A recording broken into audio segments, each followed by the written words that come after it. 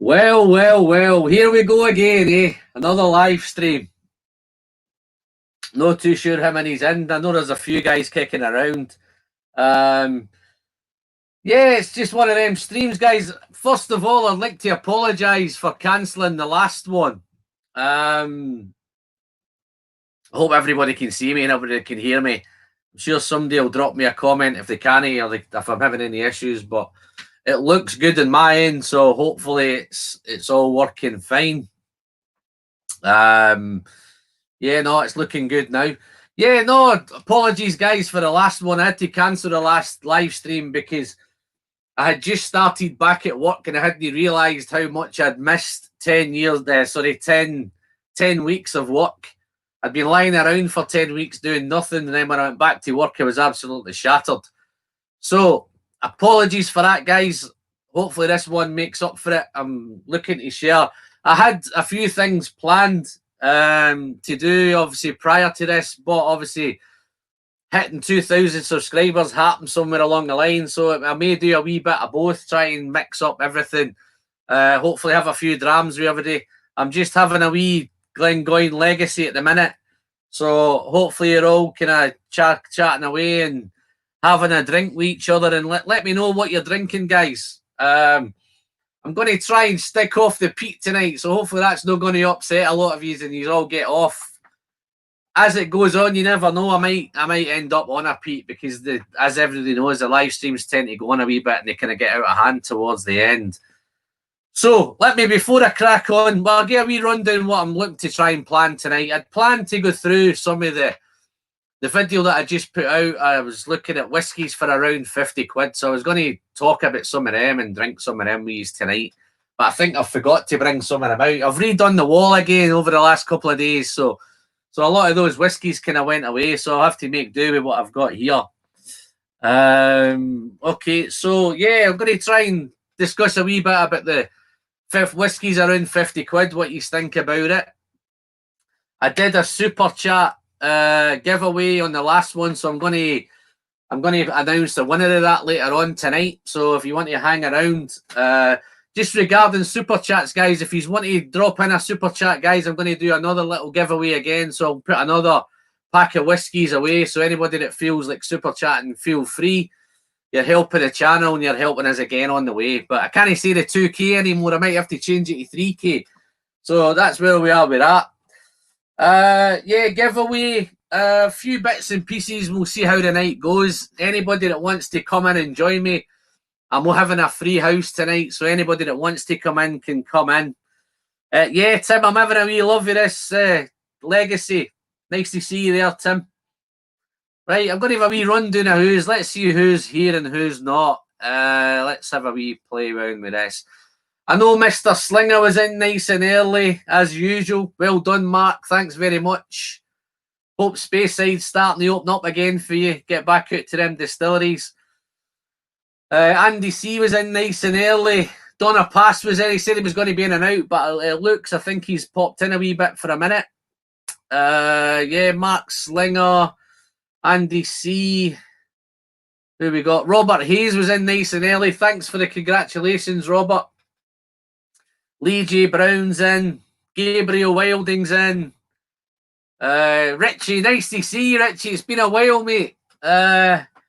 Malt Muser, why? I've got a few of you guys across there in early. DJ Beacon, nice to see you, DJ. Neil Laverty, nice to see you, Neil.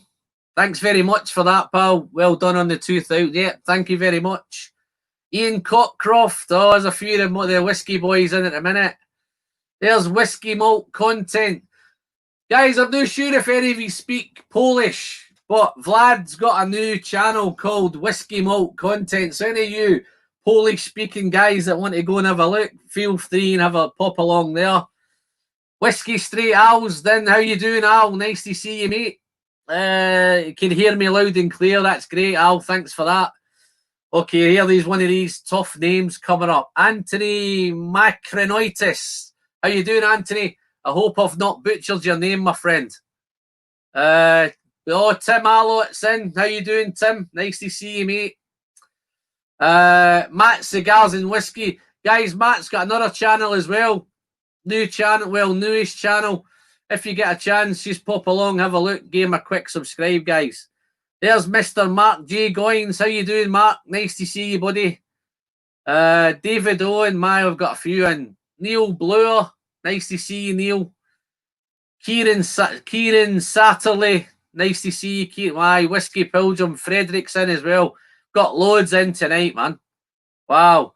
Fine Spirits Appreciation Society. That's a new one, guys. I think you might, I'm not sure if you know that, but that was the two siblings spirited, I've got that all wrong. Sorry, Patrick, I've got that all over the place, man. Guys, go and have a look at Fine Spirits Appreciation Society because they've just renamed the channel. Two Sibling, can't remember the rest of it, Patrick. Forgive me for that, mate. He's butchered that. Whiskey Straight Owl. Beatlemaniac. Jacob, how you doing, Beatlemaniac? Wow, there's loads in, man. Jesus Christ. Peter Wilcox is in. Nice to see you, Peter. There's the Flying Hussar. You might, I don't know if you checked out the channel, but you've got the Scotch Spot. Nice to see you there, mate. Nice for popping in. And just bought a coin recently. I hope you got that coin. I'm sure you did. Alan McLaughlin. Alan just picked up his coin as well. Nice to see you, Alan. Mamma mia. Every time I'm going to try and get off of this. But Paul Armitage, how you doing, Paul? Love your channel, Alan. Congrats. Well, thanks very much, Paul. It's been a long slog, but hopefully. But that's, I'll let me get out of here for a bit because I'm starting to get thirsty already just naming all these. 42 in a minute, which is, yeah, that's a good start, that. Let's see how long we can keep the 42. Oh, 43. Let's see how long we can keep them in. I'm looking forward to a good night because I'm having a couple of days off now, so you know what can happen with these guys. This could last maybe an hour and a half, and then after that, anything can happen. So let's have a look. There's Mr. O'Leary. Ronan O'Leary's popped in. Good vibes. Yeah, nice to see it. Robert Hazy's having a Clynelish 14. Super.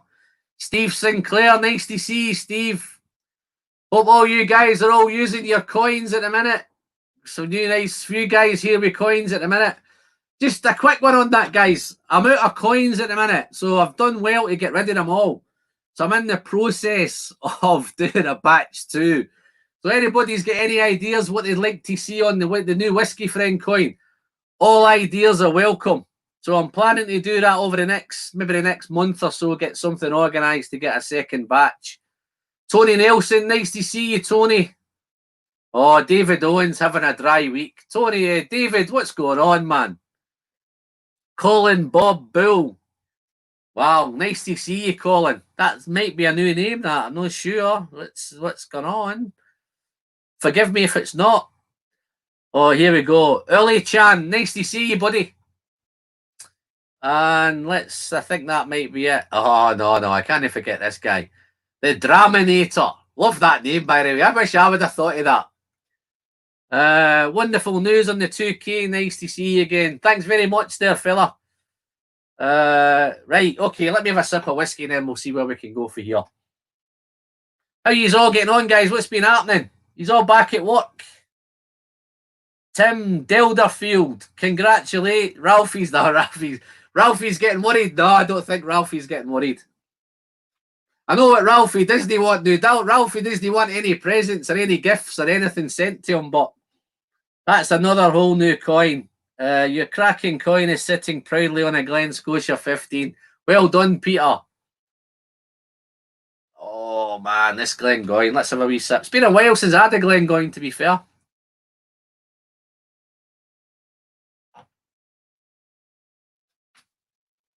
Wow. Okay. How do you feel about 50 quid for a bottle of whiskey? Is that your... Where's your budget, guys? What's the planning with a bottle of...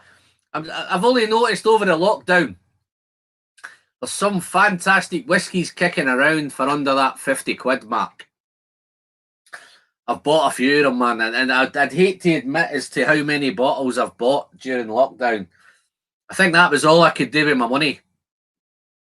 Yeah, the Scotch Spot, he's still on furlough and he's enjoying his coin at the minute.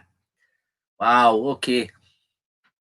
Yeah, I don't know how many bottles I've bought. Every time I seem to turn on my phone or my laptop, I've got offers for this and offers for that. Picked up quite a few of them. Yeah, a lot of them are saying, yeah, £50 a month. Scotch Spot spends about 50 a month. Ollie Chan spends about £50 on average. Is that per bottle? Is that a week, or is that what's going on there? Donna Pass's just opened a Glendronach 15, so also tried a bit of a sample of the older version I have. Very different. The old one that's all Oloroso reminds me of the 18. Okay, Neil. Well, the old 15 is special, man. That's probably one of my favourite whiskies ever. Is the 15. The new one's still nice, but I don't think it's quite got there. Got it used as some sanitizers. Here's Greg popped in. How you doing, Greg? Nice to see you, mate. Yeah, okay, he's just popping in before he's watching Mark's Whiskey Cast live. Thanks for popping in, Greg. It's nice to see you, mate. Hope you can stay as long as you can, buddy. I've spent £150 on whiskey in the last month. Wow, yeah. I think I might have beat you there, Robert. I think I've spent more than that, man. I've picked up, as I said, 3 bottles delivered. 106 if it's Glenalec. Okay, let me see if I can keep up with these, man. These are all nice to see. These are all getting involved, guys. Give me a wee bit of help out tonight. You know, it's been a while. I'm a wee bit rusty, so I've not done anything for a while. Let's see what Alan McLaughlin's saying. The friend, the Kilkerran 12, I think, is one of the best bang for bucks whiskies under 50. Wish I'd managed to snap up the 8-year-old, but hard to get a hold of that now, other than auctions. What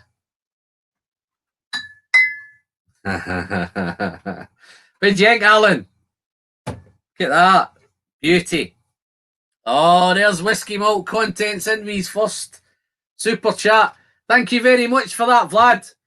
I'll just have a wee dram of this. Super. Wee dram to my friend, to you, my friend. Congrats on 2K. Cheers, Vlad. Thanks very much for that, mate. How do you feel, guys, about making this a super chat prize? What do you think? He's up for that. That could be possibility, that, man. I was planning on doing some samples, but Whiskey Novice, Jim, nice to see you, Jim. Let me have a wee drink for Vlad. Cheers, Vlad. Thanks for that super chat, fella. I'm going to make a wee note of these this time. I have to keep chasing back and finding them. But yeah, let's have a look. Or a few of them have still got it. I was sent a sample of the 8. It's fantastic whiskey indeed. Yeah, no, I've sent a few samples out of it myself. Hi, Alan. I turned 41 this week. Oh, Richie's here. Richie, was that the bottle that got you excited, or are you just being generous, mate?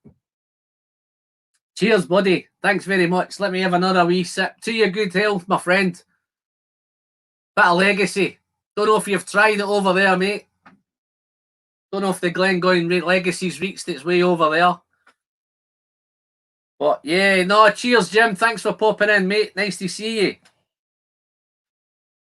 Oh, this is for Richie Z. I've missed you a wee bit, Richie. I've not been able to get on them late live streams that I usually do because I'm back at work now. So I'm finding by the time I get on to going live late on, I'm long gone snoring. My, all the super chats are piling in tonight. Scotch Spot, cheers, buddy. £2 super chat. Let's have a. I'm going to polish this legacy off and then I'll pour something else and cheer the shakies to everybody's hands. Thanks very much for that, guys. Let's have a drink of this. Oh, I think it's going to be a good night tonight. Let me get some water. What will I have, guys? Anything MD wants me to try? I think Ian's talking to somebody there. Let's try and see if I can get involved. Oh, yeah, the malty Hussar. Just got a little excited at all the releases that came out. Not opened any yet. Cheers, my friend. Yeah, there's a lot of whiskey kicking around at the minute. Oh, Gabriel Wilding, man. Cheers, Gabriel. Let me find something. Oh, MT, like, are you being funny, Scotch Spot? He's wanting to know if I've got any Jura. We have a wee thing here in Manchester. We have a kind of Jura boycott. We don't tend to do Jura at the minute, but what's this? If I missed something, Greg's Whiskey Eyed, I'm not sure Alan has actually seen my tribute. You need to elaborate me, Jim. I think I might have missed something, mate. I'm back at work again, so I'm finding it tough to catch up with everybody. I've got a couple of days off tomorrow, so I'm planning to catch up on everything that I've missed. So if I've missed it, mate, I'm sure I'll pick it up. Give me a wee clue what you look out for. Right, what am I going to have? Let's stick on the Oloroso. Do a wee bit of Hazelburn 14 with this one. I can't believe I only opened that a few weeks ago, guys. Look at that already.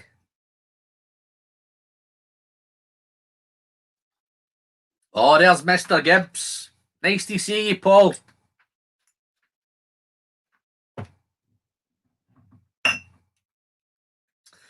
Cheers again for that super chat, Gabriel.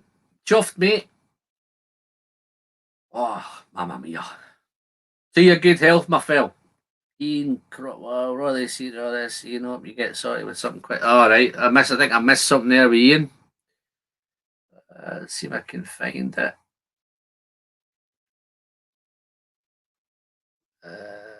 Yeah, okay, I'll come back and do that.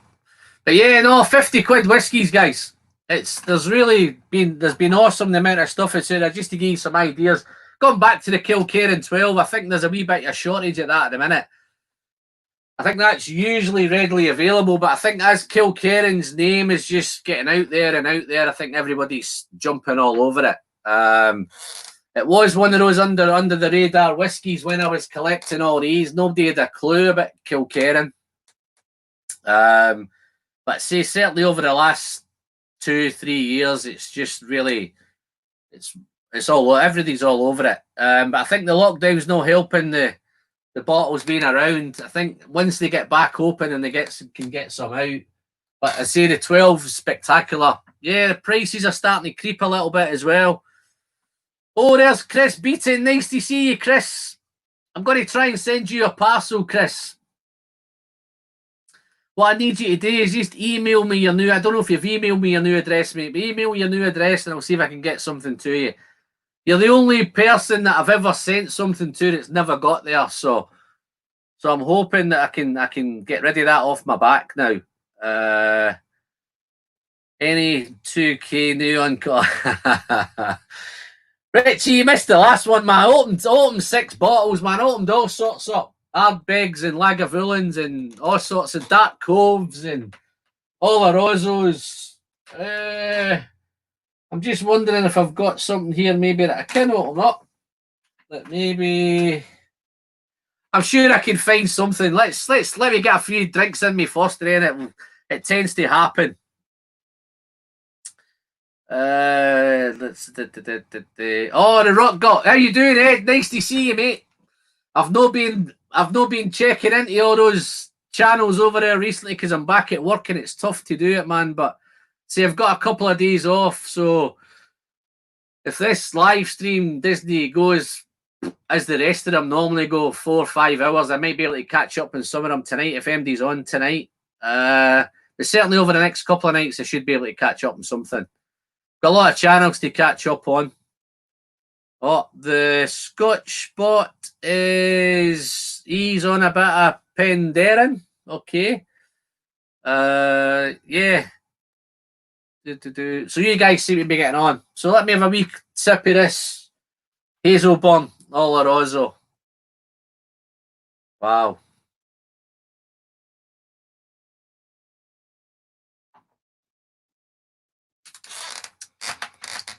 Great to be back on the sherry, man. I've had a month and I've missed it all over the place. Oh, I hear you. So many channels. Yeah, there's just so much to do, but I like catching all you guys over the other side of the pond, but for me, it's a little bit difficult because some of you probably don't come on to like 4 in the morning here. So I try to catch as many as I can. I used to be in regularly, but say I'm going back to work now, so it's getting me a bit tough. I'm coming back from work and I'm knackered by 9 o'clock. Yeah, no, you're right there, Chris. Sherry's definitely that's maybe the word I'm looking for is a nice descriptor, that, isn't it? Yeah. And as I say, I was in the middle of doing that. My plan tonight was to do all the 50 quid whiskey, so I may just kind of stagger that all through most of the night in a minute. Because obviously the big thing happened earlier in the week is I hit 2,000 subscribers, which is just blown my mind. I never thought in my wildest dreams I would get there is that high. Hopefully that's not as high as it goes. Maybe I can just stop asking people for subscribing now, but you know me, probably every chance I get. Anybody that's not subscribed to the channel, just make sure you click that subscribe button down below. Doesn't cost you anything, it's completely free and you're helping the channel on its way to the magical 3K. Thanks very much, guys. Don't forget to click the bell to keep you up to date with any future videos that I'm popping out, any live streams, yeah. Sorry, guys. What are we looking at now? 2015, so we're doing all right, man. So we're on the right track. Yeah, no, it's just I'm over the moon. Big thanks to all of you, because I think all of you guys are all part to do with it. You're all regular guys. You're commenting regularly. Some don't comment as regular as others. I know some of you are quiet men and don't like to get involved, but feel free. Drop me a comment. Let me know you're watching. Let me know if you like what I'm doing. The thing I'm finding now, which is getting harder and harder and harder to do, is keep coming up with different ideas. And this might be something that you can feed back to me, is whenever I do a whiskey where I review something, it tends to not do as well. You seem to like the comparison videos, and you seem to like the best of, and the best 15-year-olds and the best 12-year-olds. They seem to fly. So I'm trying my best to try and do a mix of whatever I can, whatever I can do. I'm opening more bottles than I've ever opened. I don't think I've got that. I've got quite a few closed ones tonight, as I say, because I've redone the wall. Rejigged something around. I've got a video coming up, and I've got a premiere coming up at the weekend where I've gone through my collection. So hopefully you can pop into that, and I can go through and share some of the whiskies with you. Some of the ones that's a wee bit more rare, and some of the ones that are. I get a lot of those. It's just a shame I've not put the £50 whiskies up there, because I could have filled this wall with the amount of gifts that I get from family and friends. They all seem to think that I like Glenfiddich, and I like Glenlivet, and I like Monkey Shoulder, and I like all those. They seem to get loads and loads. Aberlours and Anarch 12s, Aberlour 10s. I've got a whole cupboard full of them. But whiskey's whiskey, innit? I can't say no. They keep sending me. Yeah, but the 2,000, guys, I'm over the moon. I've chuffed it. The last 1,000 have came really quite quickly. I think it took me about just over a year, I think, to do the first 1,000. And then the second 1,000, it's probably been since Christmas. I think I had it at Christmas time. So it's been quite good. And I'm over the moon, and I'm chuffed, and I'm going to get excited, and I'm going to just keep drinking whiskey. And I'm going to try and catch up if I've missed anything in the comments. I hope I'm not boring you to death, guys, but we seem to get a few more come in. Let me see who else has come in. Where are we? I think I seen Greg was one there for Greg. I think I missed. Multi-missions in. How you doing? All right, Menno. Nice to see you, buddy. Listen, it's okay. Anytime you can pop in, mate, it's fine. Glad to have you, my friend. Cheers. Oh, well done, Richie. Thanks for that. It's about time somebody got their finger out and told them what to hit them like buttons. I love that word, smash the like button. That's perfect, even better. Chris Brown's popped in. Cheers, Alan, the whiskey friend. Well done, 2K. Love watching your live streams and your reviews, mate. Super duper.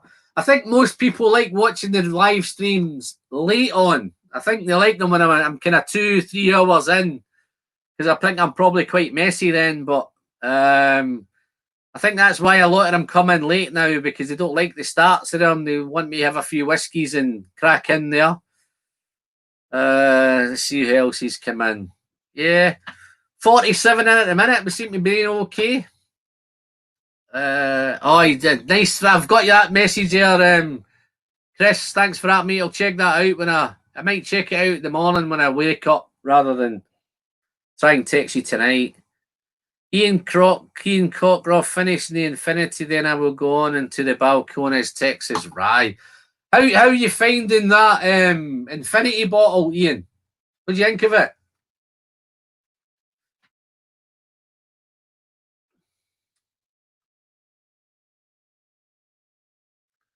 Okay, Tim Mallet, Gabriel White, Ian Crofter, but we're now going to, what's the other one? Okay, got a new guy in. Let me just, hopefully I'm not going to butcher this again. Heleno Photo. Hope that makes sense. Wow, this is playing tricks with me this at the minute. Let's have a look. Where are we? Congrats, Alan, celebrating with you with a taste of Noka Anok 10-year-old anniversary bottling for the 10-year-old, the Whiskey Bar here in Oslo. Wow. Cash strength at 56.6. 244 bottles made. I'll buy another. Wow, okay. That sounds wonderful. I like a wee bit of Anok. Okay, let's see where we're going now. Whiskey Friend, what about doing some world whiskey reviews?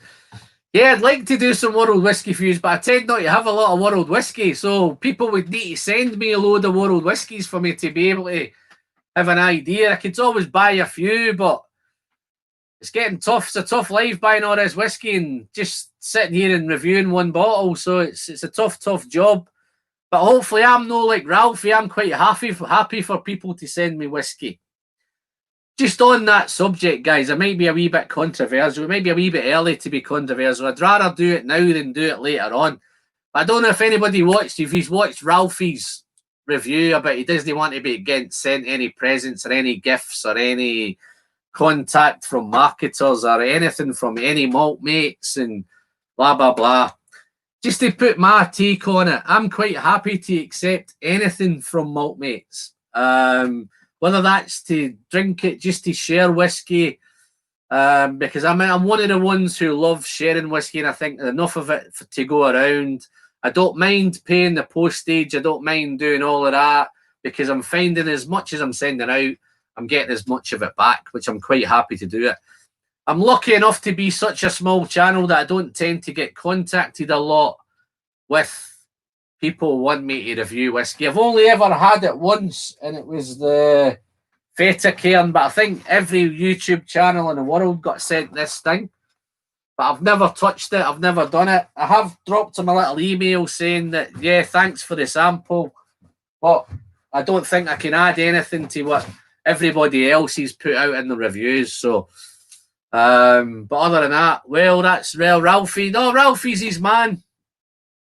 I think, yeah, no, it's just one of them. I think everybody has a take on it. I think there was a wee bit of debate came up on Facebook and Instagram and all that kind of thing. I think Eric Waite kind of dived in and dived all over it, called a load of YouTubers whiskey whores and all that, but he never really named anybody. So I think if we're going to do something like that, then I think it's as well naming and shaming. But I think he realised his error and he's pulled his video down. So fair play to Eric. But yeah, Ralphie must have been blocked. Watched it. He doesn't want people thinking he's scoring higher because of it. Yeah, no, I think I can see his point. Well, I think if somebody's sending you something to review it, and I think the argument that what I've picked up through the argument is that people are they're feeling a wee bit pressured. If somebody's sending them something to review, I think they're feeling pressured that they have to give it a good review. And I think the downside is if they tend to give it a poor review, then they never get sent anything again. So I think I can understand where the integrity thing comes. But as regards me, malt mates sharing stuff and all that, I'm quite happy to keep sharing. I'm quite happy to get stuff sent to me. I'm quite happy. If anybody wants to send me any world whiskies, then I'm open to world whiskies. I've not had much experience with world whiskies. Got a few bits of Irish, because I don't know if Irish counts as world whiskies. But there's a few bits and bobs. I've had a couple of Nikas and stuff like that. But yeah, I've got a few Cavalan samples. So there is a few bits and bobs if that's the road I go down, and there's a few that I've got to do it. Just a couple of new guys came in, I think I missed. Yeah, Tonio O'Neill's in. Nice to see you, Tonio. Yeah, that's the one that's blocked. I think Ralphie's been blocked, I think. Watched it. Yeah, okay. Got a few Irish in. I think Jim's in there with you. I think Whisky Straight I was in earlier. Erwin, nice to see you, Erwin. Thanks very much. Congrats on the 2K, Alan. Yeah, super. Fantastic, very much. Budget Drams is in. Nice to see you, buddy. Oh, there's Gerhard. Nice to see you, Gerhard. Retif. Sorry if I've butchered it. Nice to see you, buddy. I think we're bang up to date now. We've got over 50 in tonight. I think that might be, I think 60 is the record, so let's see if we can hit 60. But yeah, this Hazelburn is wonderful, man. I have sent a couple of samples of this stuff out as well, so if any of you are watching and they want to drink along, feel free. I think Ralphie discovered that a few of those generous malt mates were really marketing people from distilleries. Yeah, no, he wasn't pleased. I think he's always had that kind of thing where I think he's got that much whiskey, man, at the minute that he probably doesn't need stuff sent to him. But I think people in the community, guys, are just really generous, man. I think they would just like to send him something. He's quite right as regards with his Patreon. He's got Patreon there, so if people really wanted to send him something, they could just buy him a wee dram on Patreon, which I think he's highlighted that in his video. Just a quick one, guys, not to be a whiskey whore here myself, but just we have relaunched Patreon, so I don't know if anybody's had a pop along, had a look. Helping the channel out would be fantastic. Any support that I get through Patreon just comes back into buying this stuff. So I know I've managed to do it all on my own at the minute, but it's the downside that the upside, guys, is you get to do a lot of whiskey. But to do this every week and do 2 reviews every week, and it's getting tough. So any support would be beautifully welcomed. Like, here's the whiskey. We're just talking about it, Neil. I don't know if you've just popped in and you missed what I was saying, Neil, but we were just talking about your little conversation you had with Eric about his whiskey whore, YouTube whores and all that. So we touched on it briefly. I didn't want to get too kind of political and too kind of over the top. Wow, there's another super chat. Robert Hayes. Cheers, Robert. £2 super chat. This is to your good health, my friend. Robert Hayes. Oh, I think I missed a few of them. I think Gabriel was in, wasn't he? I'll have to go back again and catch up, but gives me a chance to watch the... I won't get you involved, Neil, because I know what you're like, and you might end up with a real another debate going on about the gifts and the freebies and all that kind of stuff. So I won't mention no more on it. Nice to see you in anyway.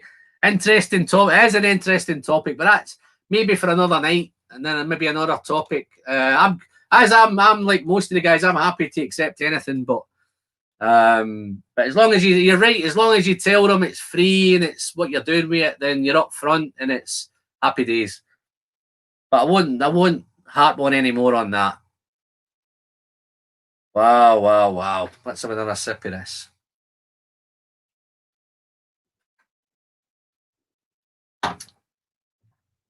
Let me just get this little I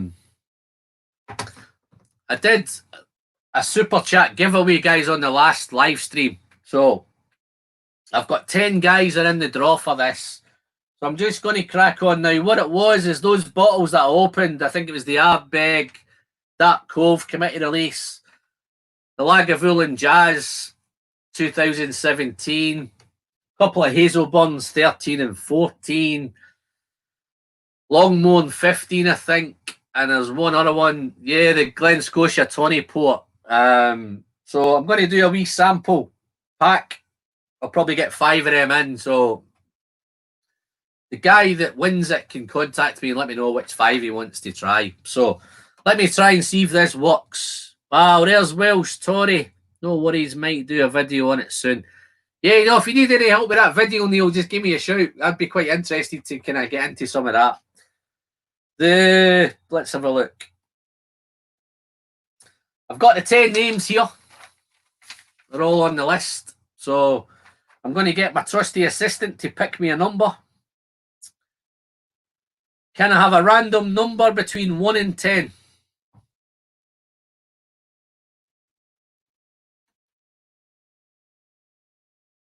Oh, can I see that? Can you? It's number 9. Oh, there it is. Number 9. Who's number 9? Oh my God, man. Look who number 9 is. I don't even know how I'll get this to him, man. Whisky Throttle. I'll tell you what I'm going to do, guys. I'm just going to draw a backup with this because I think Canada's a wee bit tough. So I'll contact, if I can't get it to the Whisky Throttle, I'm going to try somebody else. But let's do another one. Just do it again. Can I have a random number between 1 and 10? Oh, no, listen to me. Can I have a random number between 1 and 10?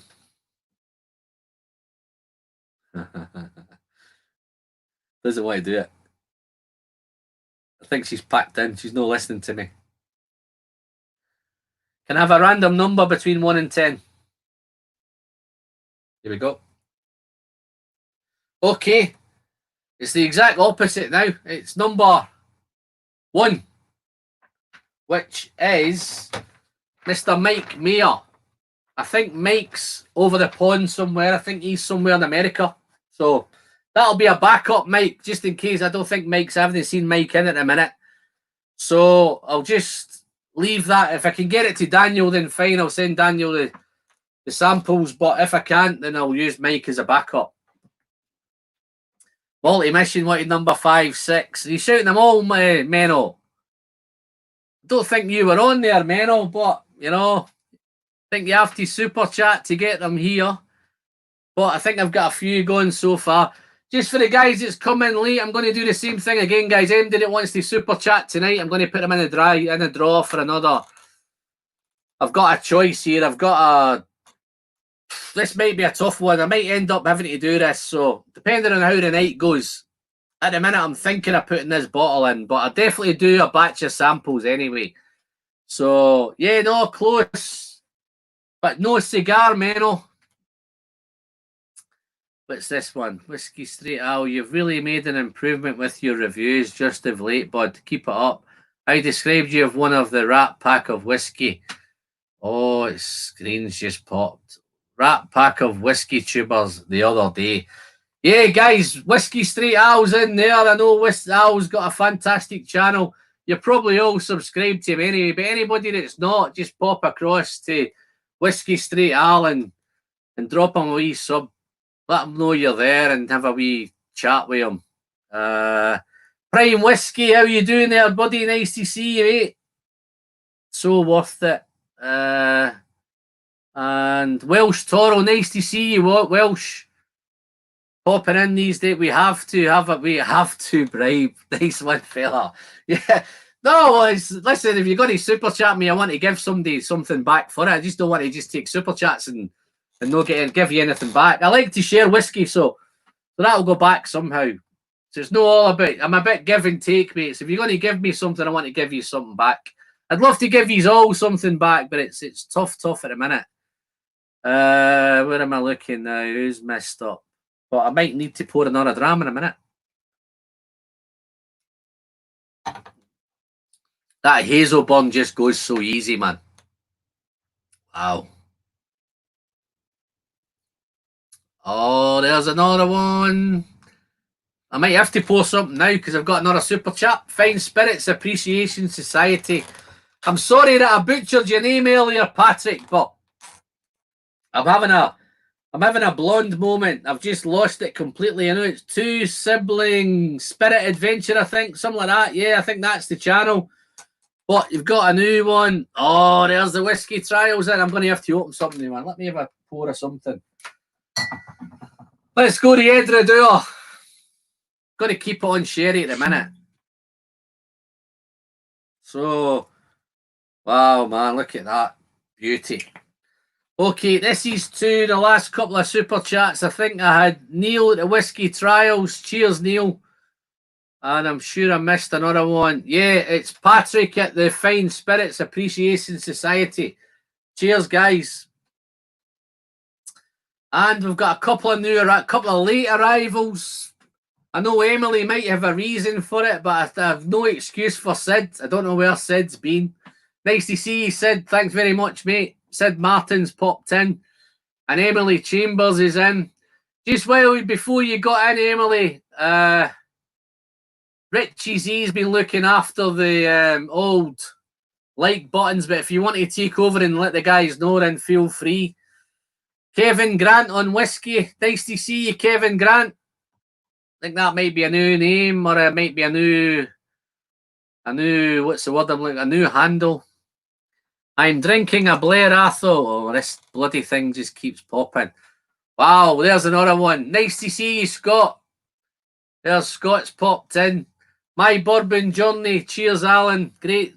Congrats, buddy. Thanks very much, Scott. Nice to see you, mate. And I don't know what time it is over there. I think it might still be quite early over there. But thanks for, I love to have you in, mate. Thanks for popping in. Cheers, fella. Where are we? Who was I looking at there? Let's have a look. Yeah. Neil's on. I'm drinking a Blair Athol 10 cask strength. All its time in red wine casks. Oh, no, I like a red wine cask. In fact, I like any casks, man, but that's, I don't know if that's right. Is that right to say that? Sounds like I've got a problem. These super chats are coming in thick and fast, aren't they? Matt, cigar and whiskey. Cheers, Matt. Neil. And Patrick. Perfect. There's Peter White, late to the live. No, I think you're all right, Peter. I think you've got a dodgy time over there, I think, as well, mate. There's Mr. Slinger there, man. Really enjoying your reviews. Kevin Grant. That seems a new name. You might need to check that out, Kevin. Prime Whiskey. What we got here? Wow. Prime Whiskey's fired in as well, man. I might need another piece of paper here. Cheers, my friend. Thank you very much. I think you're over in Denmark. Forgive me if it's not. I think it's somewhere over there. Denmark, Sweden, somewhere like that. Just let me know where you are, mate. Let all the guys know where you are. Prime Whiskey's another great channel, guys. If you've got a chance, check them out. Have a look. Give them a quick sub. Oh, I think I missed. Oh, there's my mate, Bronco. Bronco Rogs popped in. I think we've got all the kind of guys for the other side of the pond popping in now. Fantastic. Super. I'm just making sure I've not missed any more of them, man. Them super chats were whizzing in there at no speed. Let's have a look. Yeah, I think I've caught up now, man. Yeah, let's have a bit of Edradure, guys. Cheers to all those guys. It's just chatted, man.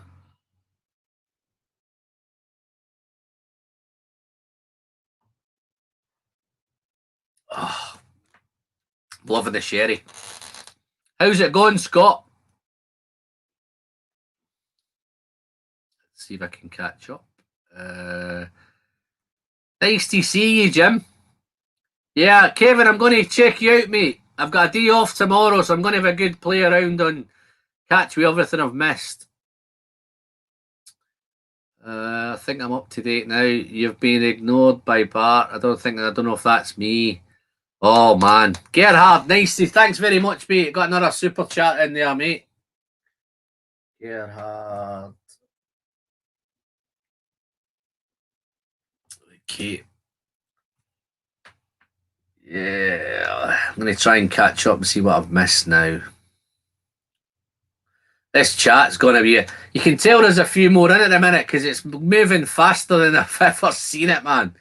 Hey, Kevin Grant is Roy Akaviti. All right, okay. He has his own channel. Check him out. Producing some good content. Yeah, no, I've got a day off tomorrow. I'll have a wee look. Kevin, I'll have a look at it, mate. See how it's going. I'll be sure to hit that subscribe button, mate.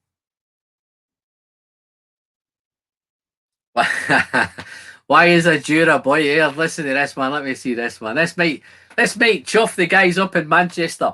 Why is Jura boycotted in Manchester and I don't think I'm making it into the German market this year? No, it's just a private joke we have with Jura. I think Ian, I think it's one of his favourite brands, you know. I think he's a big Jura fan. So everybody, all the samples he wants to share all seem to be Jura samples. So we've kind of boycotted it so that Ian doesn't keep giving us Jura samples.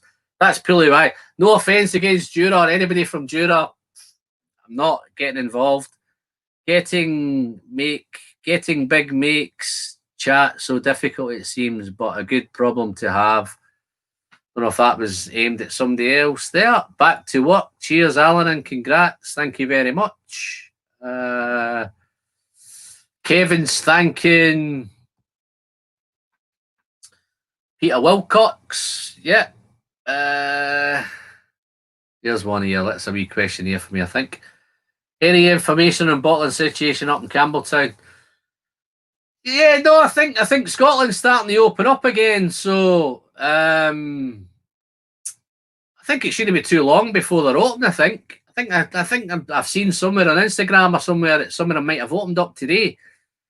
I think there's New Dram Drinker. Nice to see you, Anthony. Or is it Nicky? Oh, I think I might have missed a super chat there. Did I miss one there? Alan McLaughlin do me there, I think I've just missed yours there, Alan. Thanks very much, mate. I might have missed it. I'm not sure if I missed it, but I'll certainly go back and check. But I think Alan's done one there. Cheers, fella.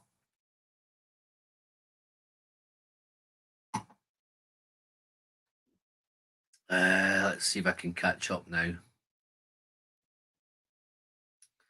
Here we go. It's I've sat on Jura 21, was wondering whether or not to open. Wow, man. Oh, crack it open, mate. Why not? Here's one here. This might answer some of your questions, man. Glen Murray and Glen Turret are up and running again. Super. No, I think I seen something today on Instagram. Somewhere like that, maybe. Possibly one of them. What we got here? That's not the one. Let's have a look. Yes, for travel, I hope the whole country has been out of everything Campbelltown since February. No, I think that's why there might be a wee bit of shortage kicking around with the Kilkerran 12 and that. Got whiskey, same here, Tim. Couldn't get my hands on one sherry at the time. All Kilkerrans are just getting rarer and rarer. Yeah, no, it's all these guys coming on to YouTube and raving about it and cracking on, and it's just out there now. Going to send Mark Slinger. Going to send you a sample of this Blenheim. So Blenathel's so good. Yeah, okay. Don't worry about me, Neil. I'm all right. I think I've got a Blair Athol 12 kicking around somewhere. Yeah, I'm sure I've got one somewhere. I won't miss Blair Athol too much. Only joking, mate. Get it open. Come on, 21 years he's been waiting. Is this 12? I remember from tasting was 212, but I remember it more when it was called Jura 212 rather than... Yeah, see, I told you, Ian's a big Jura fan, man. He'll tell you anything about Jura. Here we go with Kilkerran. Get Kilkerran 8 on auction, but double the price. I think some of the guys, Neil, were saying this month's auction, it wasn't too bad because I think there was a lot of bottles in. So I think Tim was saying that he got it from, I think he paid about, I don't know, 70 quid, something like that for it, which is not as bad as it's been. Yeah, look at that, man. Eh? Am I one of them whiskey whores? I'll send you one too. Cheers, mate. Thanks, mate. Let's have a look. I'll send you something back, Neil. Don't worry. My distiller of the year is Ben Romack. I don't know if you can see Welsh, but I've got a few Ben Romacks popping into the screen now, man. Look, these are all kind of distillery bottles. I don't want to move this too quick in case I knock all my glasses over. But yeah, I've got a few. I'm loving Ben Romack myself. If you fancy it, Welsh, if you want to hang around a wee bit later, I might crack one of those Ben Romacks open. So just to give you an idea, get your thinking cap on. I've got a 2018 bottle, 2005, so I think that's a 13-year-old one. I've got a 9-year-old, and a 7-year-old. So there's 4 in them there. A 7-year-old Ben Romack single cask, 2 9s, and a 13. So give me a shout if you fancy me opening one of them later on. Just remind me later, Wells, because I might forget about it. Let's have a look, man. This screen's just whizzing past, man. I think Ian's still going on a bit, Dura. Oh, no. Whiskey Friend, not the new style bottles, though, are they? Ben Romack, that is. No, listen, Welsh, what do you think of them Ben Romack bottles, man? If you're saying that's your distillery of the year, man, what are you thinking of them bottles, man? They've got to be shockers, haven't they? Welsh is probably going to tell me that he loves them. Oh, I think I might have missed. I think Jim, the whiskey novice, is getting off. Nice to see you, Jim. Thanks for popping in, mate. I appreciate it. What we got here? Wow. Nose, vanilla, nuts, caramel, palate, almond, raw, almond and strawberry finish. Medium sweet. Wow, wow, wow. Love it. This won't last long. That can't be that Dura you're talking about. Is that the Dura? I prefer the old Ben Romack to the new, to be honest. Yeah, let's have a look, see what's going on here, man. Whiskey capital of the world, Black Country. Next time I'm in Glasgow, I'll give you a shout, fella.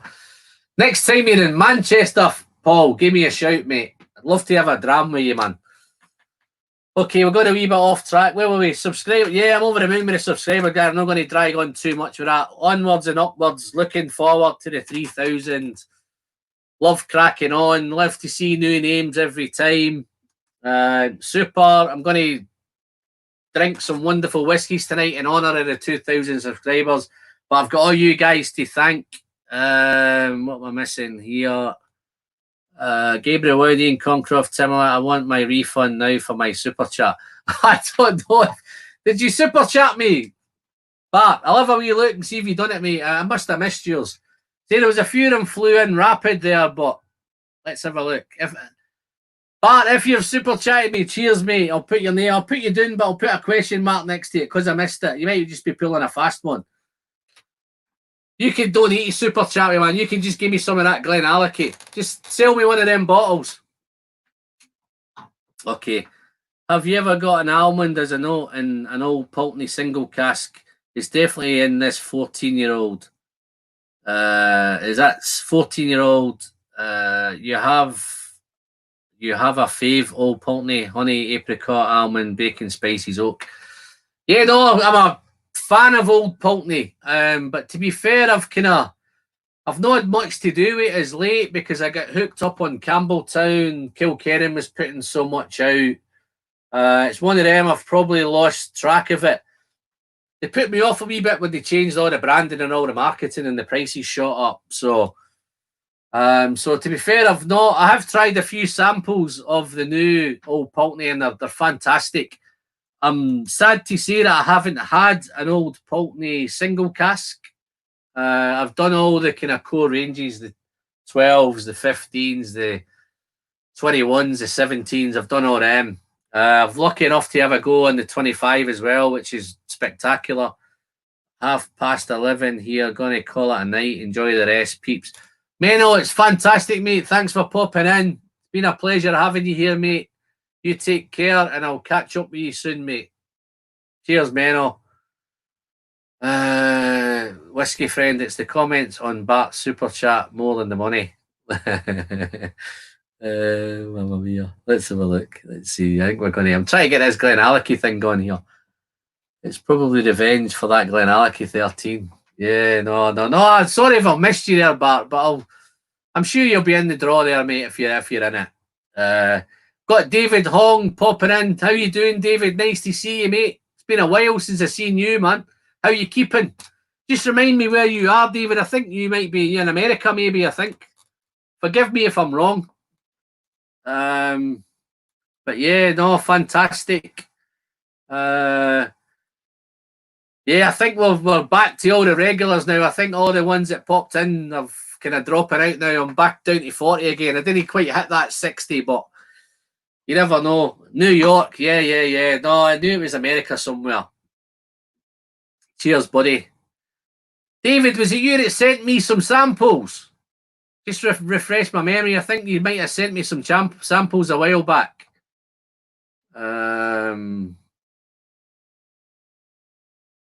Pretty sure it's you, but I may be wrong. Okay, let's have a look. Let's get back on. Sorry, I didn't plan and be discussing Jura all night, but 7 wood, 8, 12, Okay, most enjoyable was a 212. No, wasn't you. Must be somebody else. I think it's another.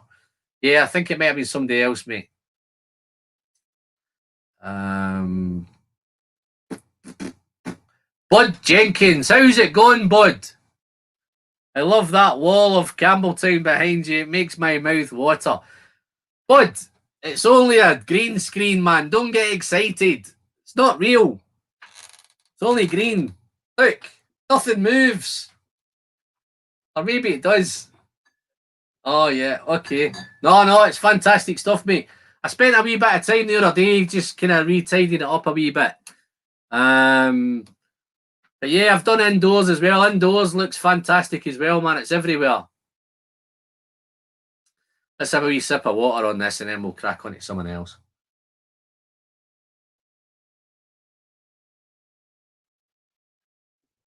Oh, I need to put this up, man. Nice. David, thanks very much, mate. Love the channel. Love having you in, mate. Oh, bother. I've just killed a bottle of Lagavulin 12. 2016 was a present from my brother. That's how it is. I've not tried the 16 Welsh. I had a bottle of the 2017, which I thought that was awesome. Beautiful stuff. Have you tried the 16 and the 17? How did it compare? Aye. We've got a right old Jura conversation going on here. How you doing, Juliet? Nice to see you, Juliet. Miranda. Wow, nice to see you. She's saying hello to Richie Z. Nice to see you staying in, Richie. I had a load of them American guys come in early, but I think they've all just popped in, said hi, and they've all got off again. So hopefully they're just sitting in the background and they can just let us know that they're still here. Let's have a look.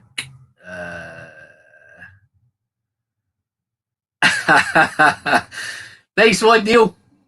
I hope you're not going to offend any of them Jura fans that are in tonight, mate. That's not a one. Let's have a look. I've hit the wrong one here, I think. Where's that gone? Oh, yeah. This is the one I meant to hit, I think. Let's have a look.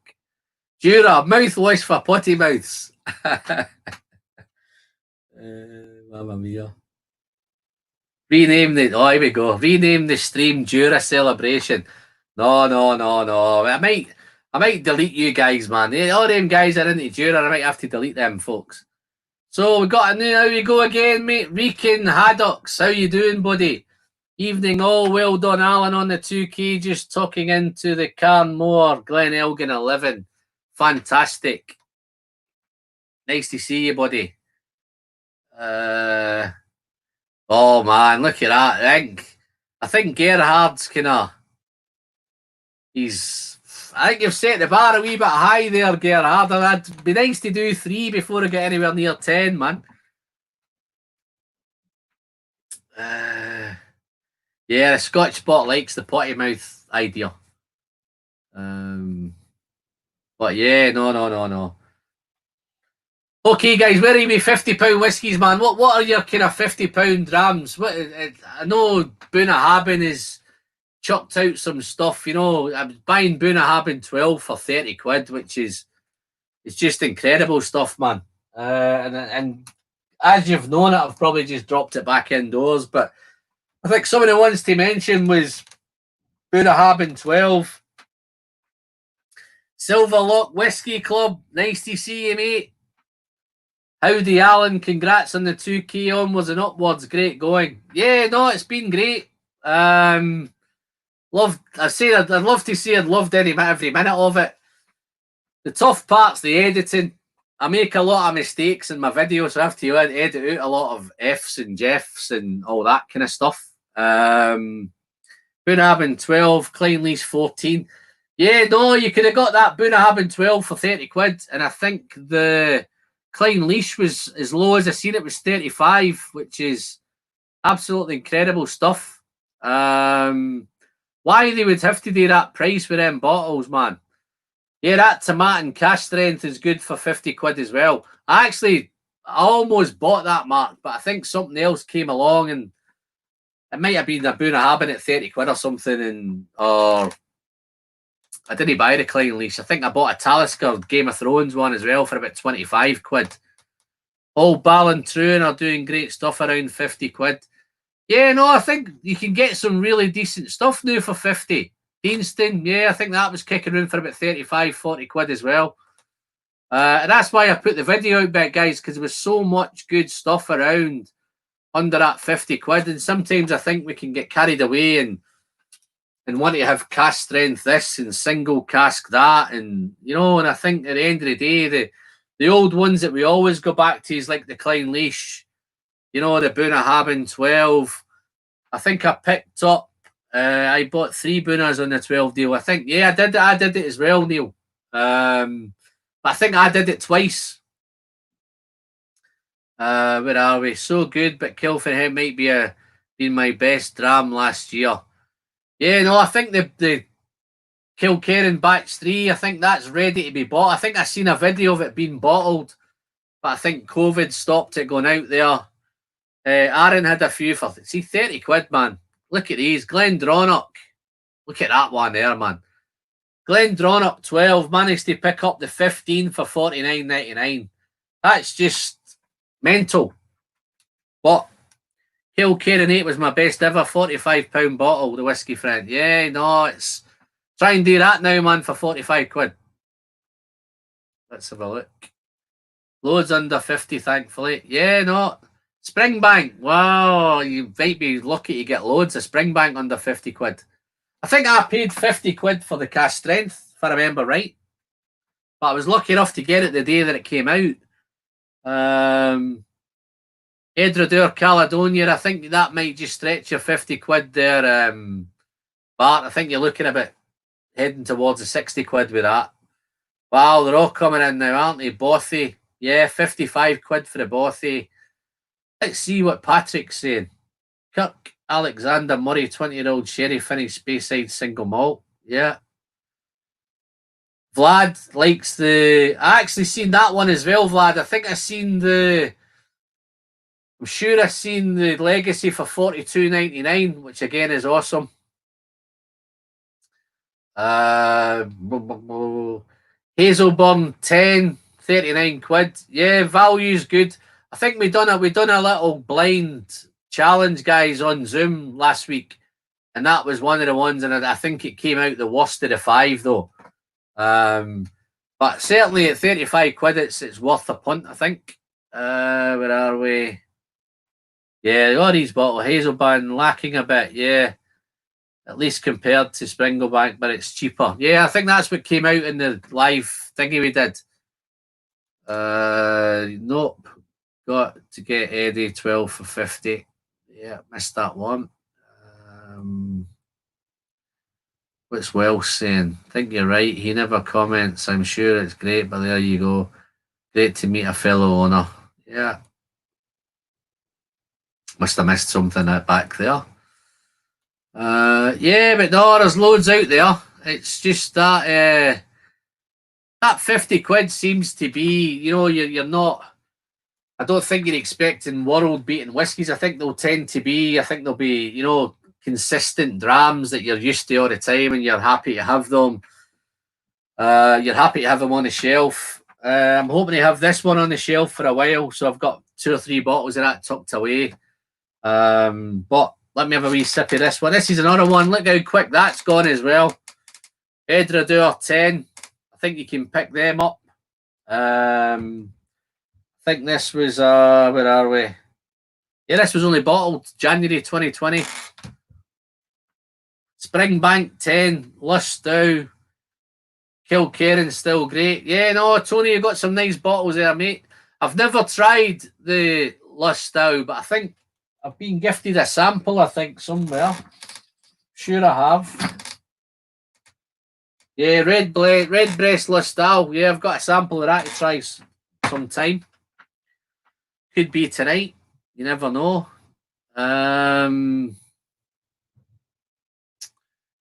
Let's have a look, see where we're up to now. Oh, there's a few more coming in. I paid 45 quid for Ardbeg Udigal. Where'd you get that, Robert? Don't tell me it's Amazon.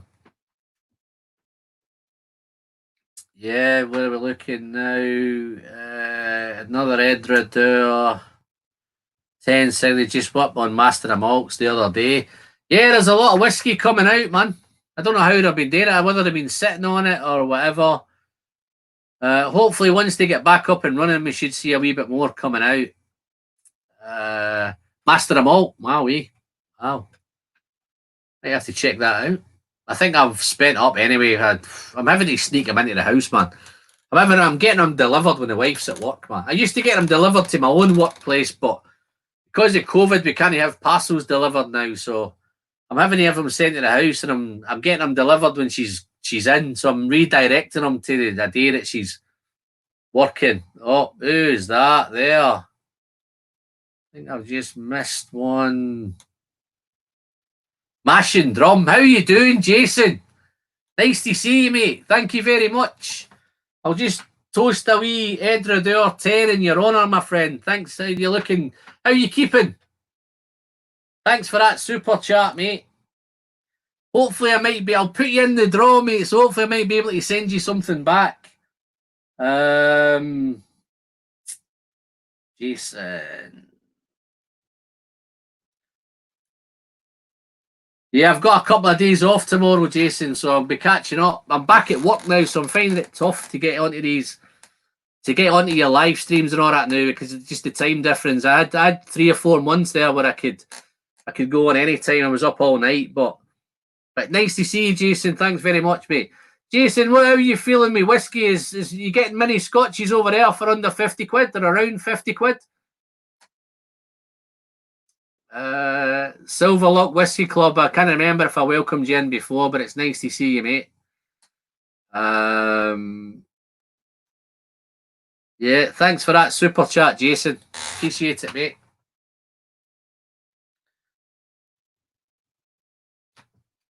I can't tell you guys how much I've missed the sherry. I think I had about 6 weeks of hardly any sherry, man. I didn't want it because I felt I just went through a little run of peated reviews, and I felt that if I kept on sherry, I'd be tough to keep up with those peated reviews, man. So I just set myself out and just did all them. There's still some for 50 or less, but a lot went up in price. Yeah, I think they had is that down to the Trump and his charges and all his tariffs and everything? The only thing I'm thinking with that, them tariffs. Oh, there's another one. Cheers, Keith. Thanks very much, mate. Let me put you on the list. Keith, Daniel. Super. I'm going to toast again a little Edredure 10, and thanks very much for that super chat, mate. Let me pop that up there. Cheers very much, mate. Thanks. Thank you for that. Yeah, no, I think I seen a video recently talking about the tariffs, and I think the guy who was mentioning it was saying that. Just pop that up there for you, Jason. Thanks for that, mate. The one that's said that the only ones that end up paying the tariffs is the consumer. I think it's the whiskey buying guy who ends up paying the tariffs. I don't think anybody else pays the tariffs except the guy who's buying it. So I think sometimes Trump's a wee bit deluded, but I don't want to offend you, Jason, if you're a Trump fan. But there you go. Cheers, Keith, for that. And let's see if anything else. Douglas, no, I'm not. Ian, I'm leaving Gunny. I'll pop that up very briefly, mate, but I'm not turning this into a Jura channel. What? That's this one. What we got here? You mentioned infinity bottles. I made me an NAS from 40cl Glenfarclas 105, 20cl Glenfarclas 21, Glenfarclas 25, Aberlour 18, Lagavulin 16. Wow, there's a mixed bag in there, isn't it? Which one of the peaty ones overpowered it? Did it taste like a Lagavulin, or did it taste like an Ardbeg? I think both of them. But I've done a few infinity bottles now, guys, just to give you an idea. I've probably got 4 or 5 bottles on the go at the minute. Infinity ones, that is. I've got a peated one. I've got a sherried one. I've got an American one. I'm thinking my American one's coming out quite nice at the minute. Got a really long finish on it, so I'm really enjoying that one. And I think I've got another one. I've got a mixed one. So I've got 2 or 3. I've got probably 4 bottles on the go at the minute. Just dropping a little bit here and there. I don't measure it. I don't keep a list of what's in it. But when I had a really nice dram. What I did is I actually put some Lagavulin in. I had a Lagavulin 12. I put some of that in. Lagavulin 16, and I only put a little bit in, but it kind of overpowered the whole thing. I actually got a Lagavulin taste from it all over the place. So hence that let me decide. Well, I'm just got a few different bottles now, so I'll have a peaty one and I'll have a sherry. I've got a really nice sherry one going on at the minute.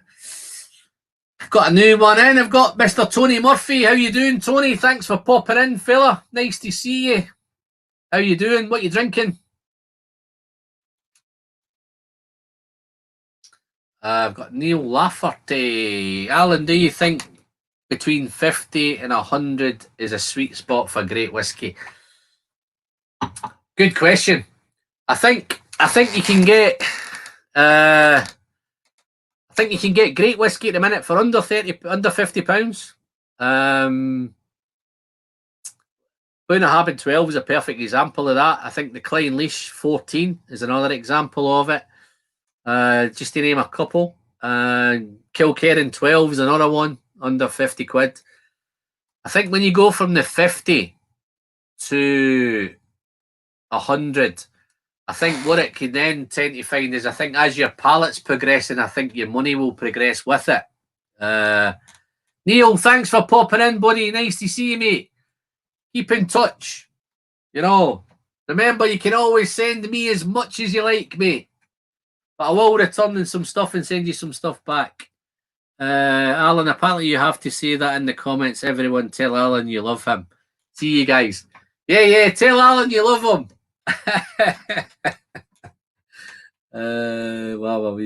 Okay. Oh, here's another one, man.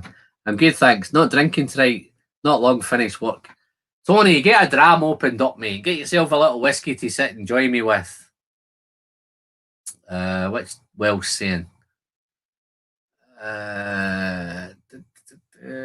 Sort of in theory, yes, in theory, but not so in general. There are great younger stuff out there. Yeah.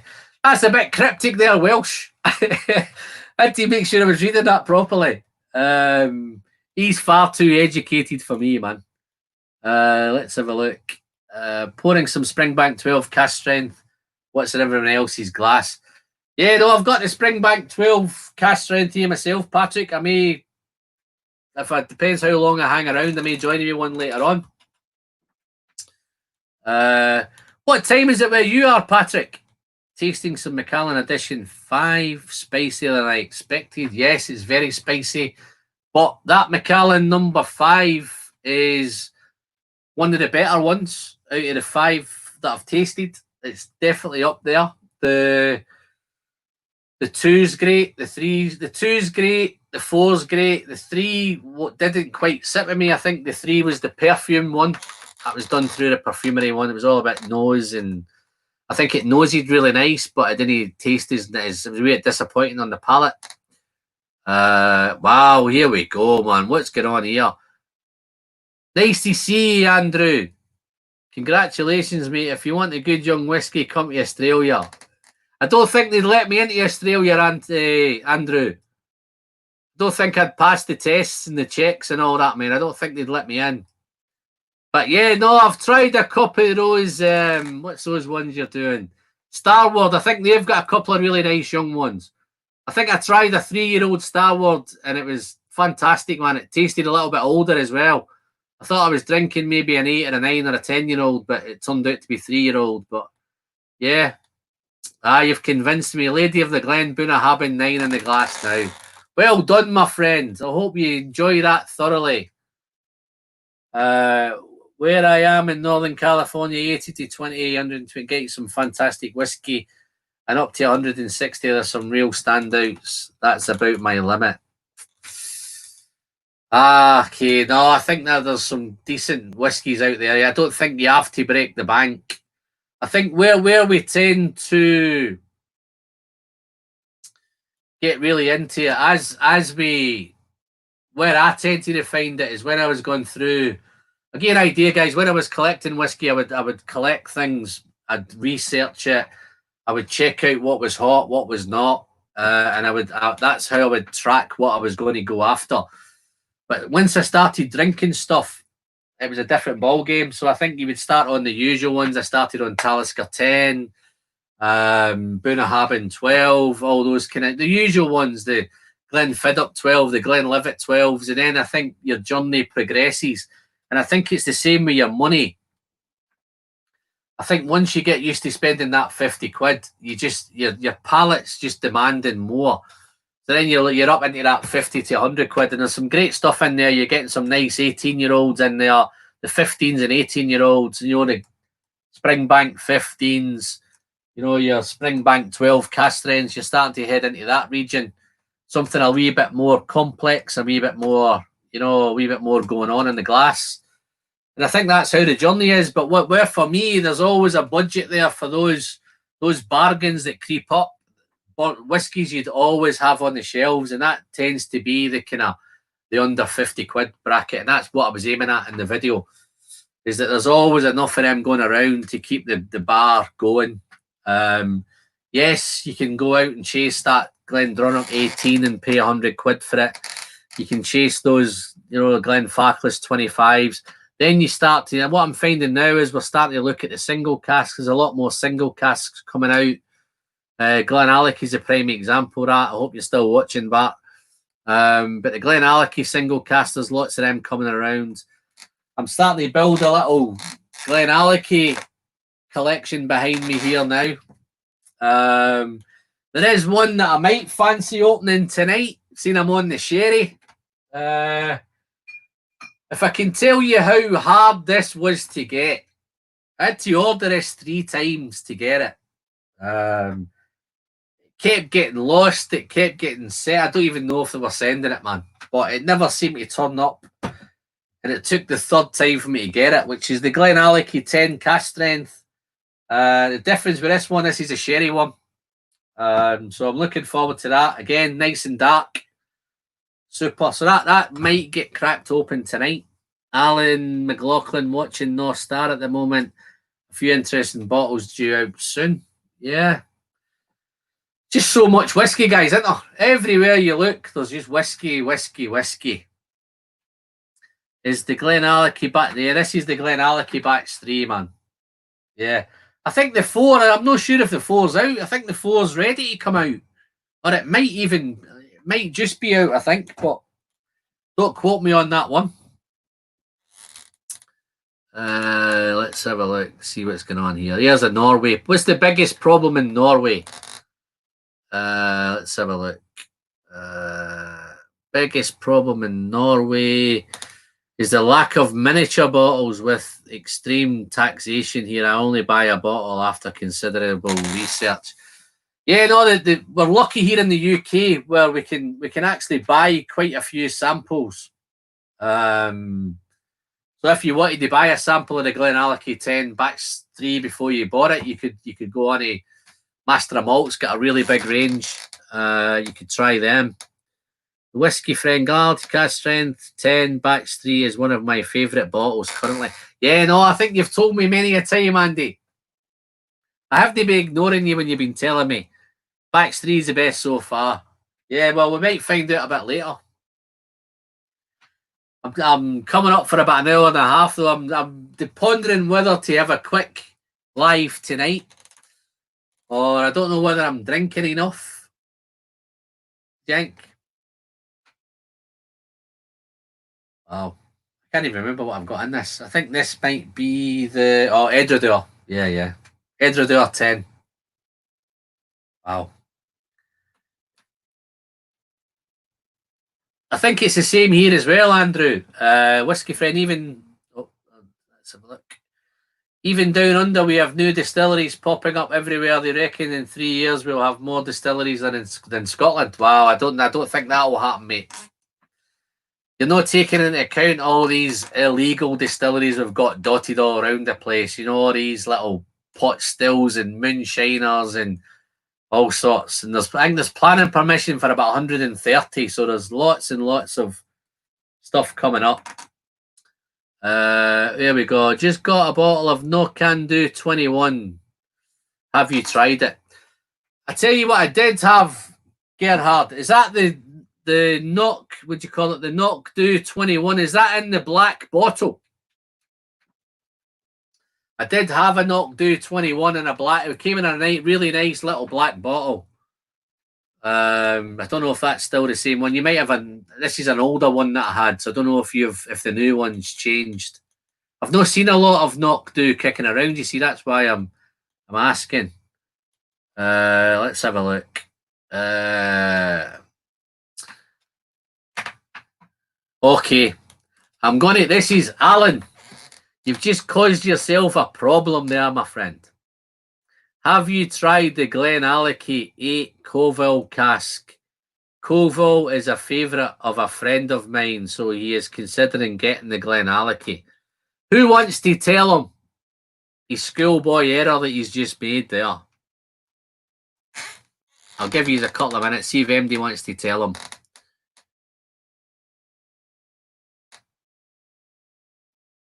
Oh, nobody's commenting.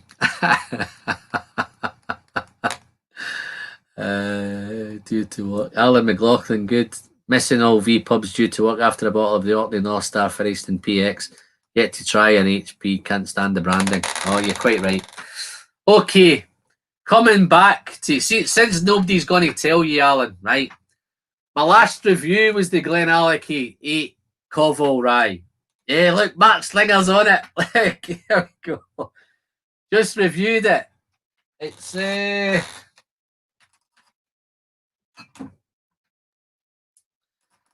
This should give you an idea, Alan. Look, I've done all right. I only opened that about 3 weeks ago, man. So yeah, it's nice. It's very, very rye on the nose. It's got a real rye nose to it, but it's all whiskey in the palate. So yeah, it's super, super stuff. I thought it was a wee bit pricey at 50. I think I paid 55 quid for it. But I think it's something to do with those Colville rye casks. If I was to compare again, just to give you a comparison, if I was going to buy another one of these, I would probably buy another one of them before it. You know, the cask strength Glenallachie's. But yeah, it's certainly nice. If you're into rye and all that, you're it's tidy. Let's have a look. I think I might have missed one here. What's Patrick saying? I think I take it as Patrick and it's not Brianna. Yeah, I'm sure it's Patrick. Let's have a look. What is Colville? Okay, I'll do a quick one with this. That must be somebody else that's no watched my Colville rye review. See, this is what I'm saying when I do some of these videos where I do just this on its own.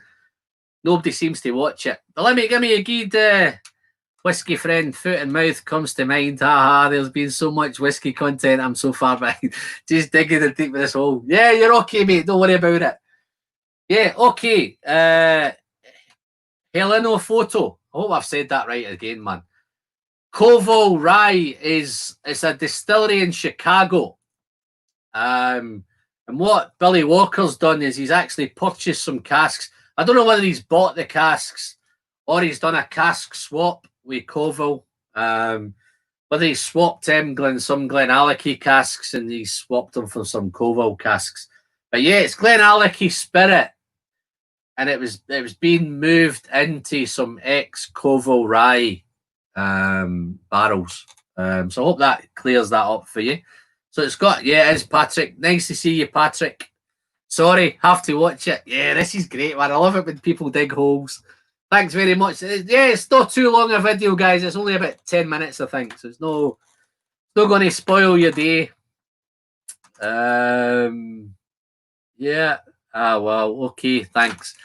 Yeah, no, it's nice. It's a nice whiskey. I think it's just a wee bit money. I think I paid 55 quid for it. So I usually don't pay posting on that because I usually just buy 2 bottles that get me free postage. So I think if you're buying that on its own and you were paying postage as well, then it really makes it a tough buy. It takes it towards the £60, £65, that market. So I think we're down to the 35 hardcore whiskey friend followers now. So I think we can get into some whiskey. Let me have a quick sip of this Edradeur. Then I'll pour something else.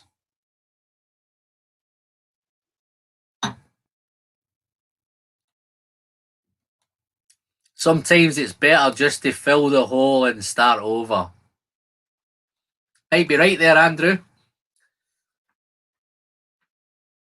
Just for any of you guys that's popped in late, I've got a little super chat giveaway. If anybody wants to super chat the whiskey friend, help out the channel, help me buy some more whiskey, that would be fantastic. And I'll put you into the draw and I'll get something nice out to the lucky winner of that draw. If I get enough super chats, I might even maybe do kind of 2 prizes. I might send out a couple. So we've had a good start tonight. So hopefully that's going to continue. Right, what am I going to pour now then? Who's up for the Glenallachie Cash Strength? Is that the one I should I just drink something I've got open already? Let me do another bit of teapot. I'll do a bit of teapot dram and then I'll go on. Okay, I'll open the Cash Strength 10. Been looking forward to this one anyway. I was going to order another one, but it was so hard to get this one. I don't know how hard it's going to get. It put me off buying another one, but okay, it's cracked. I think he's quite like the idea of the. Let's see what this is like. Oh, get rid of that. Nice. That's the second best sound in the world, that. I will pour a 2cl poor man's dram. My own Glenallachie Cash Strength backstreet. Oh, look at that. There you go, man. Crack on. Get into that. I see, yeah, this is my... Nice to see you, and thanks for popping in, mate. I'm up early in the morning. What was that? I missed that one. Let's have a look. I think I missed one there. I'm up early in the morning, so I'm jumping. Congrats on the 2K of the whiskey friend. Yeah, you enjoy that. Give a little nightcap of Jura before you go to bed, mate. Oh, that's nice. I'm a wee bit funny with these corks at Glenallachie. They're like rubber corks, man. They still, don't get me wrong, they still pop nice. But see, yeah, this is the second best sound in the world. Who can figure out what the best sound in the world is? See if anybody knows. Best sound in the world, what do you think, guys?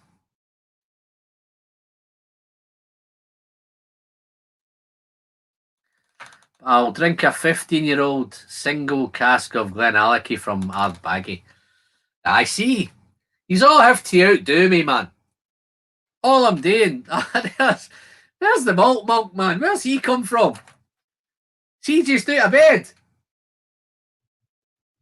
Malt monk, how you doing, Justin? Just to let you know, mate, that super chat you've done, I don't know if you've been in from the beginning, but I think I've got about 50 super chats tonight, so it's going to be a tough draw for you. Pop the GA, cash strength, let's get sherried. No, been on sherry all night, mate. And just to let you know, there are a few of you guys have got it. You can tell the language, right? I'll show you just a few bits of the language. One of them, Robert Hayes, is saying the glug. And here's the nice refined Peter Wilcox. He says pouring of the whiskey. That's super, Peter. But Amway, where are we? Let's have a look. Let's see where I've gone now. I'm with a glug. I'm a glug man. But have a listen. Love this. We get a fresh glass.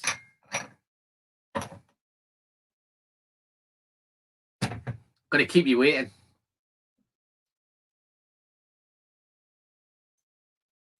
There's the Dram Yankee.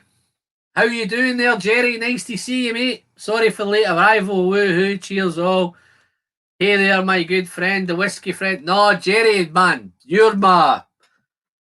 I was going to say you're my #1 supporter, but I don't want to offend anybody, but you're up there, mate. You've been so generous with the stuff you've sent. I don't know, has your parcel arrived yet? I think I checked last night, and it had arrived in Los Angeles. It was leaving the Los Angeles distribution center or something, somewhere in Los Angeles. So I don't know how far Los Angeles is from you, and but I hope that gets for you soon, man. I'm hoping it's arrived now, but some nice whiskies in there for you, mate. But yeah, no, Jerry's the man. Yeah, it's the glug. Have a listen, guys. Mamma mia. Love it. Let's see how good this sherry is, but I know it's going to be good, but let's have a look. I'll let that sit for a little minute while I'm doing that. Pop my wee coin on it now. I don't know, just for the guys that's popped in late, the Whiskey Friend coins, just to let you know, guys, they've all gone. I've sold them all. Happy day. I've got a couple left, but I'm just going to use them just here and giveaways and stuff like that. But I've sold everything that I wanted to sell. So I'm in the process of trying to design a batch 2 coin. So any of you guys that's got any ideas, any illustrations you want to send me which you think would look great on a coin would be fantastic. So I'm open to any ideas. Where did you get the F's glass from? Nice Turkish lager. Well, there's another story, mate. I went to Turkey last year, right? And my wife liked the glasses that much that she brought them back with her. She took about half a dozen of them. So I've got quite a few of these glasses. The glug, glug, glug sound pouring is the best sound. Yeah, that's definitely the best sound, man. Yeah, no, the lager was quite nice in Turkey with that. That F's. Let's have a look. It's who you know. Yeah, well, no, it's... I think I might be due sending you something, Paul. I've not sent you anything for a while, mate. I'm in it. I've sent... I don't know how much I've sent out lately. I've sent lots of stuff out lately, guys. Just so much. Yeah, no, I sold them all, man. Over the moon. Just hope that everybody that's bought a batch 1 wants to buy a batch 2, because I might increase the number of the second lot now. So I did 100 in the first batch, so I've sold probably 95 of them. I think they all got there as well. So to be fair, I think I've only had one that never turned up. I think so. But other than that one, it's picked one up myself while over there. Yeah, no, my missus is greedy, man. She picked up half a dozen of them. Yeah, let's have a look. Let's see what this one is. Pear and syrup, light bacon spice, toffee, sweet oak, red berries, little red pepper. Good stuff, mate. Is that the cash strength 10 you're talking about, Patrick? Not sure if that's the cask strength you're talking about. Okay, here's one here. I am in for a bit. Oh, okay, I'll put your name down. No, everybody that's got one, guys, your names are all locked in anyway, so you'll get first chance at the coins. Let's see what the third best. I think Alan's trying to drag himself out a hole now, so let's see if he can drag it. First best sound in the world is with that super chat prize delivery. Yeah, no, that'll be super, guys. It'll be a nice prize, so hopefully, you know, you have to be in it to win it. So anybody that's no super chatted, then listen, as little as you like, guys, or as much as you like, feel free. If you don't want to super chat it, it's no hassles, man. No problem. Let's see where we are now. I just missed a comment I wanted to get into there. Yeah, it's the batch one being open. I don't know if that's slang, being open a minute. That seems to be slang. That could be a long time, that, could it? Or is it just a minute? Might be showing my age here now. I was looking at something. Yeah. So I'm just looking for ideas really now what to do on the second one. Whisky, if I never get round to trying the Muscatel Bunnahabhain I sent. I tell you what, you know, I think I've still got that, you know. That's the last sample that I had of you. I think I did both your Bunnahabhain. I did your Bunnahabhain 25, I think. Let me just check a minute. I might still have that. The problem I have is trying to find it.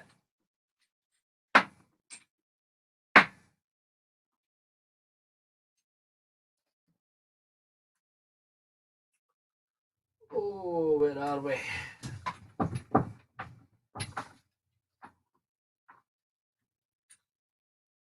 Feel like I'm doing a food quick at the minute and leaving these all. Somebody wants to dive into the comments and take over and fill me in for 5 minutes. Where are we? Tony, do you know what? I've either still got it right, but I've got a feeling either Gabriel or Matt Slinger might be able to help me out here. I might have done it on a live stream. I might have cracked it open on the live. If I haven't, I've definitely still got it somewhere. But I've got that many bottles in there, man. It'd take me a week to find it.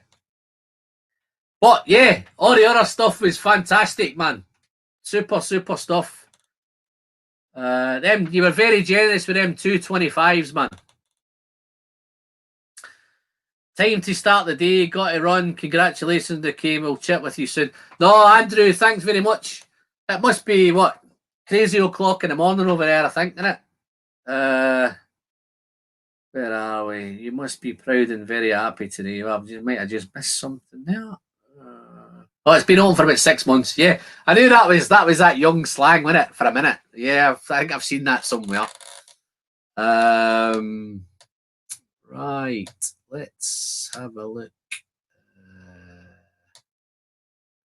I'll also take a couple coins next batch. Okay.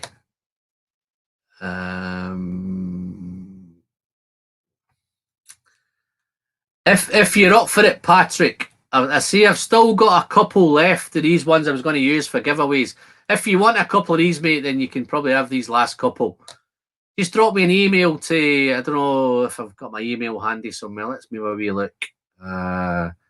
I was going to use them as gifts, but if you really want them, mate, that one there, mate, let me just see if you just catch that email on the bottom there, mate, you can drop me an email and I'll sort something out with you, mate. Don't feel that you have to buy them if you don't want to have them, mate, yeah? But if you do want them, then just drop me a wee note. I'll leave that there for a bit. Let's have a look. Go back here. Yeah.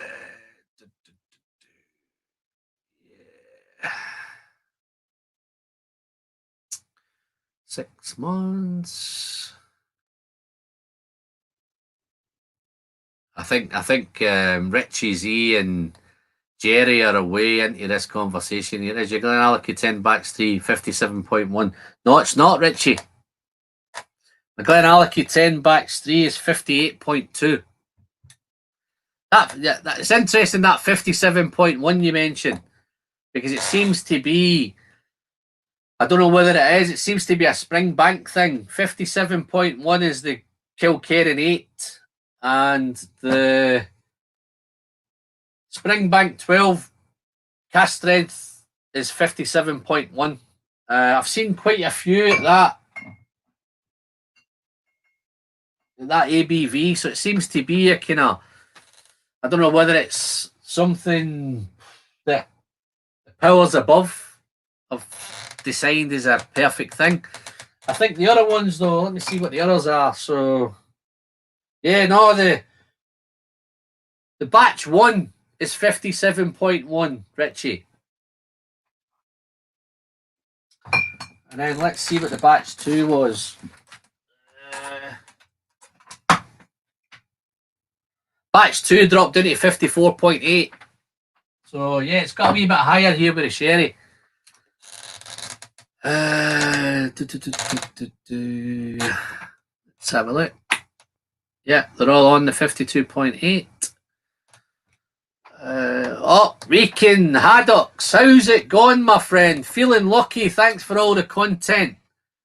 I'm not too sure where you are, but I think I've got a feeling you're over the across the pond somewhere, but I may be wrong. I'm sure you'll let me know when you win. But thanks for that, mate. I'm going to toast a wee bit to your good health, and thanks for that super chat, mate. I'm going to toast this. Wow. This is going to be nice, man. I'm not going to nose it first. I'm just going to dive straight in and taste it, guys. Cheers.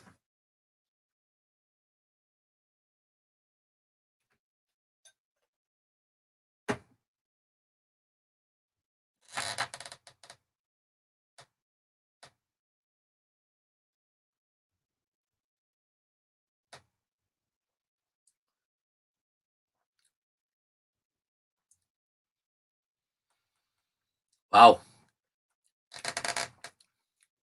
I might need a moment because I can't find my tongue. Wow. That is, on that initial arrival, it's really, really dry. Just sucks all the saliva out of your mouth. But, oh no, Reekin Haddocks is in Scotland. Oh, perfect, mate. Might be quite handy if you win it. Might not cost me as much in posting, but only joking. Wow, that is nutty. Dark. Lots of raisins, lots of sultana. Spicy. The spice is on the arrival. It's quite spicy on the arrival. But it settles down. Even at 58.2, it's so easy to drink. But it's again, it's as dark as it looks.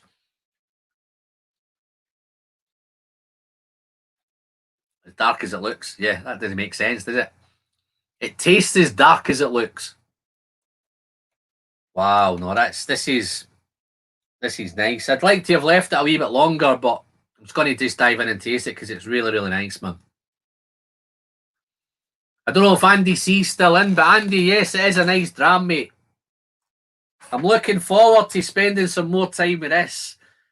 Play your cards right, guys. I might get that a wee bit further down the bottle tonight. Hopefully. Always drinking responsibly, of course. That's great there, Patrick. Let me just, I'll get rid of that bump off the bottom there. Super. And I'll get back to that. So, yeah. Wow. Yeah, it's dark, raisiny, sultanery. The usual dark dried fruits, dark fruits, plums. But it's got a beautiful kind of, it's really, really quite floral on the nose as well. It's got a real nice floral bouquet. That's probably the word, isn't it?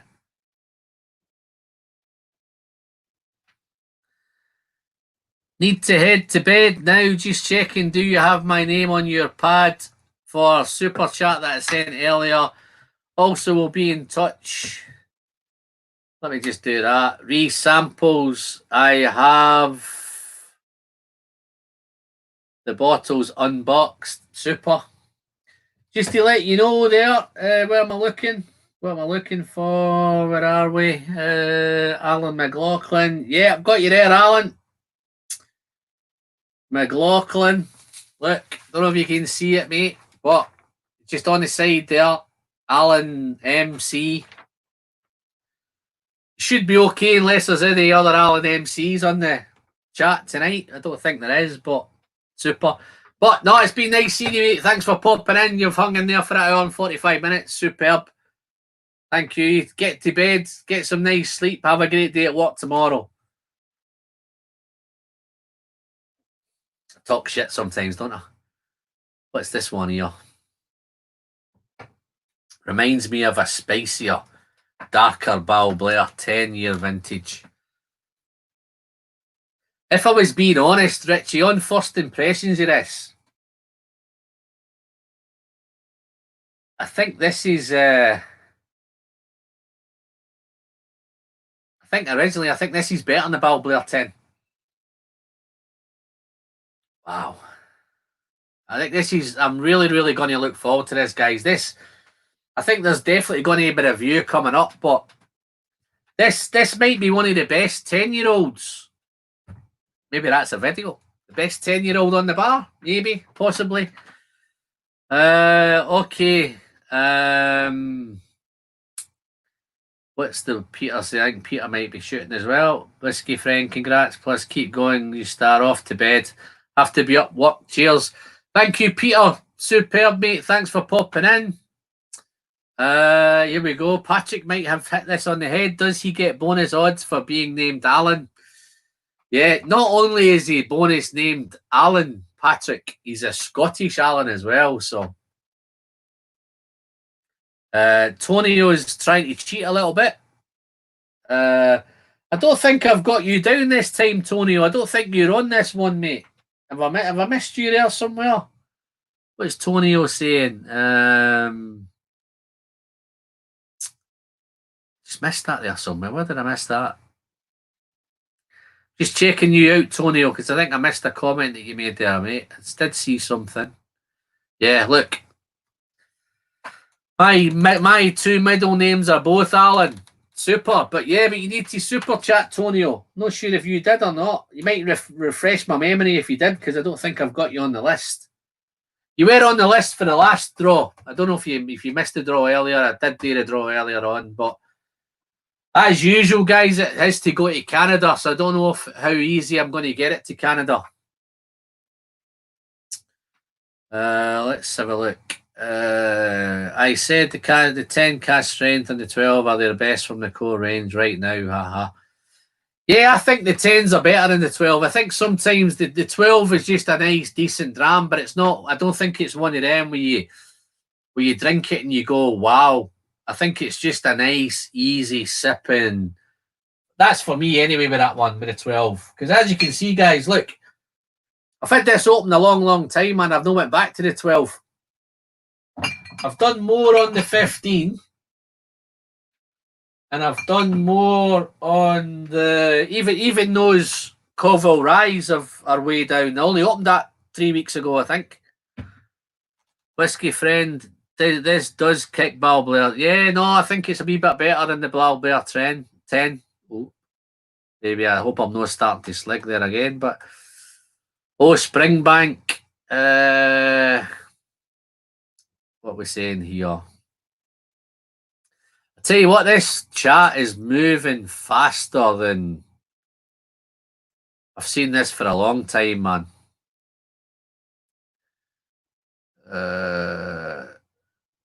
Batch 3 has 4 type of casks, same as previous batches.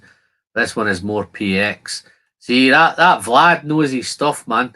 Guys, anybody that's known to... Vlad, do you do any of it in English? Is it all in Polish? Let's have a look. Okay, Operation Blue Buffalo. Nice to see you, my friend. That seems to... I don't know if that's a new... That looks like a new name. Please forgive me again if it's not. What have you missed? Okay, you've missed a little bit. I'll have a quick recap just for you, my friend. We did a little bit on £50 whiskies. Whiskey's around 50 quid, which this is what this one comes into that bracket. This is super value. This is just over 50 quid. But here in the UK, we could buy some Bunnahabhain 12 for 30 quid, some Clynelice for 35 quid, some Kilkerran for 35 to 40 quid, some Glendronach for about 40 quid. So there's a lot of whiskey, some Arran Bothies around about 50 quid, Glengoyne Legacy 42.99. So we were discussing some of that.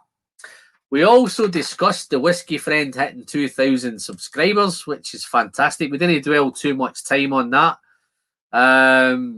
Just thanked everybody for all the subscribers, everybody that's taken part, everybody that's commented, everybody that's got involved in the live streams, everybody that shared the drama with me. It's absolutely fantastic. I did the giveaway, which went to Canada, to the Whiskey Throttle. I don't think he's popped in tonight. I don't know how I'm going to get this to him, but I'll certainly have a go. Anybody in Canada that's in, and I'm not sure if there's anybody left from Canada. I think Tim might be in. Don't know how difficult this is going to be to get this to Daniel. Tim, I don't know if you can give me any advice. I'll get myself down later for the draw, pal. Cheers. No worries, mate. No problem. Oh yeah, I think you had an issue with. I think you had an issue with Google, didn't you? No, just drop me a little email, Tony. There's no problem. Yeah, let's have another wee sip of this. In fact, what I'm going to do, I'm going to pour another one, and I'll leave that one for a bit, and I'll go back to that later on. That's that pop again. Still a wee bit of a glug. Fantastic. Yeah, we discussed Whiskey Friend coins. I see I've sold all my coins. Looking for anybody. I don't know if there's any artists or anybody that's good at illustrating, thinks there's something that different that I can put on my coin. The obvious choice is just to do it maybe in different colours, but I'd like to try and find something that we can that I can maybe do it's a wee bit different. No, you're welcome, my friend. I'll be back in 15, mate, if you're still around. Oh, I don't know about that. Patrick, I don't know if I'll hang on for 15 minutes, man. That's a tough ask, that.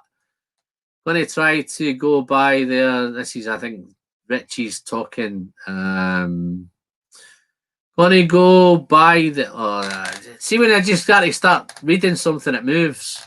Let's have a look.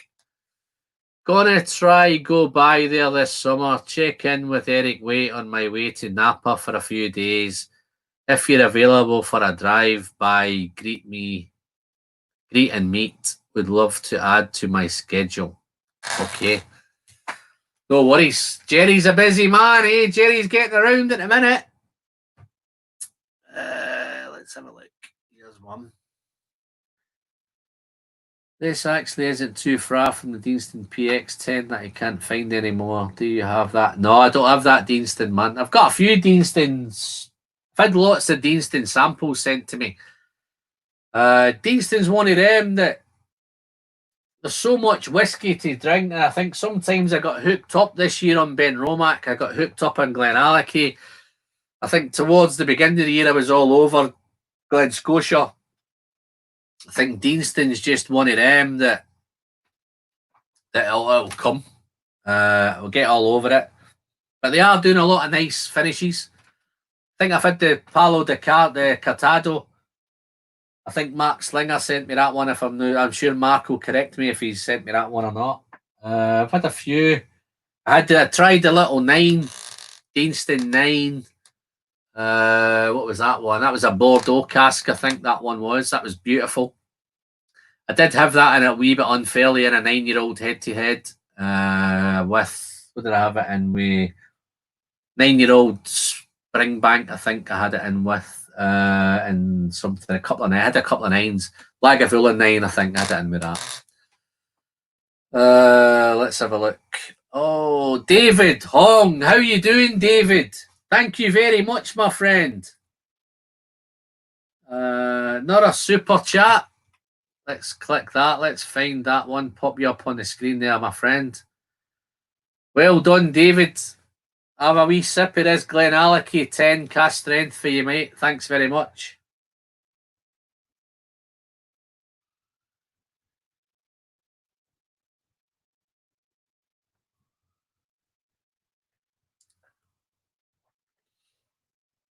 Not had much Talisker recently, put off by dodgy bottle of the 10-year-old. Used to love it. What is it like? Okay. One bottle that I've been chasing a wee bit lately is the Talisker 8. I think it was 2018, one of the special editions. I've been trying to chase that a wee bit at auction, but it's getting really, wow, this is so raisiny, so it's a bit fudgy, a bit nutty.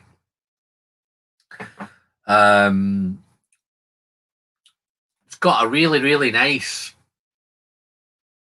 in the finish, try to pick out what that is. I think it's nutty in the finish. Those real dark fruits. I think it's raisin. There's a note there I can't quite put my finger on in a minute. I'll keep trying. I've got a couple here, so I'll keep trying on that one. Yeah, Talisker 8. Fantastic. I don't know if anybody's tried it. Anybody's had a bottle of it. For me, it's probably the best, one of the best 8-year-olds that's come out. I think it would easily rival this thing. Everybody's raving about this. But the Talisker 8, when it came out, again, would rival this, no problem. I think it's such a hard whiskey to get to. I did put a couple of bids in at auction, but it was hitting about £140, £150 at the time. I did have 3 other bottles on the go, so I think if I hadn't had the other bottles on, I probably would have paid the £150 just to get a hold of one. But I've heard rumours on the grapevine that there's a new Talisker 8 2020 planned. So I'm looking forward to that special edition. I think it was 58 point odd, I think. It was quite high ABV for a Talisker. The 18's got great. I think I had a tough time with Talisker a few years back where Talisker 18 wasn't that great. And I think the feedback through the community and all that kind of reflected that. So I think Talisker sat down, and I think it's the power of the whiskey community, guys. If you stop buying those Taliskers, then I think Talisker have to do something about it. Yeah, I think Paul's talking about the. I think you've had the. I think if I've seen somewhere you've just finished the 8, Paul, haven't you? 58.4. Yeah, I knew it was 58 and a bit, man. That was outstanding whiskey, that, man. Never tried Talisker Sky. Thought it was very sweet. Talisker Sky is probably not one of the best Taliskers. If you want to find out a decent Talisker, that's probably not one of the ones to do. If you just want a simple drink and a simple Talisker's one of them. Mamma mia. Not a super chat. It's the Operation Blue Buffalo. Wow. Just give me a wee idea where you are, my friend. I'm not sure where you... It doesn't really matter where you are, but it'd just be interesting to know where you are. Buffalo, I'm probably thinking... Don't take this the wrong way, but I'm thinking maybe somewhere in America, maybe, possibly. Cheers, my friend. Just pop you up. Let's where we're moving on to next. Congratulations. Here's to the next 2000. If I was being honest, guys, I'm quite happy with 2000. That's enough for me. I'm not looking to have, I tell you one of the reasons why, and it gets harder when you have a smaller channel and you're having them 200, 300, 400 subscribers. It's pretty easy to keep in touch with everybody, but when you start hitting the kind of 1,000, 1,500, 2,000, it's just awesome amount of conversations you're having. And listen, don't take this the wrong way, guys. I'm loving every bit of it. Sometimes I don't get engaged in much in the conversations as I probably used to, because I'm just rattling through. I might have a spare half an hour and I'll go through some of them comments and I'll try and chat as much as I can. South of the border. So is that south of which border? I take it you're in the UK then. This might be, this is getting interesting. Whiskey friend, have you tried the Talisker 8? Yeah, no, I tried it. I never managed to buy a bottle, but I got a few samples of it. And I've actually reviewed it. Probably one of the early videos that I've done, I reviewed the Talisker 8. But I've been trying to pick up a bottle ever since, and it just seems to be getting more and more and more expensive. Operation Blue Buffalo is getting a little bit cryptic. South of the border. I take it that might either mean somewhere in England or maybe the Canadian border or the Mexican border. A lot of borders, man. There we go. Let me have a look. This is actually quite interesting. Richie, I was one of your first subscribers. You've come a long way in a very short time. Cheers, Alan. I don't actually know, Richie, where you were in the subscribers. I know Jerry Kersey was in there pretty early. He'll tell me he was number 2, I think, or number 3, somewhere like that. What I do know is who was my number 1 subscriber. And I think probably everybody that has a YouTube channel will probably know who that is. Oh, yes, along with other 8-year-old. Yeah, no, I've done that one. It was awesome. It was the best of the 8-year-olds that I drunk. I'll give you that. Diaz Vic, nice to see you, my friend. Let's have a look. From Toronto. How you doing, buddy? Nice to see you. Thanks for popping in. Wow, there's the Whiskey Mystery. How you doing, Phil? I'm just having a little bit of a mash up again tonight, mate. I did start with a plan, but the plan's gone again. I've opened the Glenallachie. I don't know if you've tried it, Phil. I've opened the Glenallachie 10 cask strength. You probably guessed yet, mate. It's sherry. I've been off the sherry for too long now, man. I've got back on it again. But cheers, Phil. Thanks for that, mate. I'm sure it's you. I don't think it's deeper. If it's deeper, then hi, deeper.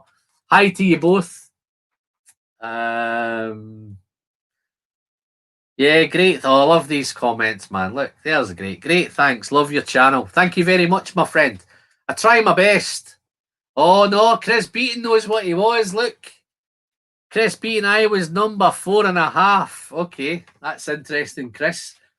I tell you what, who my number 1 subscriber was, guys. There's a wee bit of your question. Does anybody know who my number 1 subscriber was? I think I've mentioned it a few times. Oh, good. It only had the 12, liked it. Yeah. As you can see, Phil, I've been getting into Glenallachie a wee bit at the minute. I've just done this. I don't know if you've watched it, you've not watched it, but I've just done. This is actually quite interesting. It's the Glenallachie 8. The 8 and the 9, to be fair. These are both quite interesting because they're both done in rye finishes. This is finished. This is a rye wood finish, the 9-year-old. But the 8-year-old it's a Koval rye. So it's Koval Distillery in Chicago, I think, is where this one's come from. So these are really quite interesting. Really rye on the nose, but not so much on the palate. The whiskey comes through. Yeah, no, Mark Slinger's got it, man. Trenny and C was my first ever subscribers, man, which was awesome. Which is really, really cool. Nick Keane, nice to see you. Nick, how you doing, mate? Thanks for popping in. New Zealand, man. Mamma mia. What time's it in New Zealand, Nick? I wish I had the bottle collection in your background. Could do with a few more Ardbegs, though. No, the Ardbegs are all indoors, Nick.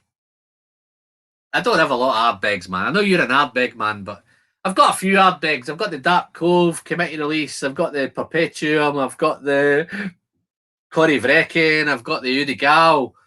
I've got the... What else have I got? I've got the 20-something, the 21-year-old. I've got the... What else have I got? The Grooves committee release. What was the other one? I've got the Kelpie, just the normal Kelpie. So I've got a few Ardbegs, man. 10:33 a.m, man. I hope you're not on the whiskey, my friend. Fair play to you if you are. Cherry Bombs, I missed out on the 26-year-old Blackadder Tomatin strength cash sales. Wow, man, you're getting into some... You're chasing some nice whiskies there, Patrick. 26-year-old Blackadder. I don't know, Patrick, if you know much about Blackadder, right? In my early collection days, I got a lot of Blackadder at auction. And one of the things that I noticed in all the Blackadders is they were all full of sediment. There was all cask and everything. And every Blackadder I ever got was full of cask in the bottom of the bottle. It looked Absolutely awesome, man. I think if anybody was going to pour a dram out of it, they'd need to decant it to do it. There was that much stuff in it. Oh, here we go. I've got a tongue twister again, man. Let's have a look at this. Hi from Alberta. Vasil Glagola. How you doing, Vasil? Nice to see you, my friend. That's another new name, I think. I hope you have subscribed, my friend. I'm probably sure you have. The problem I have at the minute, guys, with YouTube is they don't tell everybody. In the old days, they used to tell you who the subscribers were. But depending on your settings, if you've got your settings that you don't want to let me know who you are, then it doesn't show me who you are. So there's a lot of subscribers at the minute that I don't know who they are. But I'm sure Vasil is a signed up subscriber. And I'm sure he's clicked his bell. But how's things in Alberta, Vasil?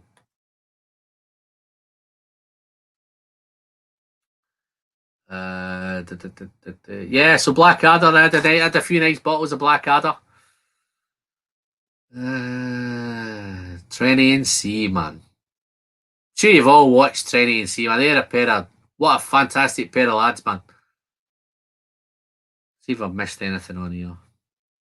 This is what I've not been doing before, guys. I always miss certain things in the comments, and I like to go back. I should go back now and have a look, but I think I'm caught up. Reekin Haddocks has got a Glendronach 15 in his glass now. Is that the old 15 or the new 15? Operation Blue Buffalo has still no told me. I don't think he's told me south of which border, man. I don't know whether it's Mexico or whether it's... Oh, hold on. Here we go. He has. Yeah, down in England, not far from London. Whereabouts in... I don't know we're getting a wee bit into things here, but I'm actually in Manchester. A lot of people think I'm in Scotland, but I'm not. I'm in Manchester, England. I'm in England myself. I'm south of the border myself. Not far. Down south in England, not far from London. So, okay. I'm sure you'll let us know where, but unless it's a secret and you're undercover. Let's have a look.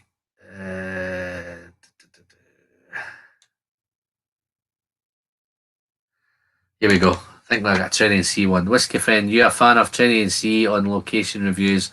Also now at a Mexican restaurant for dinner. Okay, wow. Yeah, no, I'm a wee bit behind at the minute. Patrick, I see I've got a couple of days off tomorrow, so I'll catch up now. I'm back at work, so I'm no up to date as where I would normally be. The last 3 or 4 months, I was all over everything. I was on it 24/7. I was up to 4 in the morning, 5 in the morning. I was all over the place, man. Manchester, aha, you sound like the guys talked to in Edinburgh. Yeah, no, I think my accent's changed a little bit. I do deal with the public. Oh, look at this, man. He's just trying to be posh, man. Look at this, Buckinghamshire. You know what I mean? It's all cryptic.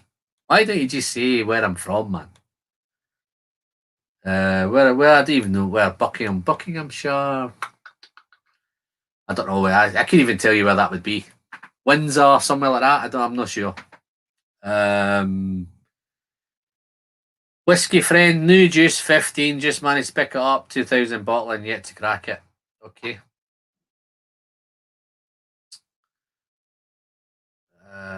Yeah, got a few Canadians in now, man. I think, yeah, Chris Beaton's in Canada. Not sure if Tim's still around. Donna Pass, I think he's up there as well. He's popping in and out. We're doing well tonight, guys. We've just gone over 2 hours, 2 hours and 10 minutes, and I've still got 40 of you with us. So that's a good sign. But I'm just going to have another wee sip of this Glenallachie because I don't know if you can realise, but my whole shed now is just smelling of sherry and wow, it's just, this is dark as well, man. But yeah, it is very, very, see that new one that I've poured, it's still very floral, but I think the floral kind of goes after a bit. But that darkness is still there. That kind of, it's got a wee. I hate to say it's a funk because it just sounds like we're kind of getting into Campbelltown and all that. But it has a wee kind of. There's definitely a funky note in this, and I can't quite place what it is.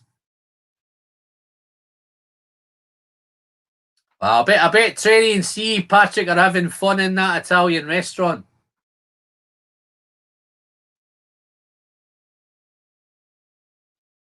Hold on, let's see what we're saying here, man. Well, you sound more Scottish than Ralphie. I like Scottish, although it can be really difficult to understand. As long as you can understand me, okay, that's the main thing. Where I think my accent is a little bit better is because I've been in England for about 30 years now. And I work face to face with the public. So hopefully it's if I go back, I'm due to go back to Scotland in the next couple of weeks. So if I do another live stream, then you may find my accents come back a little bit. Tonio, fantastic, mate. Nice to see you in there, buddy. Yeah, no, I'm back on the sherry film, man. I've missed it. I hate to say it, but I have. All that beautiful peated stuff I've got, and I've drunk, and I've tasted some really, really nice peated whiskies. But they just don't do it for me the way the sherry does. I don't know whether I think it's the sweetness. I think my next port of call is just to find some really sweet sherried peated whiskies, man. I think that's the road to go down. So anybody, guys, that's got any suggestions, Udi Gal's great. Love the Udi Gal one. Okay. Richard Agnews just asked the question, right?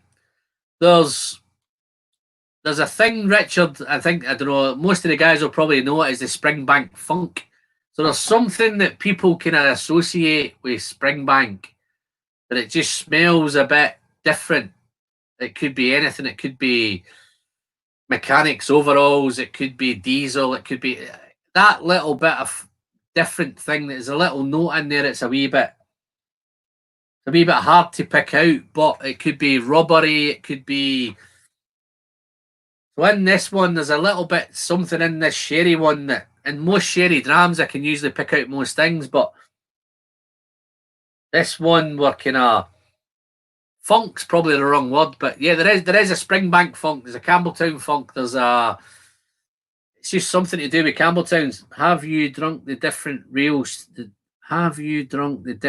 sherries? Let's see. I'm just missing a few bits here. There's a good funk and there's a bad funk. Musty. Yeah, there's a word. Well done, Richie. That's the word I'm looking for.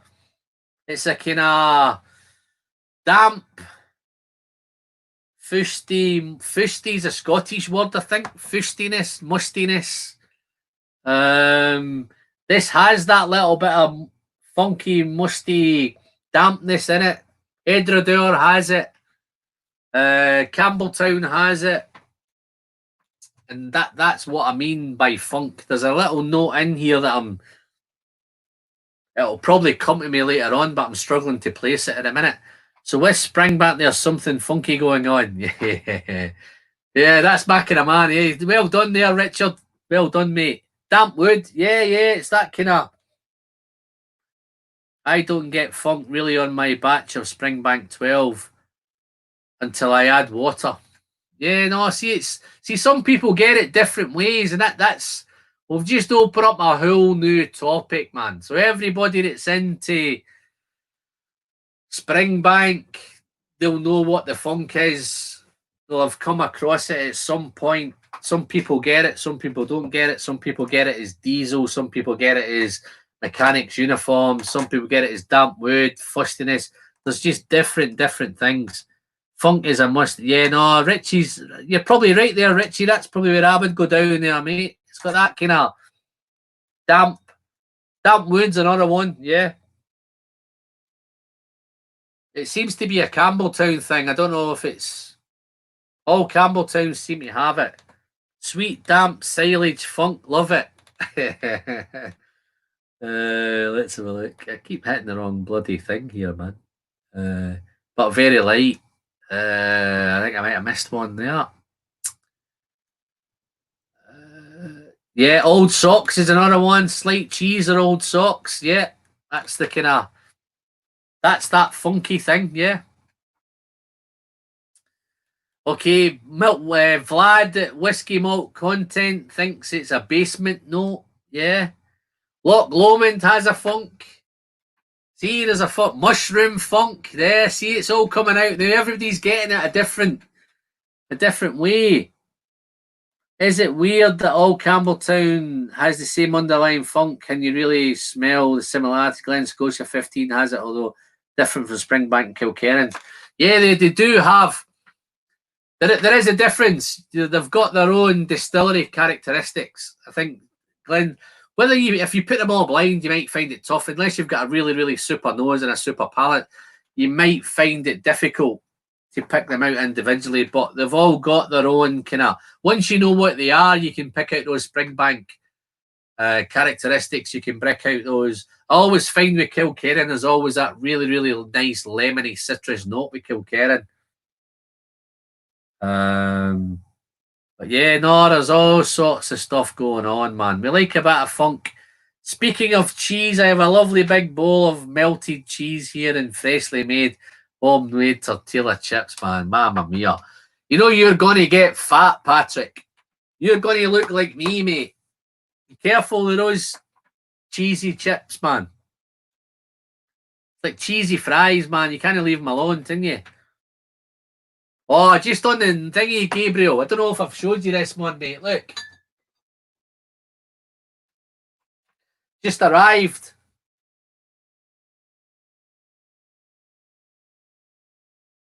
Single cast Loch Lomond, man.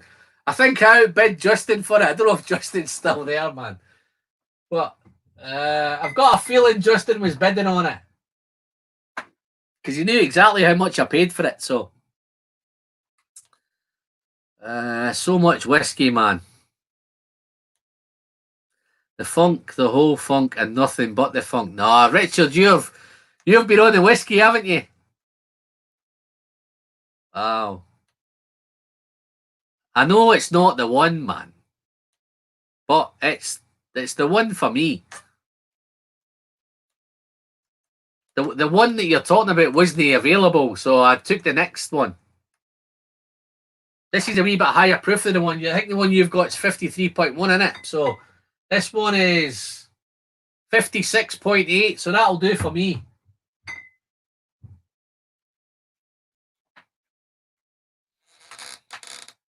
Oh, here's a question, man. Let's. I've got a couple now here. Let's have a look. Let's see where we're going here.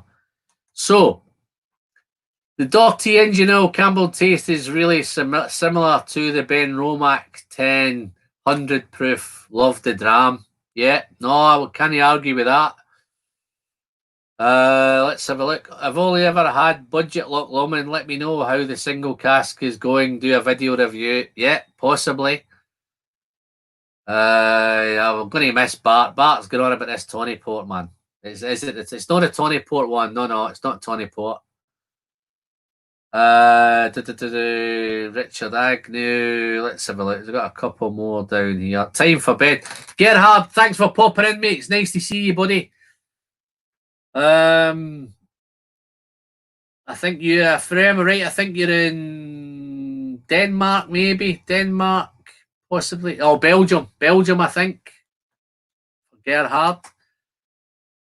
Probably going to be Germany, but let's have a look.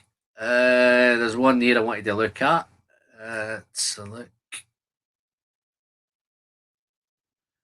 Drama Bourbon. Yeah, I might have a bourbon, Jerry. Let's have a look. I don't know, man. I think the bourbon's indoors, Jerry. Let me see what I can find. I might have something, actually. Yeah, I might have something. Let's have a look. I'll do a bourbon in a second. Mortlach. Just picked up a Mortlach 12 tonight on the way home. Man, that's sad, that, man. Dropping in on the way home to pick up whiskey, but fair play to you, my friend. Look forward to cracking it. Just crack it open now, my friend. Get it open, Richard. Let us know how you're getting on with it. What was that? He said yes, but I don't know. I think I said Belgium, Denmark. I think it's Belgium. I'm sure it's Belgium, I think. Right, okay. Let's crack on with some of these. I'm great. Thanks, guys, for getting involved because there's lots going on. You keep giving me lots to talk about. I don't know if it'll be good, but I'm looking to source a 12-year American single malt called Highland. Patrick, have a word with the Dram Yankee. He's into his bourbons, man, so he might be able to help you out with that one, man. I do. I'm afraid they'll just crack in the dishwasher. No, I don't. Listen, Richie, I don't have a dishwasher, man. I hand wash all my glasses, man. These Capitas would never last 5 minutes in a dishwasher, man. So yeah, no, I do hand wash them all. Rinse them out thoroughly. I just missed there's a comment I was looking for there, man.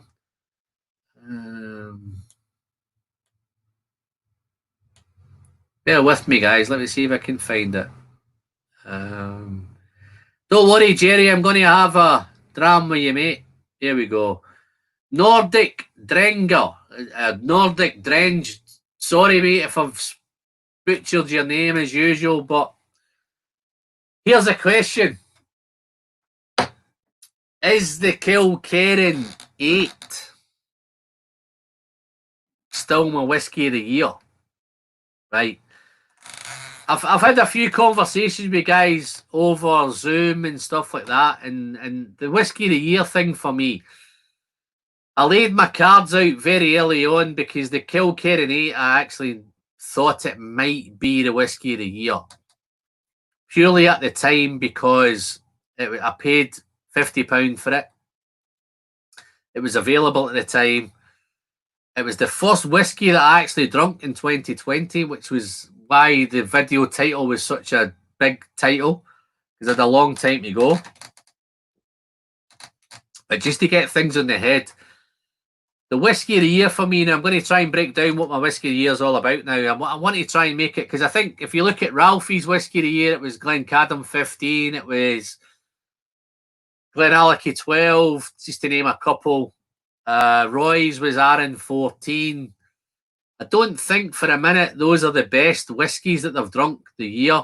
I don't think the Kilkerran 8 is the best whiskey that I've drunk this year. I've actually had a few really nice samples, a couple of nice single cask ones that are just, they blow it away. They're older, they're higher ABVs, they've just got so much going on. But I think when it comes to my video, the Kilkerran, let me tell you now, the Kilkerran 8 is definitely going to be in the top end of the whiskey of the year. But just to give you a wee preview, I've got a video coming out, I think, tomorrow night, and it was last year's whiskey of the year. So I thought it was only fair to give it a chance. To give it a chance to retain its title, right? Which was this one. This was the Balblair, the Gordon MacPhail's collection, Balblair 21. It's only 43% ABV, right? And it was £90. So a 20-year-old, I think £90 is good money. But this was just so nice. It wasn't the best whiskey that I had, but it was the best one that I thought. If I was to name a top 5, this just every angle I looked at, this is where it came out as the winner. So I've got a review coming out tomorrow, guys. So have a look for it. It's a year on. Is it going to retain its title? So we'll find out tomorrow. Let's get back into here. I need a bourbon for Jerry, don't I? Let me find something that I've not opened. Okay, Jerry. I don't know if you have one of these around, mate. I don't know if you're still with us, but maybe I bored you the way you went. Kilkerran 8. Nick, Kilkerran 8 sold all over the place, mate. I think the only place you can get it now is at auction. As a beginner, Alan, where should I spend my next £50? Neil, what kind of whiskey do you like, mate? Do you like sherry? Do you like peat? Do you like what do you like, mate? Do you like bourbon cask? Ardbeg 10, man. No, Nick's an Ardbeg. Don't listen to Nick, man. He's just going to put you in Ardbeg all day long, man. Nick, he's a beginner, man. Dram Yankee is very sparsely stocked across North America, but it's called Highland 12-year. I don't know if he's got back to you. Let's have a look. I have the Balblair within reach, but not tasted it yet. Phil, I think it's wonderful, mate. I don't think it's mind-blowing. I don't think it's going to rock your socks, but just as a really, really nice... I was going to say everyday sipper. It's too expensive for an everyday sipper, but I just think it was really complex. I got so much from it. There was so much going on. 10 is for beginners. Otherwise, I'd say Corey Reckon. I'm still trying to open suggestions. Bunnahabhain 12 would be one. Clynelish 14 would be one. Glengoyne Legacy would be one. Try to give you a variance of different things. Aaron the Bothy would be another one. They're around about the kind of £50 mark. Normally I would have said Highland Park 12, but I'm not a fan of Highland Park 12 at the minute. Phil, get that Balblair and taste it and tell me what you get, man. Tell me how you like it. Okay, Jerry Kersey, Dram Yankee. I don't know if you have one of these, mate. I've got a Joseph Magners, Murray Hill Club. Don't know if you have one. I've got a couple of Magnus ones. I know you sent me some, but I've had some more Magnus sent. Cigar Blend. I don't know if anybody's watched Eric Waite's 2 videos, man. I don't know if Eric's around, man. I haven't seen him in tonight. I actually think Eric Waite went on about whiskey whores and all that, right? I think Eric was taking bribes from Magnus in his last 2 videos, man. 95 and 98. That's some living up to do, that was. I think one of them he classed as the perfect whiskey and gave it a 98. What? Okay. Ordio 10. Ordi 10. Joy watching your show. Happy to hear today. Happy to have you, Ordi. Ordi 10. Ordio 10. Ordi 10. I think that's right. But Jerry, do you want to do a Magnus?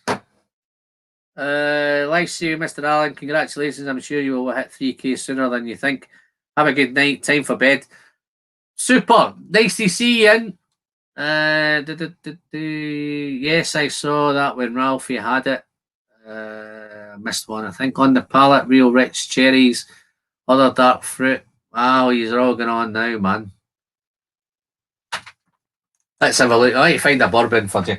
Jerry, you need to be careful, man. As soon as I take bourbons, man, everybody switches off. Everybody wants to go to bed.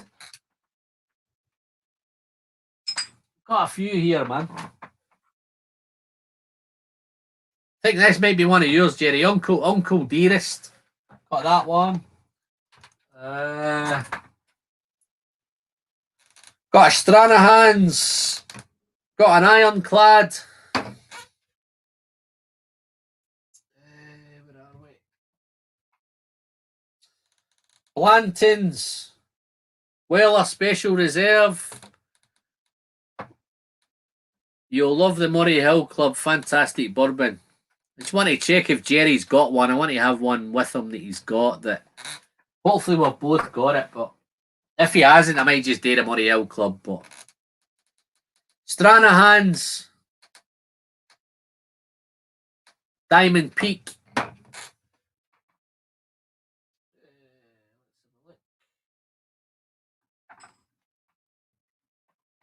As you can probably tell, guys, I've got a lot of bourbon now, man.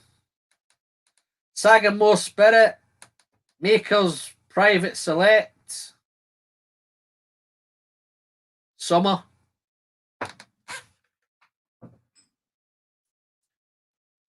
Knob Creek Single Barrel, 9-year-old.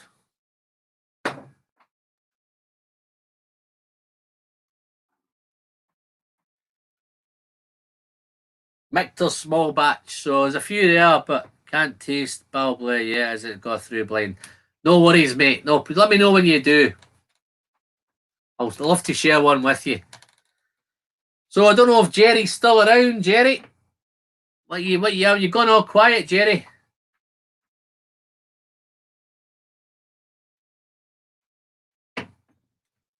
But that, oh, that Glenallachie now's had loads of time to settle down, man. It's beautiful stuff, man. Real nice. Wow.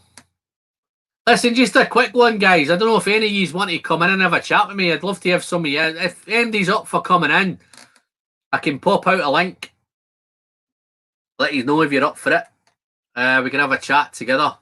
I'm not sure if I've got a link handy, but let me have a wee look.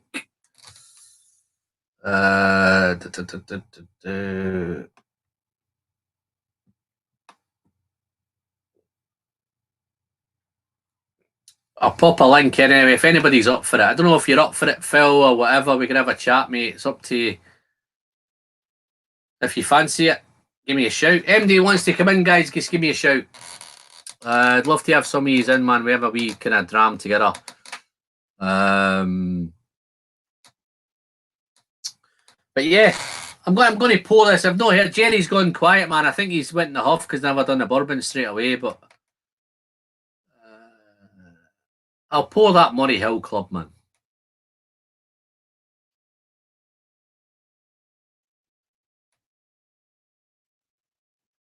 Just catching up a few bits and bobs.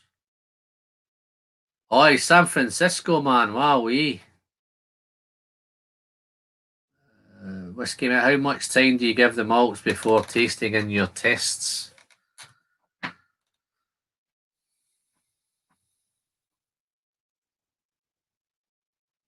And they've got Ordy is San Francisco.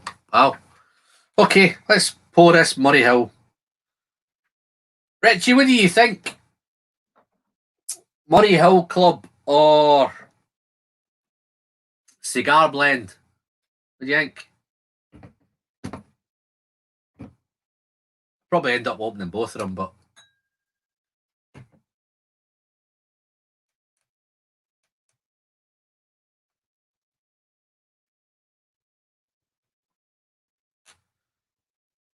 let's do the Murray Hill.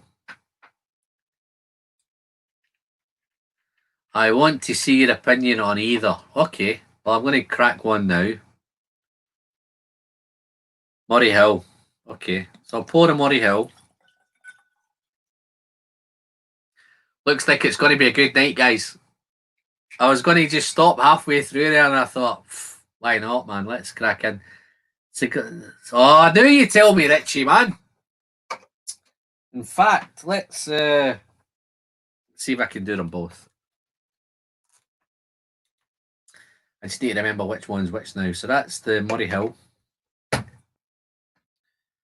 And cigar blend.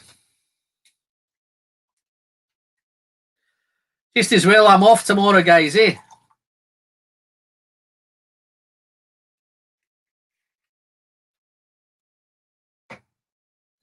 Okay. Murray Hill Club. Cigar blend. Colour wise, I think the Murray Hill is probably a little bit darker. Colour wise. How big are they, man? They're no big dram, guys. They're just little glasses. Absolutely, we enjoy madness. No, I did do. Wow, that's fruity, that, man. I did do the. I can't remember which Magnus I did. I did do a Joseph Magnus. One of the first bourbon reviews I did. I think it was a Magnus one, but Eric raved. I think Eric raved about this one. I think it's a cigar malt one he gave 98. I think. I tell you the difference that I find with these compared to maybe everyday American whiskies and everyday bourbons. You like them, Jerry? The okay, GR Lalenset. Again, guys, apologise if I've got the names wrong. Where are we? Well done, Alan, on the 2K. Keep up the good work. I think T Green's come in as well. How you doing, T Green? Never caught you coming in there, buddy. Apologies for that, man. And the Dram Yankees, he's woken up again. He's back with us. So the first thing I thought about this when it said cigar malt on it, I was going to get cigars, but I haven't really picked up cigars yet. But it is floral. And I think the difference between, and I hate to say, is everyday kind of bourbons and everyday American whiskies, is I usually get that kind of brown sugar and caramel and all that kind of idea going on. But with these are a little bit sweeter, a little bit fruitier. Wow. They are really nice on the nose, guys. Wow. Try to pick a difference. ABVs, I think this is a little bit hotter. No, they're both 51.5 and 51.8. There's not. This smells a little bit hotter on the nose. A little bit of burn on this one. A little bit of nip. This one just smells as if it's going to be really nice and smooth and inoffensive. Really fruity. Dark fruits. Got called away for about 5 minutes. Had a phone call about the new grand. Oh, new grand. Congratulations, Jerry. I'll have a wee sip of one of these in a minute to the new granddaughter. Just a quick one, mate. You don't look old enough to be a granddad, but there you go. Wow. Spice. Both of them are quite spicy. Really sweet spices, though. They're really, really nice. Maybe some bacon spices, bit of cinnamon. If the sweetest one, I think the fruitier, the most floral one, I think is the cigar malt. Well, Richie, I'm going to get there in a minute, my friend. The cigar blend is finished in sherry, cognac, Armagnac, Murray Hill is... Look at that, man. There's a good... Yeah, this does smell... This does smell younger. Fruitier, sweeter. Really, really... They both got really nice noses, man. How you doing, Rob? You okay? Nice to see you, mate. You've just caught us at the right time, mate. I've got a couple of bourbons here. Just to give you a wee rundown, mate. I have the Magnus Murray Hill Club and I have the Magnus Cigar Blend. Got both of them. 59.1 and 59.8. On the nose of these guys, right away you think, wow, these are nice. You know, when we like nosing whiskey, that's a nice nose, but you think straight away, I don't want to nose it too long. I just want to dive in and sip it. It's that nice a nose. You just want to drink it. But let me just grab a quick clap with what I think Patrick's well up on these, I think. Cigar blend is sherry. I think that's where the sweetness is coming from, Patrick. Yeah, no, it's definitely sweeter. I would never have picked out Armagnac and Cognac out of this. Even this, I think, well, they're just awesome, man. Let me just try a sip of these, man. Let's have a drink.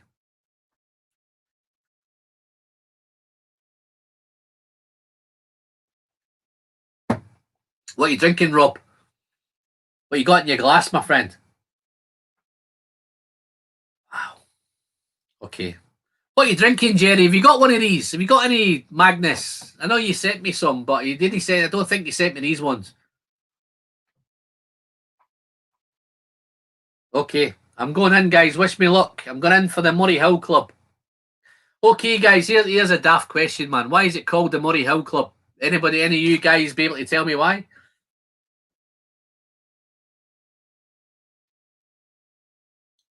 Still don't know why this is called a cigar blend, but because there's no smoke here, no tobacco here. I don't think in a minute. Is it because it might go well with a cigar? Is that the kind of thinking? Oh, who we got here? Nick. Who have we got? Let's have a look.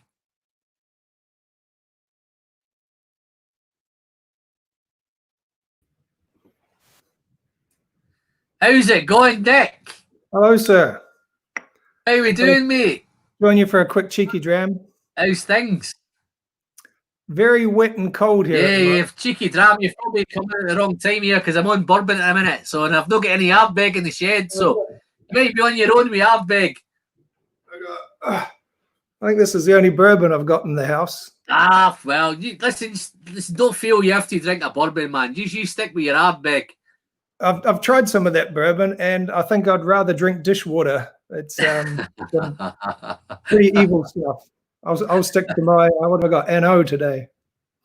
Wow, NO, yeah. I don't think I've not tried the NO, and I've tried a lot of the other ones. I've tried one of the very first Ardbegs I had was the Udigal. I love the Udigal, man. Oh, you're starting at the good end. Yeah, I did start. No, well, I don't know if you know Nick, but don't worry, guys. I'm going to come back to the bourbon, right? But now Nick's come in, I'll do a little bit on Ardbeg. I used to collect before I drunk whiskey, right? I went through about 7 years. This is why I've got a lot of whiskey, man.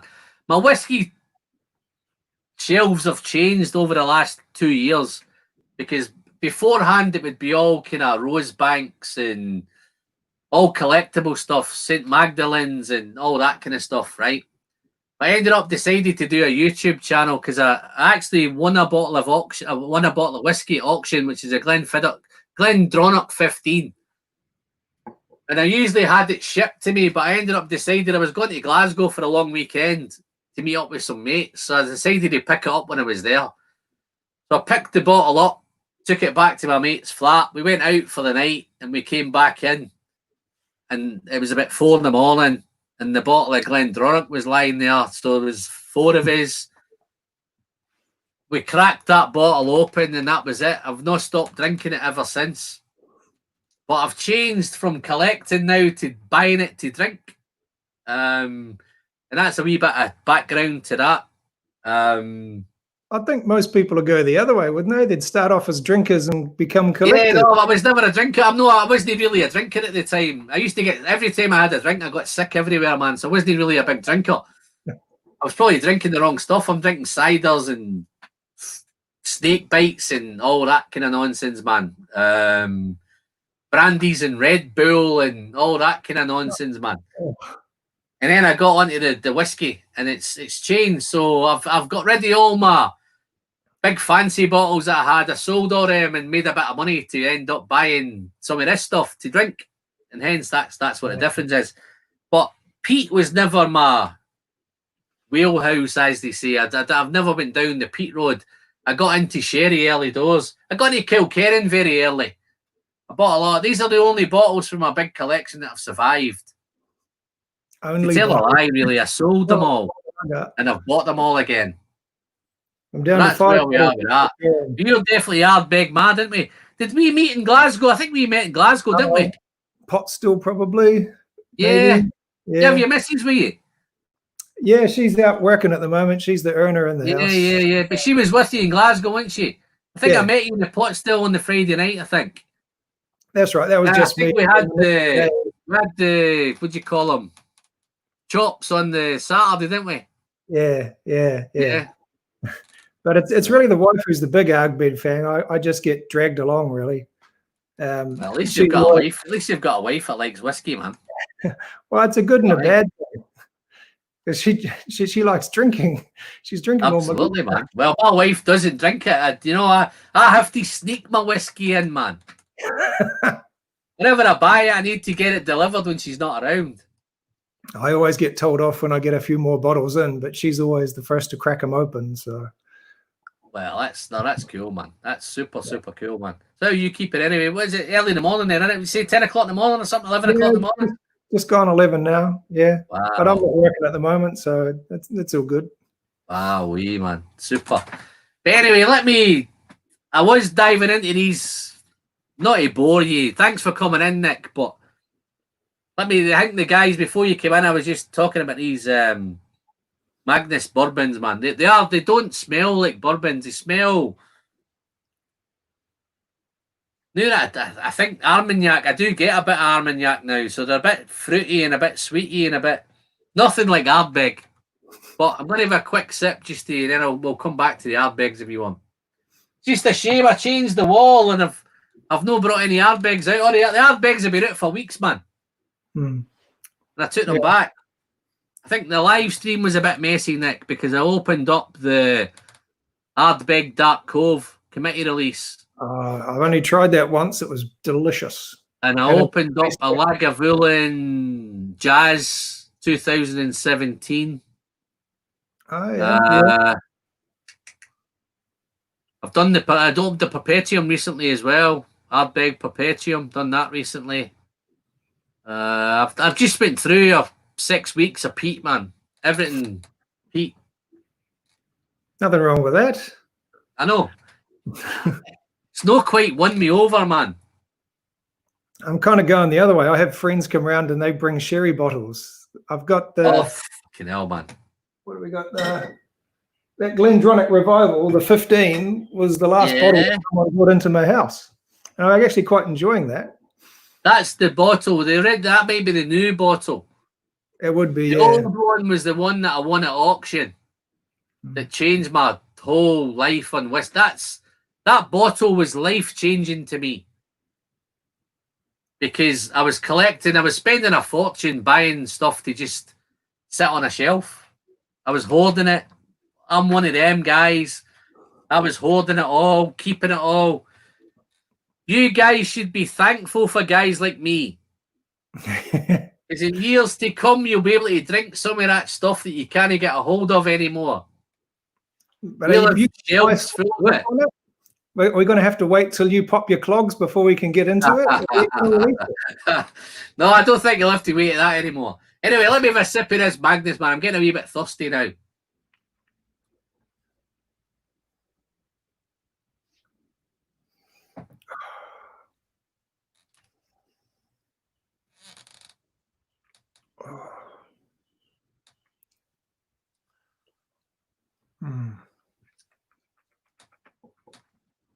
Wow. That's so spicy as well. Spicy, dry, woody. It's much, much sweeter on the nose than it is on the palate. Some dark fruits there. Richie, you're right. It is very easy to sip, mate. And I know this second sip's going to be much, much easier. I don't know if you've seen some of my live streams before, Nick, but the longer they go, then the more pissed that I get. And strange that, yeah. This is not going to be any exception, mate. Look at them two. Wow. Let's go on for a second sip and see if it's still as spicy. Cheers. Thanks for coming in, Nick. No problem.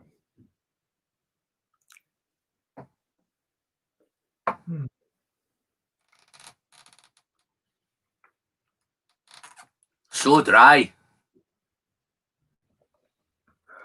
It just sucks all the saliva out of your mouth. You know, like your teeth feel all they don't feel like your teeth anymore. As if somebody's nicked your teeth. I can't feel my teeth. So they're all beautifully coated, but then there is a beautiful mouth watering. The whole mouth just waters up afterwards. Really nice. Let me try the other one and then I'll come back to you, Nick, yeah? Okay.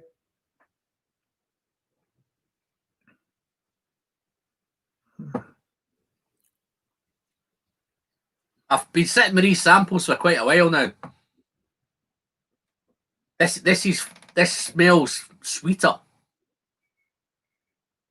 How can you smell sweet? Can you smell sweet? Yeah. How do you smell sweet? Sickly sweet is like really hitting on Oh, your I nose. tell you what, I smell sweetness. I smell the. It's like a honey sweetness. It's like a vanilla sweetness. It's like a that kind of sweetness. I always say when I smell it smells sweet. I get comments saying, "How do you smell sweet?" But I think I know what I mean. Whether I'm just not explaining it properly, but this smells sweeter. This smells a bit drier and a bit older. This one, bit woodier, bit spicier. This is like a. You maybe get some flowers delivered to your wife, and you come into the room and she's had them stuck in a vase all day. This has got that kind of floral when you walk into the room, but it's still got. There's a wee bit of spice in the background. I think it's going to be spicy on the palate. But yeah, anyway, let's dive in, man. Have a sip.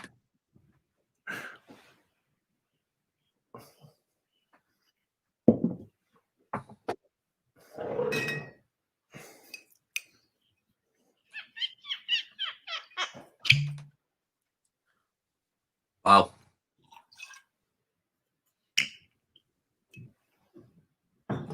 There's the cigar blend. On the palate there, it tastes a little bit smoky. I don't think it's peat or anything. I think it's more kind of barrel char or that kind of stuff. There's definitely, I can understand now why they've called it a cigar blend. But it's still very, very, both of them are very, very dry on the palate. Initially on arrival, they're super, super dry. But so easy to drink, man. These are so easy, man. They're not like typical. Not typical bourbons. Usually bourbon has that kind of normal, that brown sugar, that kind of stuff. Caramels, lots of caramels. I think these have got a wee bit more going on than that. I think they're a wee bit more complex.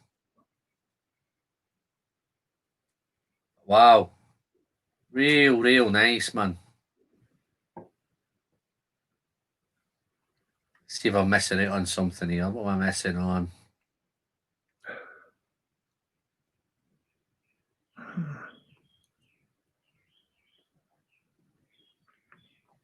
I think I've missed loads on. The. Oh, Eric waits in.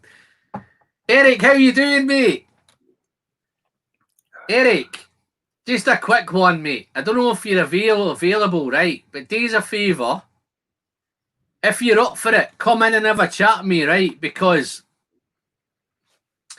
you've just reviewed both of these. You've just reviewed a couple of Joseph Magnas. I've got a couple here, and I just want to talk to you about them, man. If you're up for it, fine, mate. If you can't come in, it's no problem. Eric's in, man. Oh, Eric's dram Yankee. Just got home from work. Time to pour a dram. Yeah, if you're going to pour a dram, Eric, come and have a chat with us, man. If you're up for it. Got Nick from New Zealand.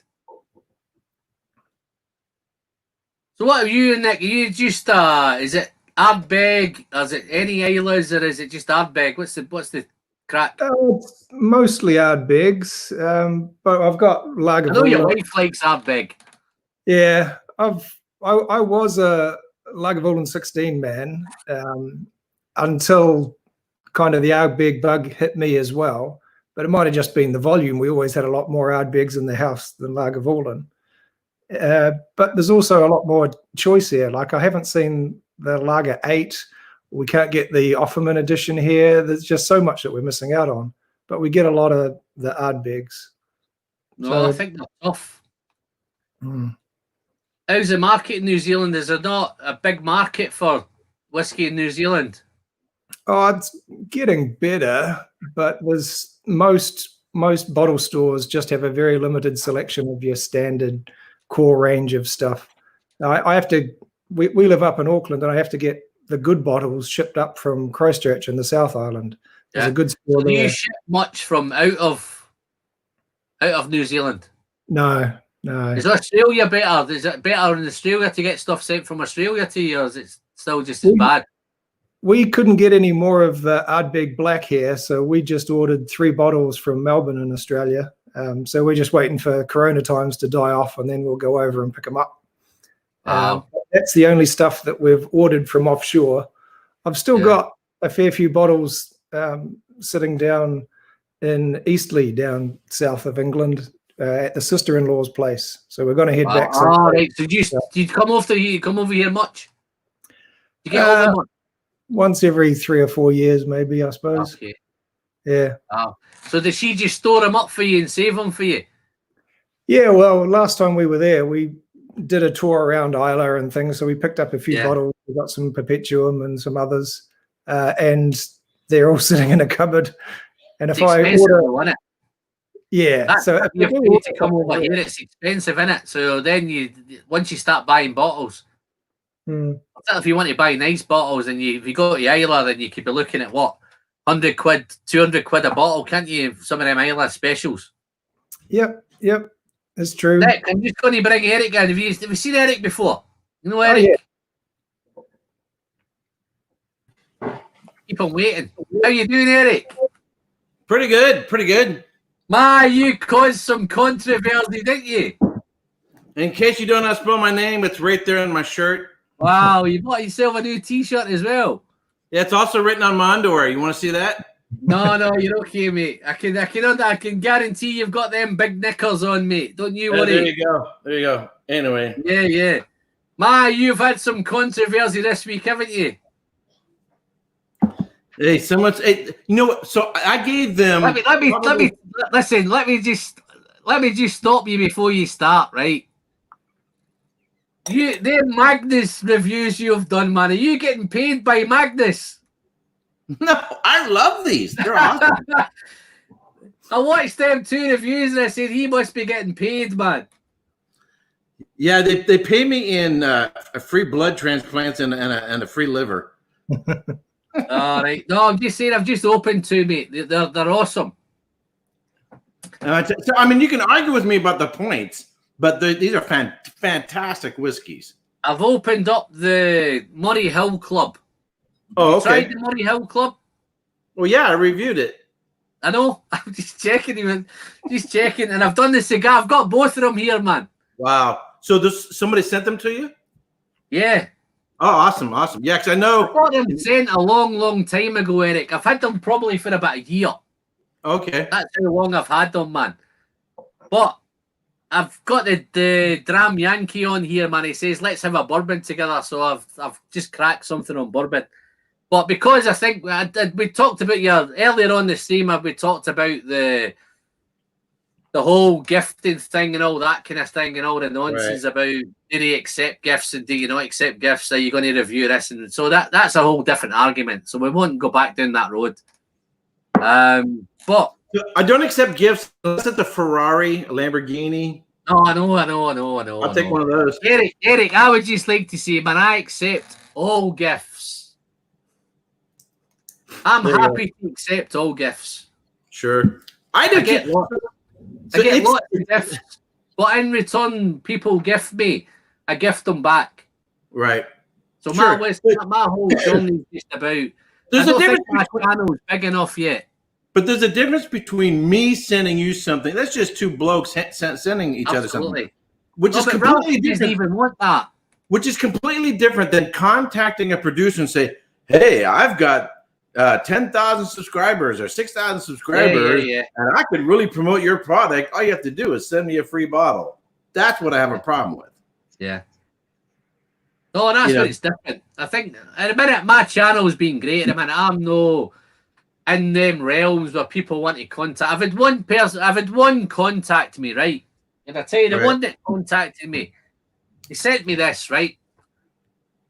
But I think every reviewer in the UK has been sent it. Is there any cigars in there? Any cigars in there? 12-year-old and a 26-year-old, I think. Can't even remember if I even opened it. Let's have a look. 12-year-old and a 28-year-old, right? But a few of them have done it. I think Vin's done it. New Dram Drinkers, there's a few of them have done it, man. I think they must have sent it to everybody. I said, they contacted me. I said, yeah, send me if you want. If I get a chance to review it, I'll review it. But I never got the chance to review it because everybody else reviewed it. So I contacted the distillery and says, listen, I'm really sorry. Thanks for the sample. I don't think I can add anything to what everybody else is at because there's 5 or 6 guys have reviewed it. There's no much point me doing it. And they were fine about it, to be fair. Yeah. Yeah, that's cool. See, but if you like it, then they go, at least they might get one person, which would be you. Or you share it with other people. No, but nobody's liked it. Okay, but it's not just a matter of who is the target audience and getting them, but who else is also around them. So for example, let's say, does it do any good to show me hair care products? Product. No, but if my wife, if my kids, if my brother or something like that, it does not just because I'm not going to use it doesn't mean I'm not going to get it for somebody else. So it's not just a targeting the direct buyer, but to anybody who is within their influence. So there's a second stage to marketing and branding, which isn't just the direct person, but also everybody else around them as well. So that's why in marketing and branding, you don't fish with a fishing pole, you fish with a net. Like you're going to get a whole bunch of fish, and that's how you do that. Anyway. Yeah, but the whole thing with Ralphie, right, is I know with Ralphie just, I think when I watched his video, he said he didn't want anybody to send him anything. Right. And I think he was quite clear. Even the malt mates, he didn't want the malt mates to send him anything. Keep your money. Don't spend the postage. I think he was saying, I've got that much whiskey. I don't need anything being sent to me. But if you were to meet up with him at a pub and ask, hey, can I buy you a drink? He might say yes. But that's not in front of a camera. That's different. Yeah. So it's a matter of maintaining one that I don't want to ever be accused that I've been bought or sold. Or I gave this score because someone gave it to me, or I put it on the front of my book or magazine, called it the Whiskey of the Year, you know, that kind of thing. So anyway, so you like the Joe Magnus? Honestly, Eric, I tell you I'll give you a quick. I don't know if you watched when I first tried it, right? The Murray Hill one, both on the nose, they don't smell like typical bourbons for me. Right. I'm not a bourbon expert, but I've tried a few over. I've had quite lucky. The Dram Yankees sent me quite a few. A few guys have sent me lots of bits and pieces, right? The first thing I always get with bourbon, either I get a rye influence or I get corn, caramels, toffees, brown sugars, all that kind of stuff. I don't tend to get this with this. Right. Yeah, and I even said that. You know, this is a whole nother level of they're bourbon. much sweeter. Right. They smell really sweet on the nose. Right. And never in a million years, because of the cask finishing, never in a million years, if I was tasted blind, would I ever go, this is a bourbon. The cask influence is so huge. It doesn't have a maltiness, so I wouldn't know what to do with it. I think it has the cask influence of a malt, but it doesn't have the malt character itself. I think it's somewhere between a malt and a bourbon. Okay. But anyway, but it's fantastic. I love it. It just, even though it doesn't fit within the classic category. The cigar one. The cigar one smells the sweetest and the fruitiest of the two, right? This Murray Hill smells a wee bit older. I don't know if there's older stuff in this one. Yeah. Smells a wee bit older. But this smells really, really sweet. But both of them, when you first sip them, they just suck your teeth out, man. I couldn't feel my teeth. That's why you should take your teeth out first and then drink it. If I still got my teeth, man, where's my teeth gone? You know? But then, once you get past that dryness, they become really mouth-watering. So the thing about the cigar is, as you get more into it, the Armagnac cask really starts to show up, and I start getting more dried yellow and orange fruit, like apricots and stuff like that. It's really, really, really nice. But I love that bottle. I thought, you know, that video came out about you saying about fucking whiskey tuber whores and all that, man. I thought Eric's being paid by Magnus, man. He's got to be paid by Magnus. Nah.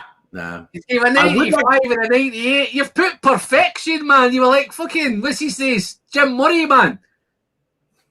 It's like Jim Murray studies.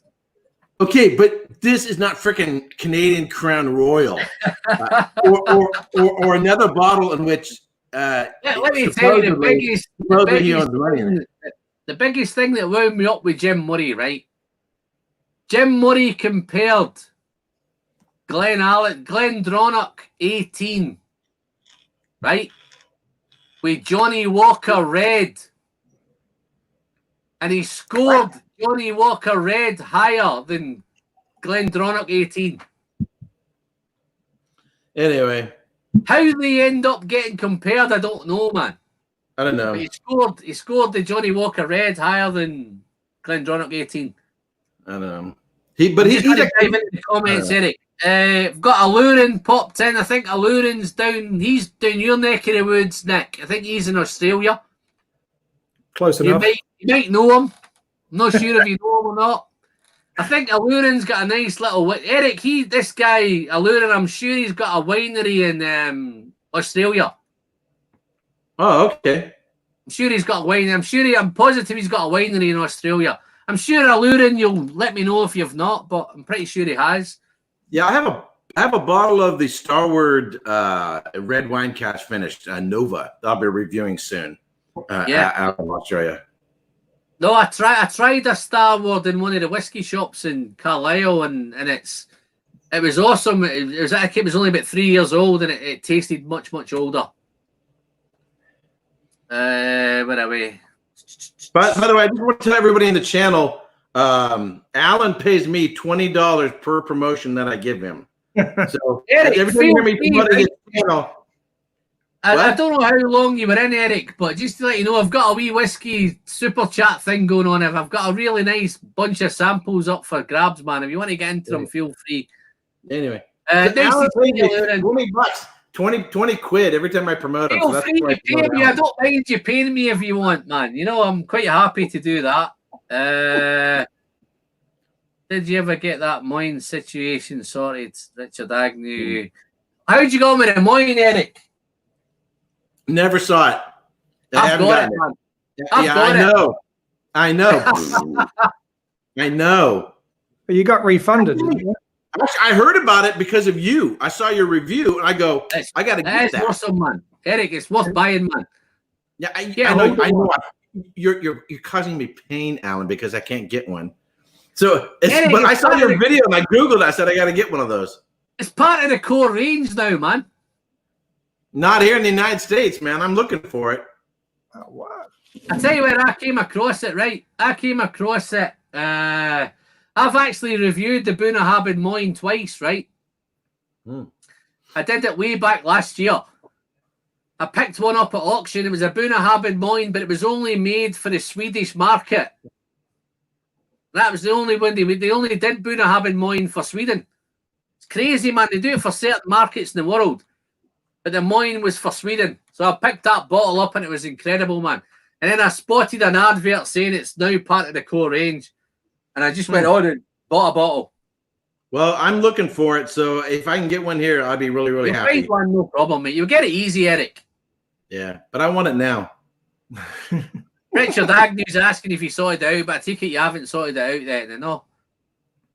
With those, did they? Yeah, the 12 hours after that video posted, suddenly I got a refund. Who's been slurring Canadian slurs, man? I don't know if it's us. Is it us? It's not been us, is it? Nope. Easy on the Canadian slurs. Lot 40 Ryan cast strength is pretty damn good. Yeah, I made a joke about that. Did you? Oh, right. Oh, well. Oh, Eric, man. Jeez, I have the best. I have the best bottle of Canadian whiskey sitting right here. It's a Lot 40 cask strength. Say again. Yeah, Lot 40 cask strength. Yeah, I've got it. You got one too? Yeah. Gee whiz, somebody loves you, man. No, Eric. I've had so much soft scent, man. Look, hold on a minute. Let me show you. The Mashing Drums sent me a load of... No, I've not got a bottle like that, man. Well, I got one like this, man. They keep sending me little samples, man. Okay. I'm going to see. There's a few Canadian guys in, right? Right. Canadian Club, 41-year-old. But do you review minis? I don't remember. Oh yeah, you do sometimes. No, I've not got. To be fair, I've not reviewed any Canadian whiskies yet. But I have a load. I've got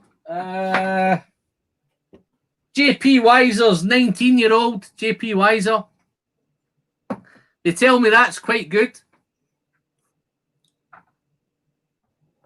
Luna Aaron sent me some of that JP Weiser, Eric. Look at the size of the sample she sent me. Oh, that's a good size. JP Weiser's dissertation, that one is. So I get lots, man. The dissertation. So that's because I send that stuff everywhere, Eric. You're probably the only guy that I've not sent anything to. So it's because you don't love me anymore. Look, Eric, remember that? Oh yeah, there you go, man. I should send you one of my new ones. You should.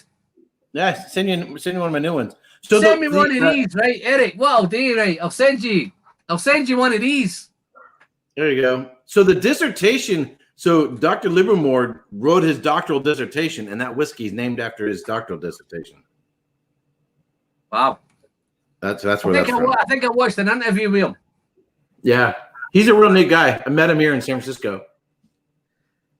How you doing, Molasses? Nice to see you, mate. Welcome in from St. Louis. Super. I can't believe I've gone 3 hours, Eric, and I've still got 25 people in, man. And you're still vertical. Oh, Eric, I don't know if you've watched any of my live streams before, man. But oh, yeah. I've hit 5 hours, man. I've been in a couple of your live streams before. I feel like Quig, man.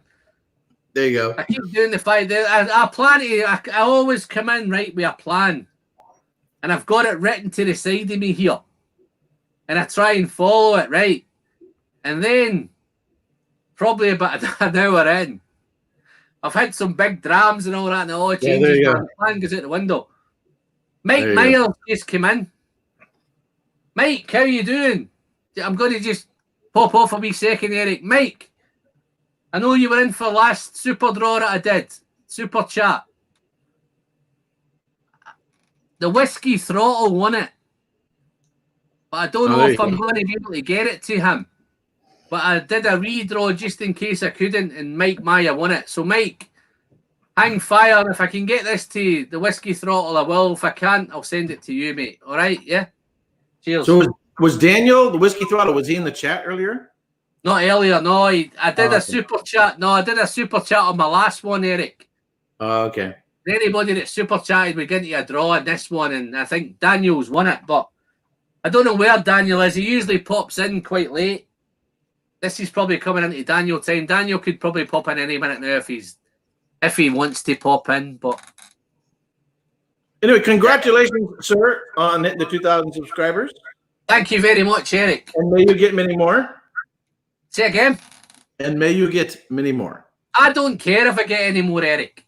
I know you're into it for the glory and the fame and the power. No. You're in it for the big knickers, right?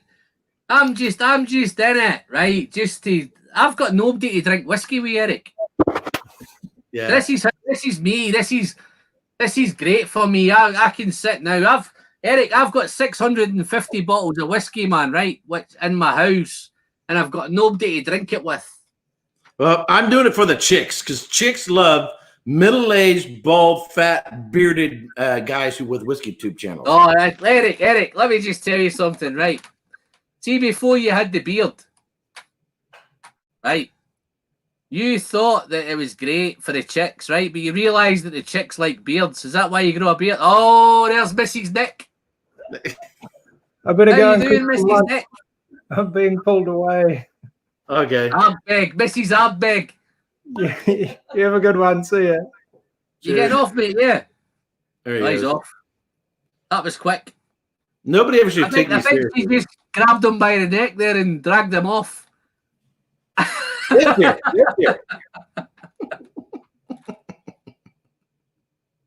Okay, Eric, now I've got you on your own.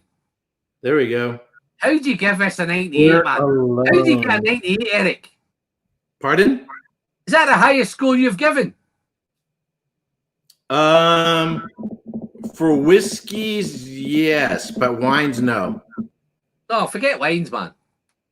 No, can't do that. There is one wine that I give 100 points to. Did you score the Ard Big Duck Cove? Probably like 95. And you've given this a 98? Yes, but in its category. You got to put in its category. Okay. You can't compare Dark Cove with that in its category. So yeah, that, but do you do a bourbon? Is yours? See, like Ralphie does a malt score or he does a bourbon score. Well, I don't name it malt score. I don't name it malt score and bourbon score. It's just a score. But in my head, when I have a whiskey, I'm comparing it with everything else that I've ever had, and I ask myself, what would it take to go higher? Yeah. And so what breaks?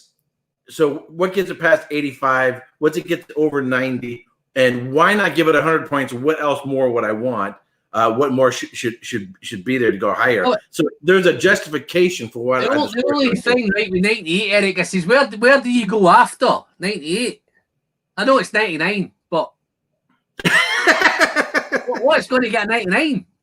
If you could find one that is perfection, that you can't think of anything that would make it better. Wow, that's going to take some beating, that one, isn't it? So there is one Which whiskey. One was the 90? Was it the cigar malt? It was the 98. Yeah, this not. Did you prefer the cigar malt to the Murray Hill Club? The cigar blend, not malt.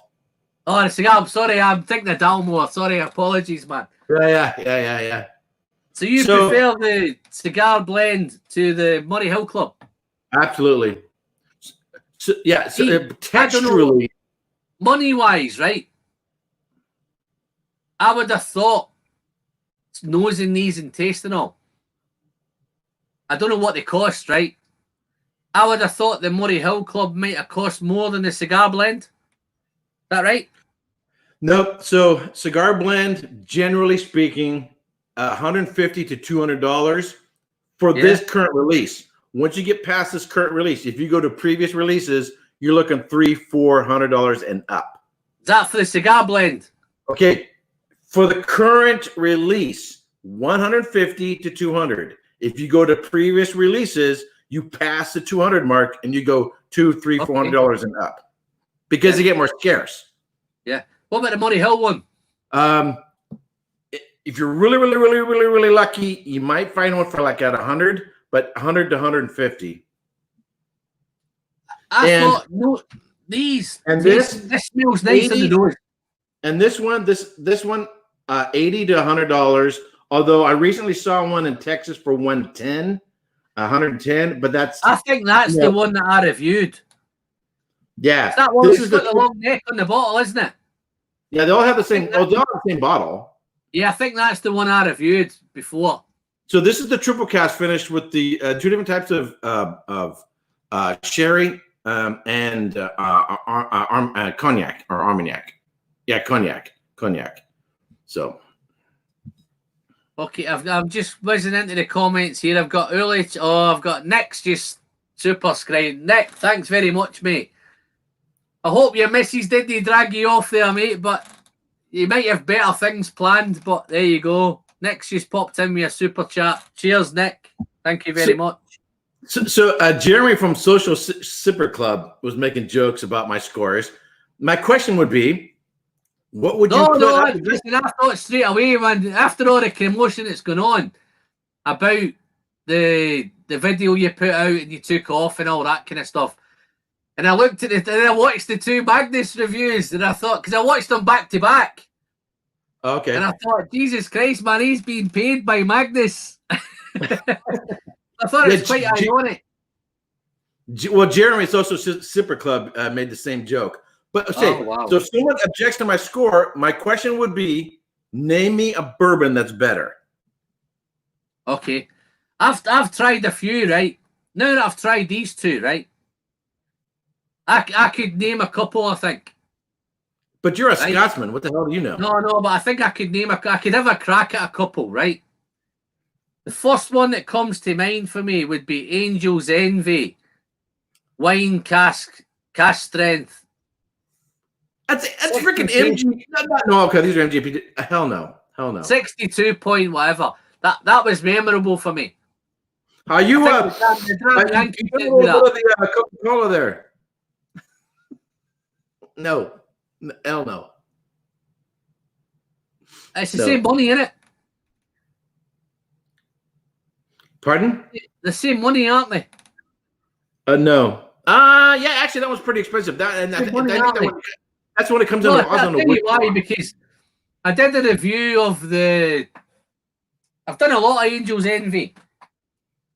Jerry Kersey sent me the normal Angel's Envy. He sent me the cask strength wine finish one. And Jason at the Mash and Drum sent me this one, right? Okay. The Tawny Port. Oh, yeah. For the one with the port, this Tawny Port one's about $300 a bottle, man. Yeah, and it comes in a wood box. And it's rubbish. Yeah, I know. Yeah. The port completely takes over. The port one kills it, man. Right? Yeah, the port. What? You think the port is better than this? I think I'm going from memory, right? I'm trying to think some really nice ones that I can remember. Because to be honest, I don't drink them that often. Right. But that was memorable, right? Listen, there's a few other ones that are memorable, and the Jack Daniel's Heritage Barrel was memorable. I've done both the Heritage Barrels. Jack Daniel's isn't bourbon; it's a Tennessee whiskey. No, I know you were going to split hairs there, man. But you're talking to somebody who's no 100% clued up in what's what and all that. Whether I'm getting involved. I tell you another one that was spectacular, right? And it was a Texas whiskey. I had two spectacular Texas whiskeys, right? And one of them was the what is it called? Balcones? No, it wasn't the Balcones. No, it wasn't. It was Iron Root. Iron Root, man. And I tell you what's happening in my videos always. Garrison Brothers. Garrison Brothers. Yeah. That was phenomenal, man. Right? And that video, for some reason, at the minute, it's really taken off. Right. And that was and which bottle was it? Do you remember? Maria or something like that? I'll be able to tell you, man. No, that Garrison Brother was awesome. And then Jason sent me another one, Harbinger. Oh, Harbinger, yeah. Harbinger that was awesome as well, man. Yeah, that's Iron Root. Yeah, Iron Root, yeah. Those are great. What's the difference between Iron Root and Iron Blood? The master blender consultant for Joseph Magnus and Iron Root is the same person. It's Nancy Fraley. Okay. And the technique for the way they bring their whiskeys down to bottling proof is done the same way. It's done in a cognac fashion. So the mastermind behind them both is Nancy Fraley, who actually lives not too far from where I live. I would love to have her as a guest on my show. I was just checking this Garrison Brothers one, man. See, there's a lot of people though that have a love-hate thing for Garrison Brothers because they are like baked. I mean, that's one of the hottest. That's from Hyde, Texas. Well,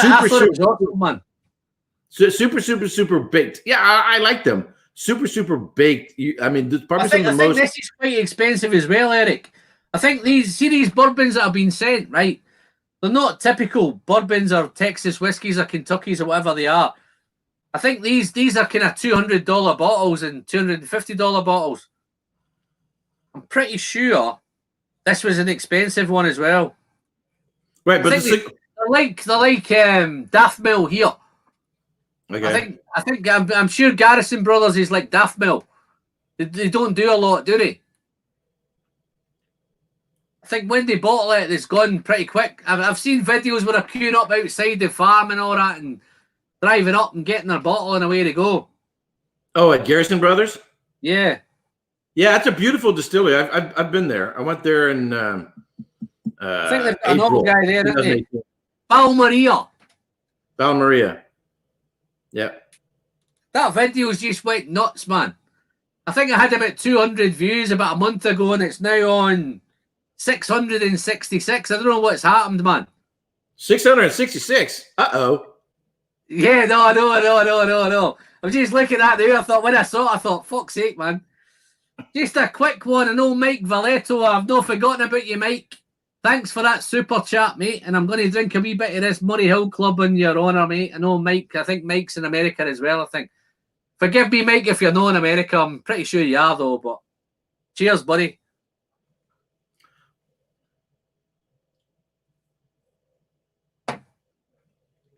Wow. They're nice, them, man. You have to remember this. The only opinion that matters is mine. No, it doesn't. Everybody has a right to my opinion. No, I beg to differ, mate. I think it's my channel, right? It's my live stream. I think it's only mines that count. Or I'll cut you off. No, I tell you what, that's nice, because I tell you what, Eric, I tend to find when I finish them, I think I have a preference to the Murray Hill Club, right? That may just be me being shit on bourbons, man. So I would here's the thing I would agree with you on. In terms of the layers of flavor and complexity, I'm going to go Murray Hill Club. But in terms of the mouthfeel and sort of an elegance, I go Cigar Blend. See, when it comes to I think this is more complex. Definitely the Murray Hill Club's more complex. I think it's thicker and it's more viscous. I think this one's a wee bit more silkier, a wee bit smoother, a little bit more... Yep. Luxurious, maybe, is the word. Yes. I agree with you 110%. A wee bit more luxurious. Yep. Softer on the palate, you know, and I think let me try some of it, mate. I was just saying in my video, I said it had a feminine character to it. Some people might not like you describing it, but I found it to be a little bit more elegance, more grace, and texture. Elegant, refined, softer. Yeah. But those aren't terms that you typically hear people use of bourbon, right? Oh. So that's why it really stands out for me, is because it really takes it to a whole nother level. But I agree, in the Murray Hill, in terms of the range of flavors and layers of complexity, I totally agree with you 100%. What's the other bottle you've got there, Eric? Oh, this is what I'm about to record. It's called Toxic Masculinity. Is that something to do with Britney Spears? I don't know, but it's a straight rye whiskey. It's a controversial thing, not to be taken seriously. I tell you what, Eric, I don't know if you've noticed me, right? But I've just done a couple of Glenallachys. Glenallachys, right? An 8 and an 8. Glenallachie. It's an Italian distillery, Glenallachie. No, it's not Glenallachie. It's Glenallachie, man. Glenallachie. Right? Well, I've done both of these 8 and 9s, right? Yeah. But the 9-year-old is a rye wood finish for Glenallachie. Right. And the other one is, this might be a wee bit more closer to home. This is Koval rye. Oh, so wait a minute, what's the cask? Koval rye casks. Oh, rye cask. Okay. So I have 2 bottles of Tomatin. They'll be here tomorrow, and they're both aged in Fino cask. Okay. In Phoenix. Those will be arriving tomorrow. What I would give my left nut for, there's a Tomatin 12 done in Amontillado. That's what I really want. I don't know if Billy Walker's done a swap with Koval's in Chicago, I think. There's a Koval distillery in Chicago. Cool. That's what Koval is. So I don't know if Billy Walker's done a swap with Koval casks, and then cask on the other way, or he's just bought these casks. I don't know. But the only thing I found with these are great whiskies, right? But they're probably overpriced, because I've just picked up the Glenallachie 10 cask strength. Ooh, for less money. Okay. You know. Yeah. So it's the specialty cask. The specialty cask where there's a limited production, they're going to go for more. The people who are hunting for something a little different, versus maybe the 10 cask strength, there's more of it, so they can spread the cost out a little bit more. So they're going to. I think the difference with that, this is the third one, and it's definitely more sherried. Okay. In this one, But these Kovols, I think they're 52 and 55 pounds, I think. So for an 8 and a 9, they're quite pricey. But yeah, no, they're quite nice. I see Nick's still around anyway. I don't think his missus has dragged him off somewhere. I think she's just got him off the camera. Okay. Thanks for popping in, Nick. I can't believe I've still got 22 still in, man. You must be doing all right. I think you've held me on. I think I've still got someone I'm hanging around to see what you've got to say. So it's 5:00 p.m. now time. I just got home from work. It's time for dinner. Okay. Yeah, I'm gonna pop off, make some dinner. No worries, mate. And record a video. But again, congratulations on the 2000. And thank you very much. Eric, you were probably the first guy that had me on his channel, I think.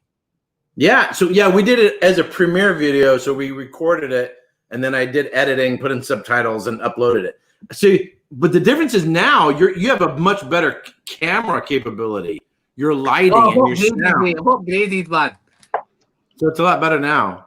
Yeah, I've upgraded all over the place, mate. I've got better lights. I've spent money on this. I bought this.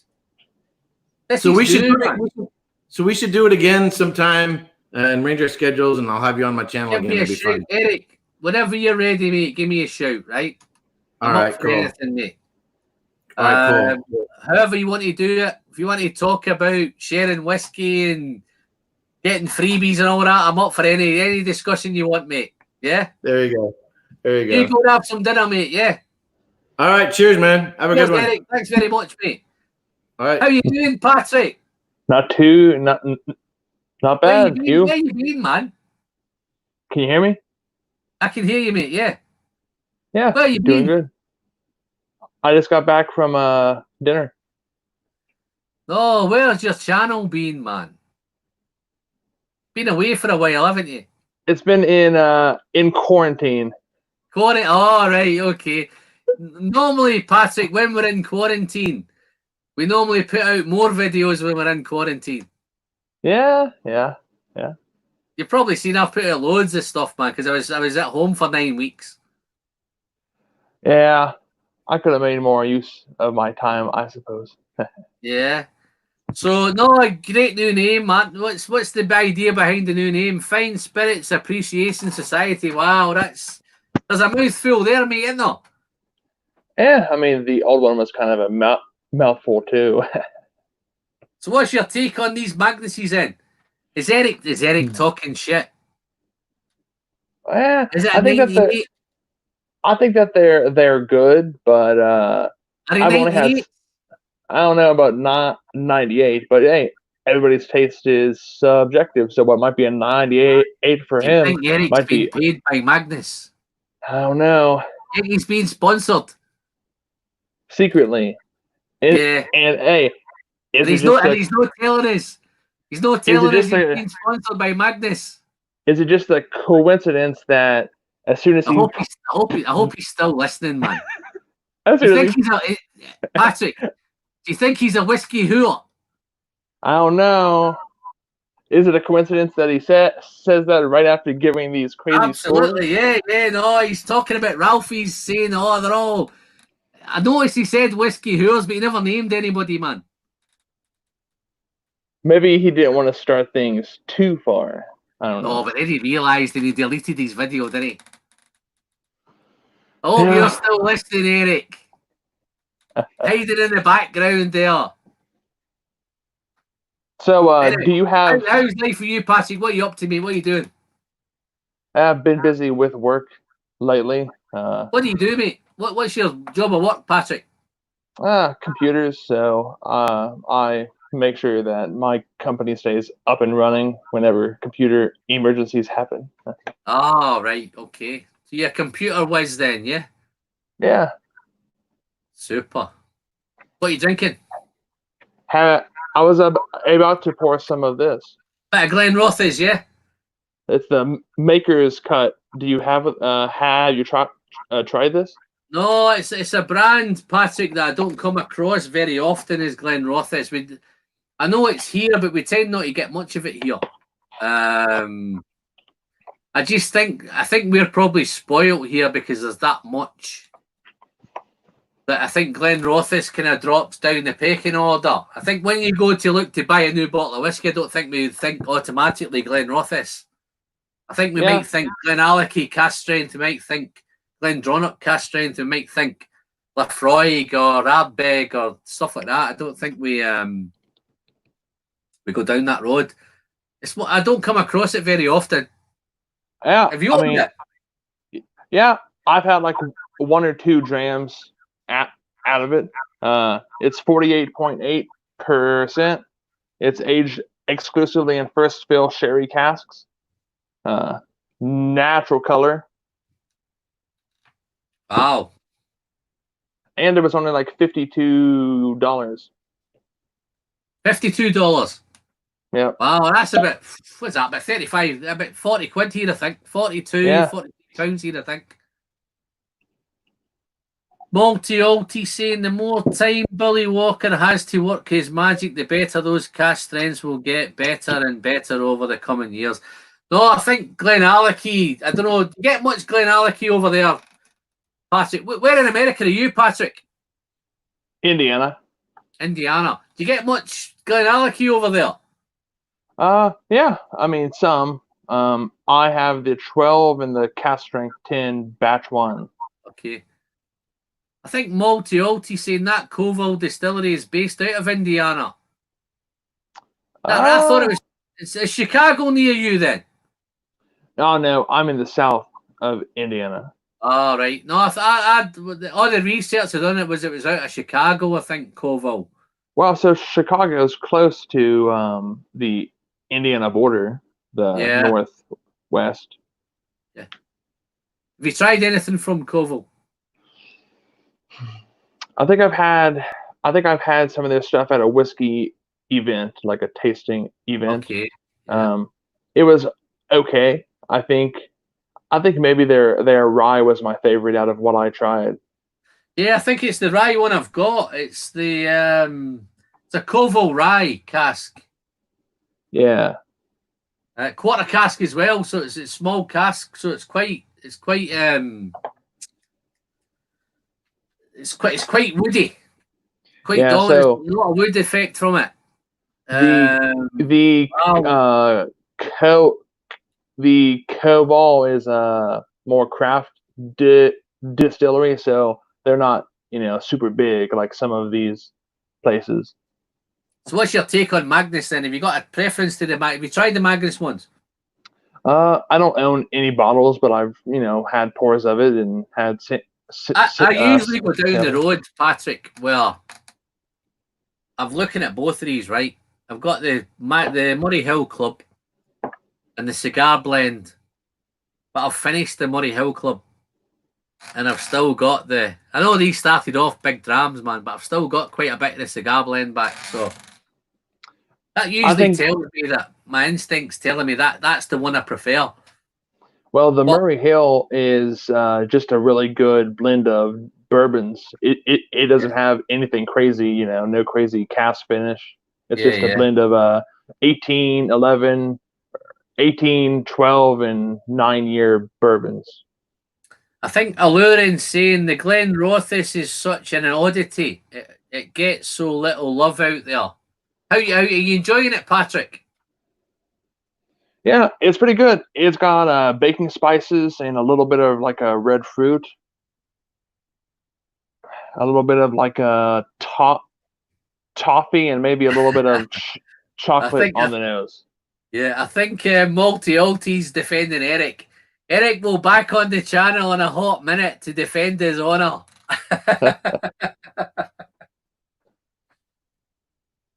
Yeah. No, I'm going to smash into this cigar blend in a minute. Let me just get into this. I think this is still nice, man. I don't think it's a 98, man. I try to pin Eric down to how he scored his whiskey, man. He says the Ardbeg Dark Cove is the best whiskey he's ever drunk. And then he gives that a 95 and he gives this a 98. That's why I'm thinking he's being paid by Magnus. Yeah. I mean, everyone's taste is different. And if you're scoring it on what's the best bourbon you've ever had, it's definitely a unique one. It's not your standard bourbon. Okay, I've got a question for you then. What's the best bourbon you've tried? Let me think. It can be as expensive as hell. It can be as cheap as hell. It can be whatever. The best that I've had. I think the Dram Yankee, Patrick, has dropped you a little note here saying, have you tried to contact the Dram Yankee? I've not yet, but I'll send him. I think what he said is he's dropped his email in here for you. He's your bourbon guy. If you want to find anything about bourbon, man, he's your man. If you're trying to get a hold of that one you're trying to get off, he might be able to help you out. All right, I've got it.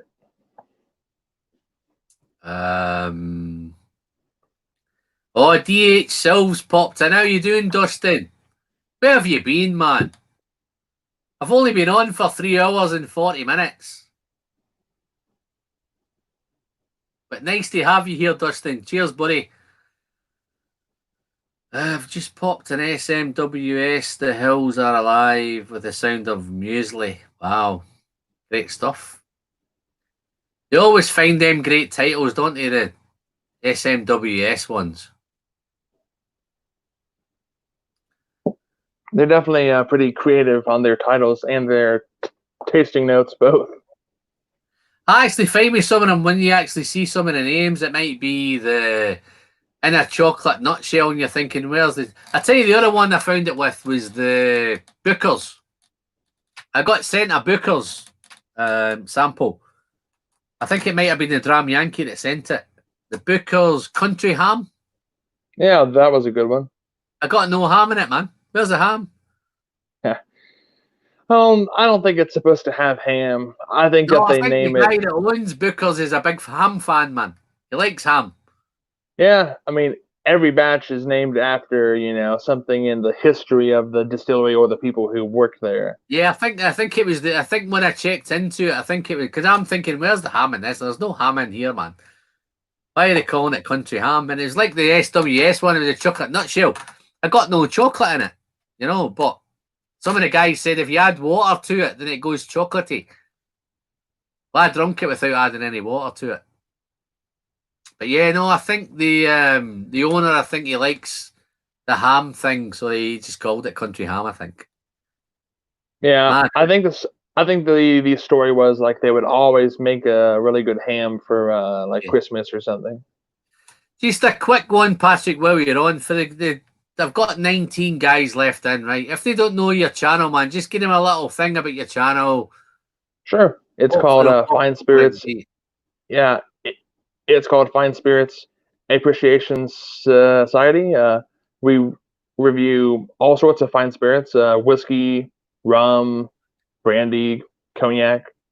You can expect a variety of reviews coming to the channel. Yeah. You can find us on YouTube, Facebook, Instagram, all the normal places you would expect to find people. Yeah. Oh, it's cool. I've missed you for a while, Patrick. I used to like checking in and checking out you and Brianna and just seeing you having your little bit of banter with each other and cracking off each other. She had a wee bit enough for a minute. She's just kind of taking a back seat. She's got to come in from time to time. Yeah, I think she'll come in from time to time. Yeah. So I'm gonna pour my something else in. Well, you're on your Glen Rothes, aren't you? Yeah, that's pretty good. I'm going to finish this cigar malt. I'm going to down this and I'm going to pour something else. And then I don't know how long how's time over there? What you fix for time? Yeah, it's about 8:15. Is that AM or PM? PM. PM, okay. I've just said Dick from New Zealand. It was at 10:55 AM. Oh yeah, people from all over the world. Times. You were asking about my favorite bourbon. I would say right now, it'd probably be this. I've reviewed it. I have reviewed it. Yeah. The 15-year. That's a 13-year-old. So for the last few years, they've been releasing a 13 and then a 14, and this last fall was a 15. Ah, right. No, I've done the 13-year-old one. Very nice. Oh, yeah. That's good stuff. Yeah, no, listen, I've been privileged, man. The Dram Yankee, the reason I've put you on to Jerry, man, because Jerry's kept me right with some really nice American stuff. All that decent stuff. I'm lucky I'm not trying the shit bourbons. I'm trying decent bourbons, man. That 13-year-old and all the kind of Elijah Craigs and all the barrel proofs and Angel's Envies and all the nice stuff he's sending me, man. Heritage Barrel Jack Daniels. Yeah. Send me all that stuff. I'll Alan's have to got send better you some. bourbon than I do. Dustin's you saying I've got better bourbon than he has, and he's over there. No, but Dustin, you've got Mike. You've got Mike's whiskey reviews, man. Mike keeps you sorted on the old Scotch whiskey stuff, man. Mike's got some awesome Scotch. He's got Scotch that I've no got. Dustin's actually pretty close by to me here, since I'm close to the Kentucky border. Say that again. I've met up with Dustin once before. He's in. Yeah. He's a good guy. Yeah, no, but he's got a good mate called Mike, man. Have you watched Mike's reviews? Mike's whiskey reviews. Yeah, he reviews some good stuff, some stuff that I'm like, I really like to try that, but it's Mike's too expensive. Man. No, Mike's hardcore, man. Mike will find a bottle. Let's just talk about a Talisker 40-year-old, right? Mike's got 5 bottles of it. You know what I mean? Yeah. Or let's just say a kind of what's Rosebank 1945. Mike might have 4 bottles of it. You know, he's got some good stuff, man. Mike's boss, however, he's still got some kill bourbon. Yeah, I'm sure he's got a lot of bourbon as well, man. Mike likes the expensive stuff. Yeah, I mean, I like it, but I can't afford to buy it all the time. You want to get Dustin to introduce you to Mike? Yeah, maybe we could all do a review. Yeah, but we kind of catch up together. If you're do you live close to Dustin? Oh yeah, I think they're located. So I'm close to the tri-state area of Ohio, Kentucky, and Indiana. So yeah, I have a good range of places that I can go pretty easily. Wow. I should have been over your neck of the woods. I think me and Jerry had planned a little trip. I was going to do Kentucky and Texas in May. I had it all planned to come over in May, and then the kind of COVID put an end to it. Yeah. Got invited to Jack Daniels and all that. Let's carry on. I don't know if I've showed you this. I don't know if you've seen this, Patrick. Look.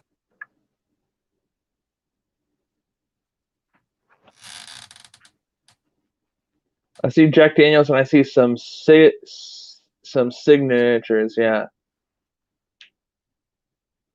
See it? Oh yeah. Special invite. Oh yeah, that's pretty cool. Yeah. I want to show you the other side because it's got Jeff Arnett's phone number on the other side. But it still smells beautifully charcoaled, man. How dark that is. Real nice, man. But what will I pour next, Patrick? What do you think I should have? Should I have a bourbon or should I have a whiskey? Let me put out in the comments, guys. I don't know if it's bourbon guys that left or whiskey guys that left. What should I drink next? Bourbon or whiskey? Let's see.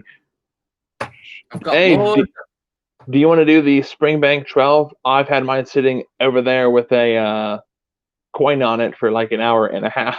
Okay. Let me. I'll tell you what I do. I'm going to have a quick sip on this because I've had this sitting for a while, Patrick. It's the Glenallachie 10 cask strength. This is the sherry one. Yours is the bourbon one, isn't it? Yeah, I've got the batch 1, yeah, and you got the 4? 3. I've got 1, 2, and 3, but I've opened up the 3. Because I'm just a sherry head, man. I love sherry, man.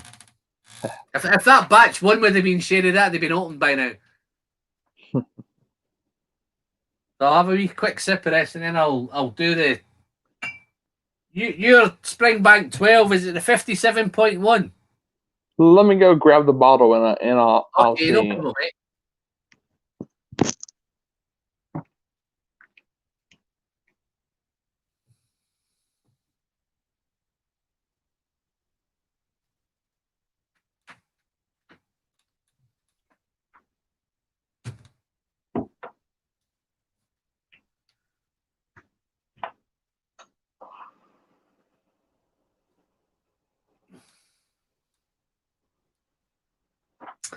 Okay, you've got a couple. I've got Arthur. Thanks for Arthur popping in. Congrats on the 2,000 subscribers. Cheers, Arthur. Thanks very much. Got EFAP 702. Nice to have you, EFAP. I've only been in for 3 hours and 50 minutes. I don't know where you've been. And Patrick's back. How you doing, Patrick? Not too bad. It's 56.2. Okay, I might have that. Let's have a look.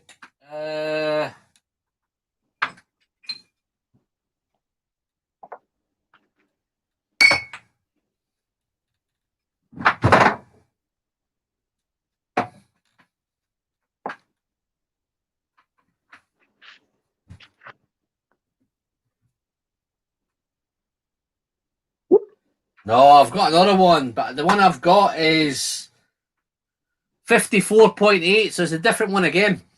I'll do mine.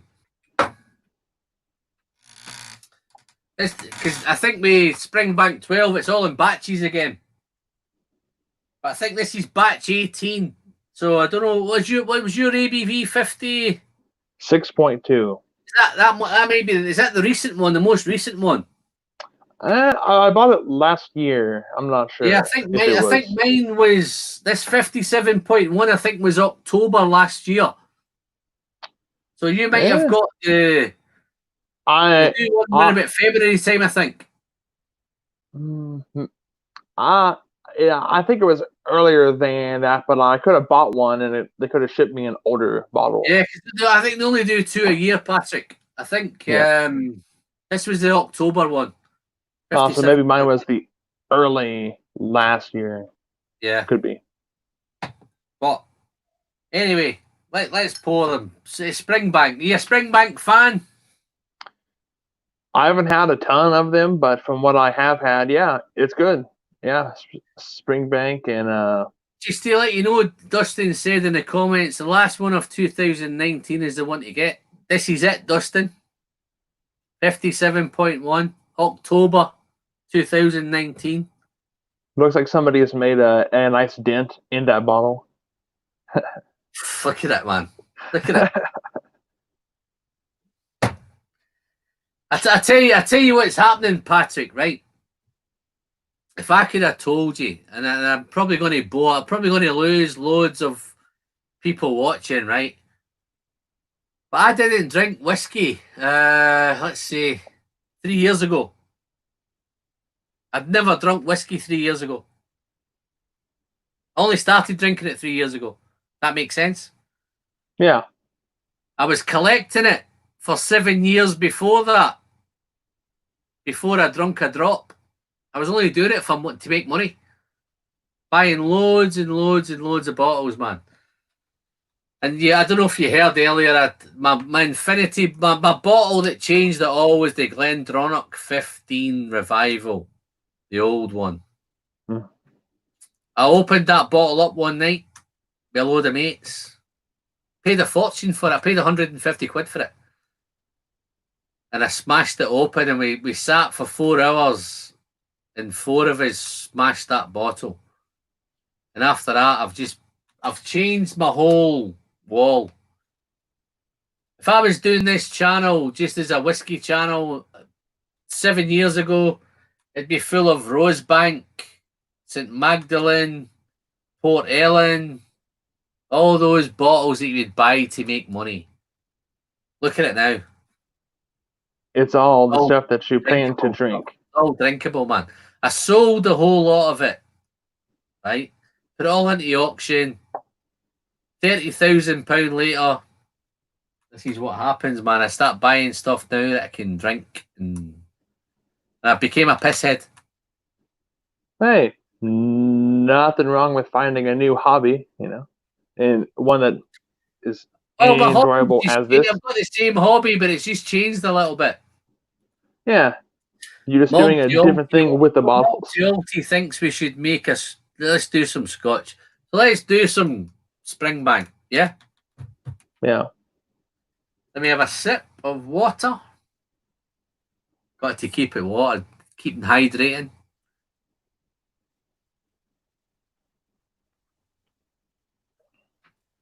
Let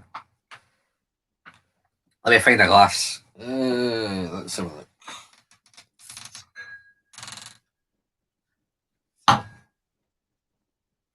I have made a hole in this, haven't I? Hey, must be a good one. I'll have to keep my eye out. I think I got mine for a. I think that I got mine for a good price, at least for here in the U.S. I think I got this one for like $65, whereas normally it's $90 at the cheapest. No, I landed very lucky with this, Patrick. I paid £50 for this. Right? Which I don't know, maybe in dollar terms, it's probably 60. Yeah. 62, 63, something like that. Yeah, pretty good. I got really, I tell you what happened with this bottle, right? If you're not quick, as soon as it comes on, we have a couple of online retailers here in the UK. As soon as it goes on, it usually sells out the same day, right? But I had a day off, and I don't know what happened. I got a quick message from the Whiskey Exchange, blah, blah, blah, new releases. And I went on the day that it came out, and it was £50. And I bought it. I should have bought two, right? But I only bought the one. The very next day, it was sold out. But 50 quid, this is why I'm initially, when I started the live stream tonight, it was £50 whiskies. This falls into that £50 whiskey. This is incredible for £50. You know, $62, $63, whatever it is, dollar wise. But let me pour some.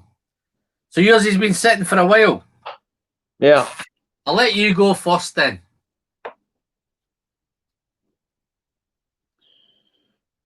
So that note that a lot of people would call the funk has showed up more. Now I did add a couple drops of water and let it sit with a cap on it. So I would call it, some people call it like a exhaust or fuel. I can kind of see where they're coming from, but it's like a halfway point between that and something musty, like a. I get it as if I was a motor mechanic's uniform. Does that make sense? Overalls. Yeah, so it's got like the oil and stuff soaked into it. Overalls, kind of. You know, if I was a mechanic and I came home and I walked into a room, that's the first thing they would kind of smell.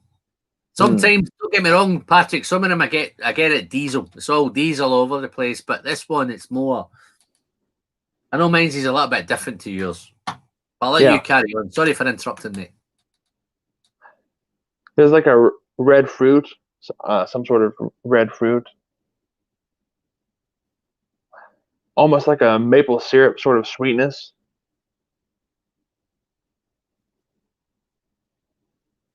And a little bit of like a spice of some sort. And those are the main notes on the nose anyway. Yeah. What about you? Let's a little crack on mine. I'll be 2 seconds, mate. I'll be with you in a second. I think I've got a couple. I think Matt 69's popped in. How you doing, Matt? Thanks very much for popping in. Where have you been? 57.1 neck pour, very light, getting musty, glazed cherries. I think this is the one I've got. He's just, I don't know if he's just, Fun enough, I think it looks like he's just opened it. Neck pour. There. 57.1 neck pour. Nose very light. Getting musty glazed cherries. Not getting the funk yet. Don't worry, Matt. That funk will come. It's more vanilla from bourbon maybe than first fill at 57. So initially I get got a little bit of smoke on this. But it's got that kind of rubbery mechanics uniform. It's a bit of rubber, bit of mechanic uniform, bit oily, greasy. But at the same time, it's still damp. There's a dampness, that funky, damp, fusty.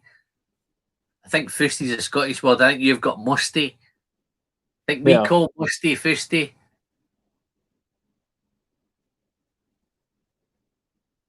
I think let me just check. Yeah, I think Draminator's getting off. I think whiskey 7:30 p.m. where I'm in. Where's Dula? Minnesota.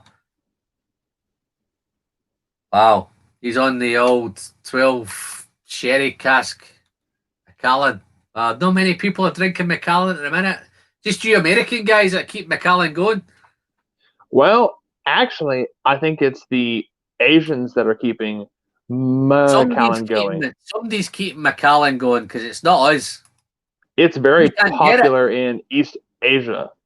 Like rich businessmen will buy the really expensive Macallans. To be honest, Patrick, we can't get it. We can't. I think there's a big thing about Macallan, right? And this is going to be a wee bit controversial again, right? Macallan went through a space where they took away all the age statements, right? Except America and probably Asia. We got what's the series we got? We got the Ruby Port. We got they all had named. They were all non-age statements. There was 4 or 5: Gold, Ruby, Sienna. We had all the age statements, man. And Macallan 12 stayed in America. Macallan 18 stayed in America. Macallan 18 went to Asia. You know, it's the Scots market that lost Macallan. Now which is crazy. Trying to bring age statements back with a fine oak, and they're too expensive. Yeah, it's crazy money, man. They are going off their name alone. The name. Macallan. Honestly, Patrick, they produce. I don't know. Have you ever been to the UK? No. Macallan have just spent £100 million on the distillery. That's probably $150 million on revamping the distillery. The distillery is incredible, man. Looks awesome. It's producing loads and loads of whiskey, but I don't think it's coming to us. I don't know where it's going. But they're producing loads and loads and loads of whiskey, man. 6, 7, 8 stills, loads of stills, man. Loads of stuff, but I don't think it's for the UK market. I think it's more for other markets. Asian and Indian and American. America do a lot of Macallan. I don't know any. Probably, I think Macallan 18. Apart, you've got 2. You've got Glenlivet 12, which I think is the most bought Scotch in America. The most bought single malt, probably, yeah. Single malt is Glenlivet 12. Yeah. But Mac 18, I think, is massive over there. I don't think it's the same Mac 18. I think if you've got guys who are used to doing Macallan 18, they'll probably tell you it's not the same Macallan 18 as what they were used to. That's what I hear. It just shows you as well, Glenlivet 12, we lost it for 3 years. They only sent it to the American market. They stopped it here, and we got the Guardian Reserve or something. Oh, yeah. So in the US, they came out with the Founders Reserve. Founders Reserve. which is a non-age statement. Blue bottle, blue box or whatever it was. Took away the Glenlivet 12, but it was only being stuck because it was the best-selling whiskey in America. They kept sending the 12 to America. Crazy. But it's just been going up. Macallan 18, $300 a bottle. Is it worth $300 a bottle? I don't think so. I mean, from what I've heard, the quality's been going down and the price has been going up. Absolutely. That's not the way that it should be going. It should be going the other way, or staying the same on price, at least. Okay, let's go back to this musty, fusty mechanics overalls. But in behind there's that. Once you get past that kind of, it might smell a bit off initially, but once you get past it, it's actually quite sweet. A little bit of fruit. Your red fruits are there as well. Still got some red fruit. Not so much spice. I think you see you had some spice on the nose. Just a hint. Yeah, no, I'm not getting much. If there's anything, it is tight. It's a tiny, tiny spice. But I've got a feeling I'm going to get more on the palate. Because the spices, the more I nose it, the spice is becoming a wee bit more prominent. Wow. Well, I'm going to go in for a sip, so. Dive in, mate. Cheers, mate.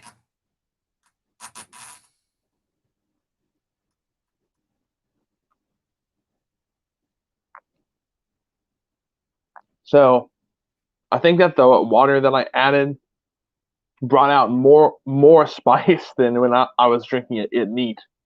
Okay. So, front of the palate, like black pepper, baking spices, almost like some sort of like old leathery sort of note. Mid palate, a sweetness, almost like a honey. And then the lingering finish is a hint of smoke and a hint of that musty funk. Good though. It's awesome, man. But let me see what I get. Mine's is slightly different to yours. I don't think it'll be that much different, but it'll just be slight variances.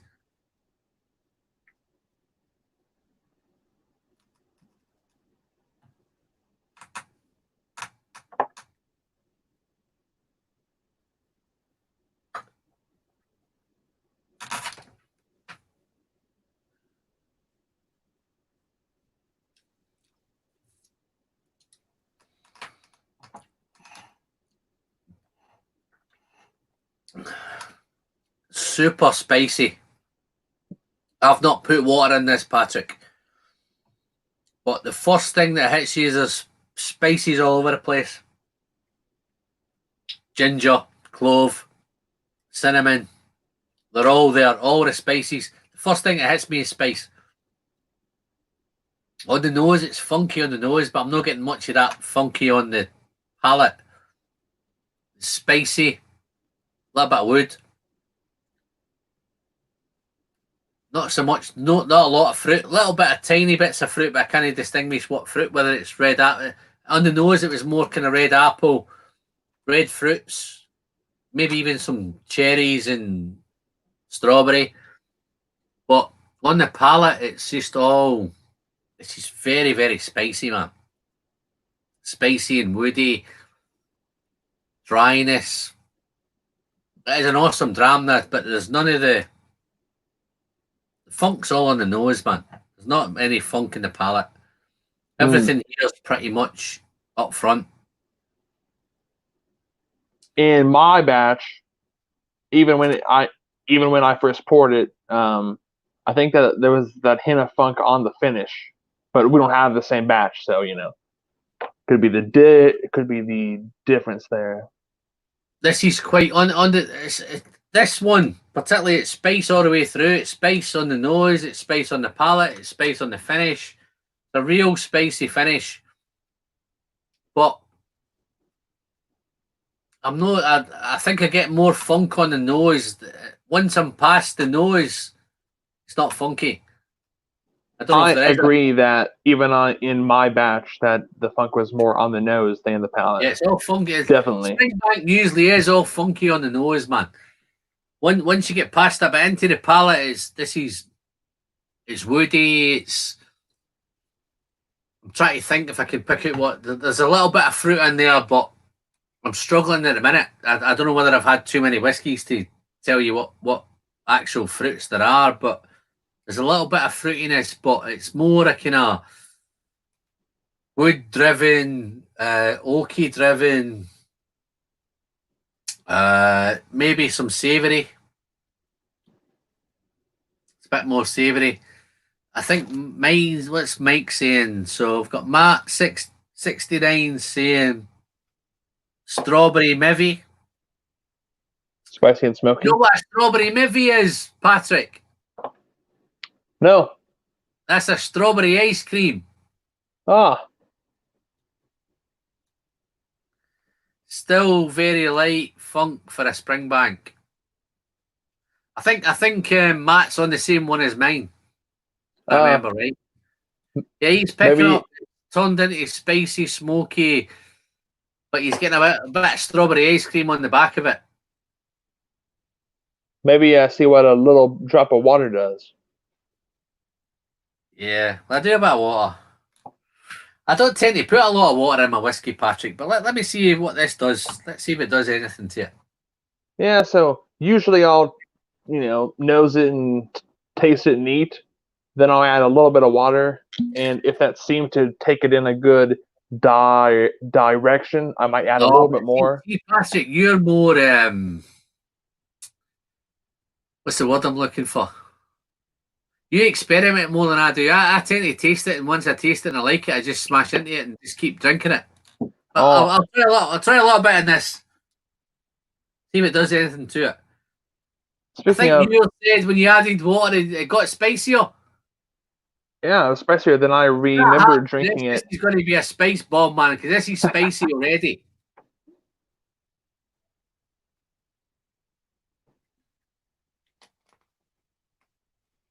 I'm going to take a sip of this Glen Rothis Exquisite. No problem, mate. See, I've Sherry got another cask one here, and see how it comes after. I've got one which the Whiskey Novice sent me. And this is a cask strength 12. This is batch 18, which is 54.8. That's why I thought I might have the one you had. But this is different again. Let me try this with some water.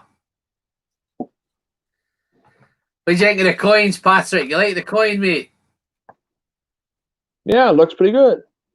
Yeah, what's the other side look like?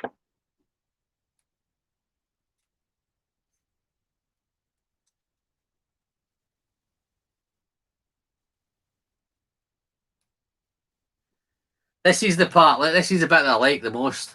Look.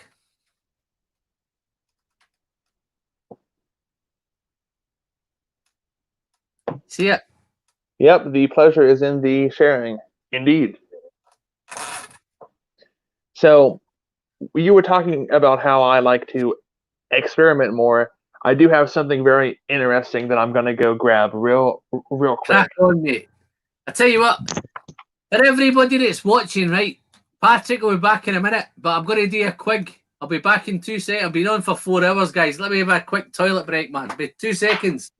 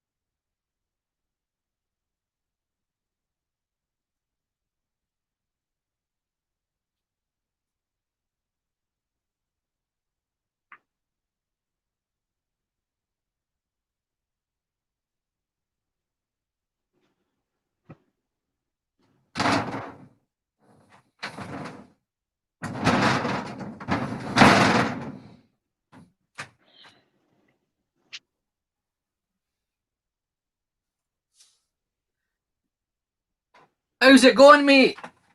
Just got back. So I've just went for it. I've just ran 50 yards, man. I've just ran 50 yards all the way up to the toilet. So what I did is I have this, which is a bottle made of oak. The inside is toasted, medium toast. So I took this. I put this wine, Cabernet wine in it for 48 hours. How long? 40 hours. Yep. And then I emptied it out and drank that. And then I put this mellow corn whiskey in it. Fucking mellow corn, man. What you doing, man? Hey, it's bottled in bond. You can get it for as little as $6. 100 proof, 4 years old. $6 in Kentucky, yeah. Is that cash strength as well, isn't it? That's quite a high ABV, isn't it? So it's bottled in bond, so it's 100 proof for 50%. Hell, man.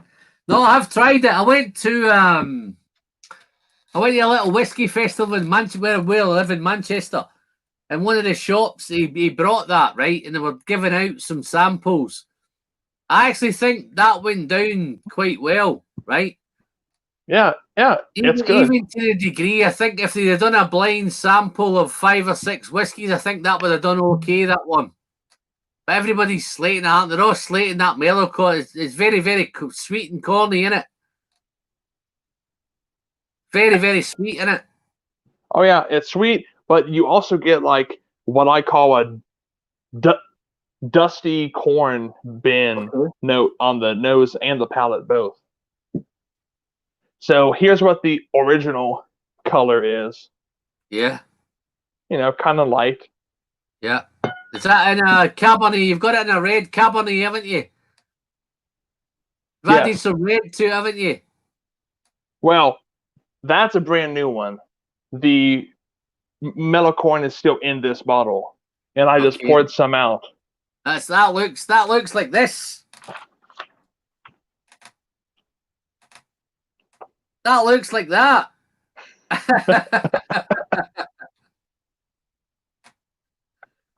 No, that's different, man.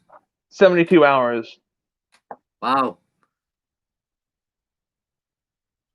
And it definitely added like fruit notes that it didn't have before, like strawberry and raisin.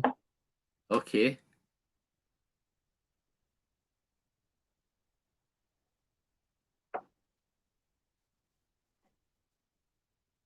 And of course, that on the palate too, and the corn, dusty corn, sweet vanilla caramel, but it definitely adds more oak too, as you would expect being in, oak for some extra time, a smaller oak vessel with.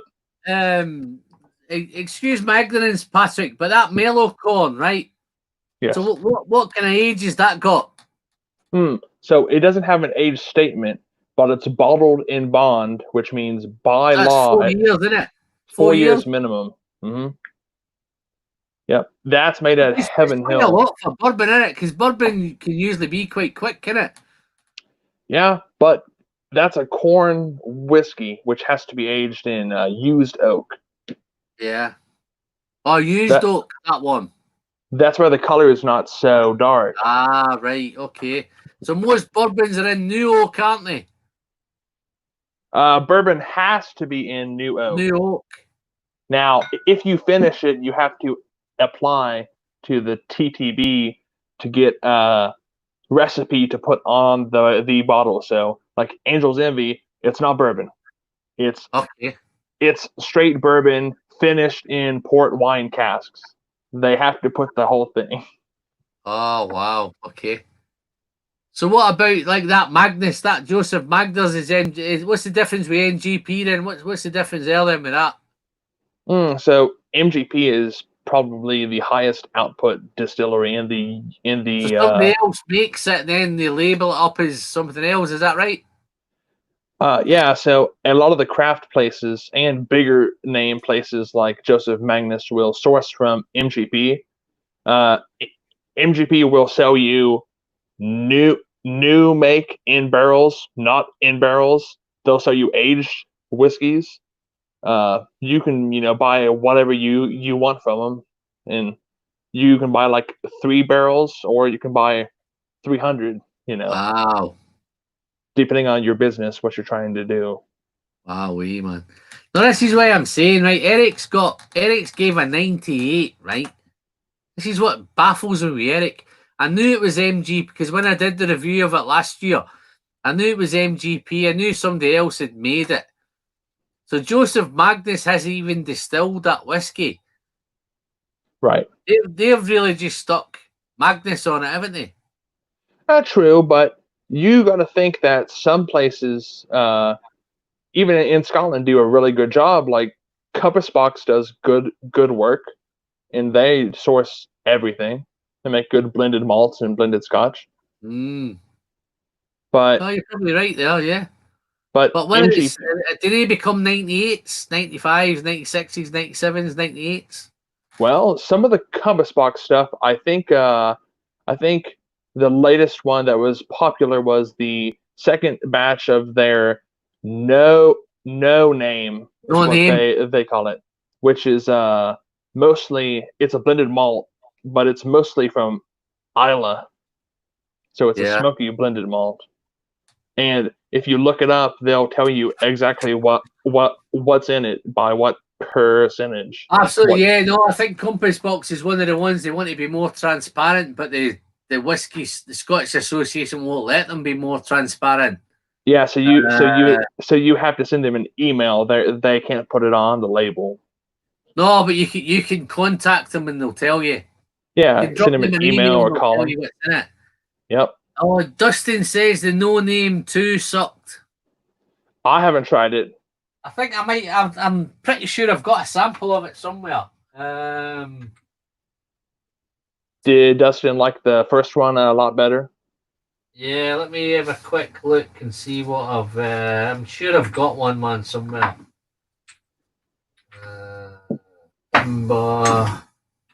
Optimo. Yeah, Compass Box. I've got Compass Box, No Name number 2. So will I crack this? What do you think?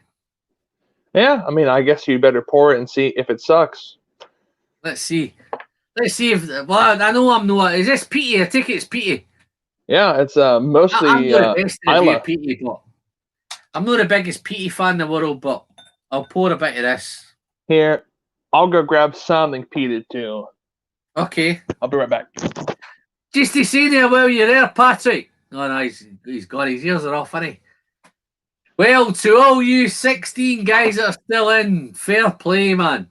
But just a quick one, if any of you want to get into the super chat draw, drop me a comment. I've got 2 options. I've got a bottle of Kilkerran 8 Sherry, or I've got a really nice box of samples. So let me see how you get on, guys. If you drop me a super chat, that's great. But let's try this peaty one.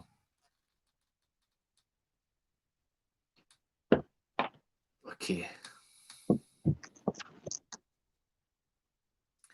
Nice to have you back, mate. Just a quick one, Patrick. You've got a beautiful wall behind you there, mate. Yeah, nice. Quite a few things back there. There's the Jefferson's Grand Selection, which I just reviewed here recently. It's bourbon aged in Bordeaux French oak wine casks. Is that the Jefferson's Ocean stuff? Is that the ones on the boat? Oh, no, this is the Grand Selection, which is usually aged in fancy wine casks. Ah, right, okay. It's not bad. I would say that it's good, but it's different. In a good way for my palate, but... Oh, have you tried this? No, listen, we can't get it. You can't get it. We're the last country in the world to get it, man, and it's fucking made here. Hey, and America's the same way. You guys can get Blanton's Gold, Blanton straight from the barrel, in Europe and Asia. it's not even sold here. Like, we only get the regular Blantons. And okay. No, like that Ardbeg wee beastie, right? I seen reviews left, right, and centre. Oh, listen, I'm not an Ardbeg fan, so I'm not busting my gut to get it. Some of the guys who like the peat would love to get it. They're trying to get it. They've seen reviews. The dummies have done it. Everybody's done it. Everybody in America can review it has done it. Yeah, Patrick, I've done it too. He's asking you, what's your channel? Oh, sure. It's Fine Spirits Appreciation Society. Yep. Society. Patrick's in Molasses is in St. Louis. Oh. That's near Texas, isn't it? No, Texas. That's near Chicago, isn't it? St. Louis. That neck might be a million miles off, man. Richie Z, man. Is it malty? I think Richie's still kicking in. Oh, Richie Z might be getting off, I think. Richie, it's been a pleasure, mate. I don't know if you are getting off, but oh no, I think he's saying here. What's this, Patrick? Oh, Lafrag 10. Cast strength. What batch is that, Patrick? What batch is that? Number 8, April 2016. Yeah. No, I've got the batch. I think mine's is batch 11. I think. So last year's one. No. He says he's near Chicago, not Texas. Yeah. Wrong way. Closer to Canada. So you said that Glendronach 15 was the whiskey that really got you into it, right? Yep. Can I just change my statement? It was life-changing. Life-changing. Yeah, so what really got me going was the regular standard Lafroig 10. Yeah. Wow. Yeah, that was the whiskey that really showed me like what a whiskey can do, how interesting and different it can be. Yeah. No, see, most people, Patrick, you're one of those, right? There's some guys that they start their whiskey journey, right, and they end up on Lafroig. And there's a small batch of people that start on Lafroig for some reason, and I tell you, my take on American guys with whiskey, right? See if you gave them a Lafroig, they think every whiskey is like Lafroig.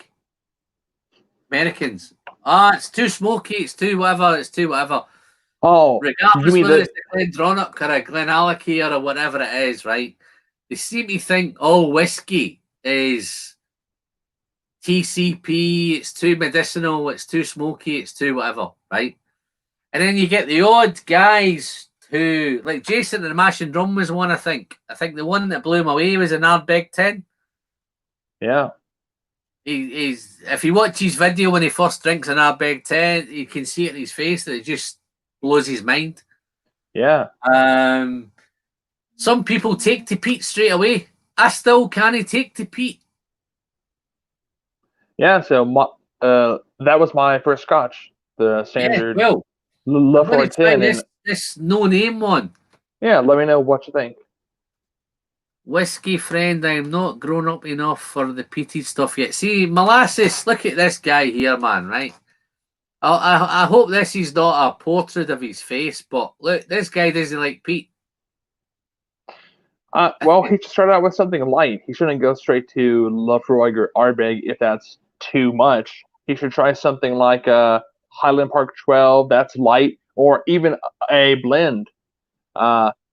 Teacher's Highland Cream is really well priced and not bad for a blend. It has a little bit of smoke in it, a little bit of peat. I think it's Ardmore that does most of the malt in Teacher's. So Teacher's and a lot of the blends in the U.S. they're 43%, whereas everywhere else it's 40%. I don't know why we get extra 6 proof. No, it's American, man. It's Americans. Let me just tell you something, right? See if you're from the UK, the comment you get from everything's bigger in America. Yeah? Your McDonald's are bigger than ours. For some reason, your quarter pounders are bigger than our quarter pounders. That makes sense? It's the metric system. So a quarter pounder's a quarter pounder, right? Ours is an imperial pound. Your quarter pounder's bigger than our quarter pounder. Yeah, everybody says everything's bigger in Texas, is Nick saying. Everything's bigger in Texas. That's the more common saying, at least here in the U.S.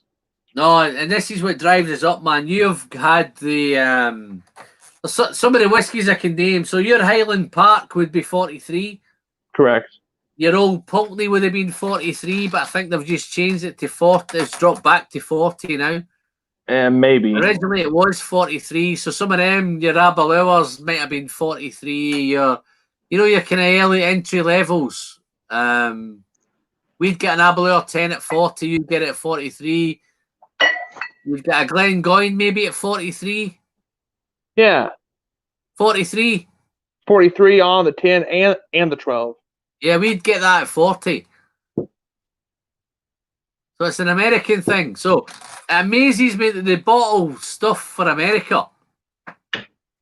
You think they'd have a whole run of Glengoyne 12, right? That's what makes me think your 12 is different, right? They've bottled that specifically, right, for America. Yeah, I mean, they have to. Ours is bottled at 40. You know? I know the one they've just changed Old Pulteney to, you've got that now at 40 rather than 43. I'm not sure, but probably. Yeah. No, it has been. I know some of the guys I spoke to in the past, it was bottled at, we had it at 40%. Listen, at 40%, it's awesome. I love it as a 40%. In fact, I've just took all the smoky stuff off the wall, man. So I've got a whole new wall at the minute, but nothing's coming in line for what we're talking about tonight. Normally I'd have an Old Pulteney section here. I'd have a whatever. I could check it out, but if I've changed it. I've got a couple of bottles, Patrick, I've just bought, right? Bunnahabhain 11. Gordon and MacPhail. I've just done a Glenburgie. I've never tried a Glenburgie before, but I got a sample of Glenburgie, right? And done a review on it. So I've bought this one. Glenburgie 21. I've never had one. I'd never had it until I got sent a sample of it. Apparently, the Glenburgie that I tried was a special bottling of the 21 for... We have a big whiskey shop in the UK called the Whisky Exchange. But they do a Black Friday special bottling. And that's what that was. So let me see. Let's see if we're into this. I'm going to get into this kind of... Don't worry, guys. I've not forgot about the no name. Oh, yeah. Did you bring up an Old Crow? Old Crow? Old Crow bourbon is the only one. No, I think it was Nick. It was on earlier. The only bottle he's got is an Old Crow bourbon. Funny story about Old Crow. So, Old Crow used to be a really good bourbon, but Jim Beam has relegated it to the bottom shelf cheapest stuff now. But there's a craft distillery that bought the Old Crow distillery that has been shut down for like 40 years. And they are trying to recreate the old flavor of Old Crow. So they put sugar water in each of the fermentation vats. And in the fifth vat, a yeast took, which could be the yeast that used to be used for Old Crow 50 years There you go. So they called it OCD number 5 for Old Crow Distillery 5th fermentation vat, and they bottle it all at single barrel and barrel strength. So this one's 120.6 proof, barrel 37. Oh no! See, I love the old history of stuff. See, here in the UK, Patrick, we've got lots of distilleries popping up. I don't know if you've heard of Bimber, and there's lots and lots of little craft distilleries popping up, right? Everybody's raving about it, but when a bottle comes out, it's like 73-year-old whiskey, £70, £80, £90, sold out in 2 days. It's just sold too quick, man. But I love places like Arran and Islay and all those, the smuggling. You know, they used to, in the days, it was there was 130 distilleries on Arran, and it's all smuggling and all that kind of stuff, and all the history and all that kind of gear. Whereas the new stuff don't tend to have it, and I'm finding it tough to get involved in the new stuff. Because I know I'm paying over the odds. Maybe great whiskey, but I don't have the backup. That old 40-year-old, 50 whatever it is, stopped and shut down, and somebody else has took it over. There's a bit of history there. I mean, I love the history of the things. What's an explanation for why they amp up the ABV in America? Okay, here's a question then.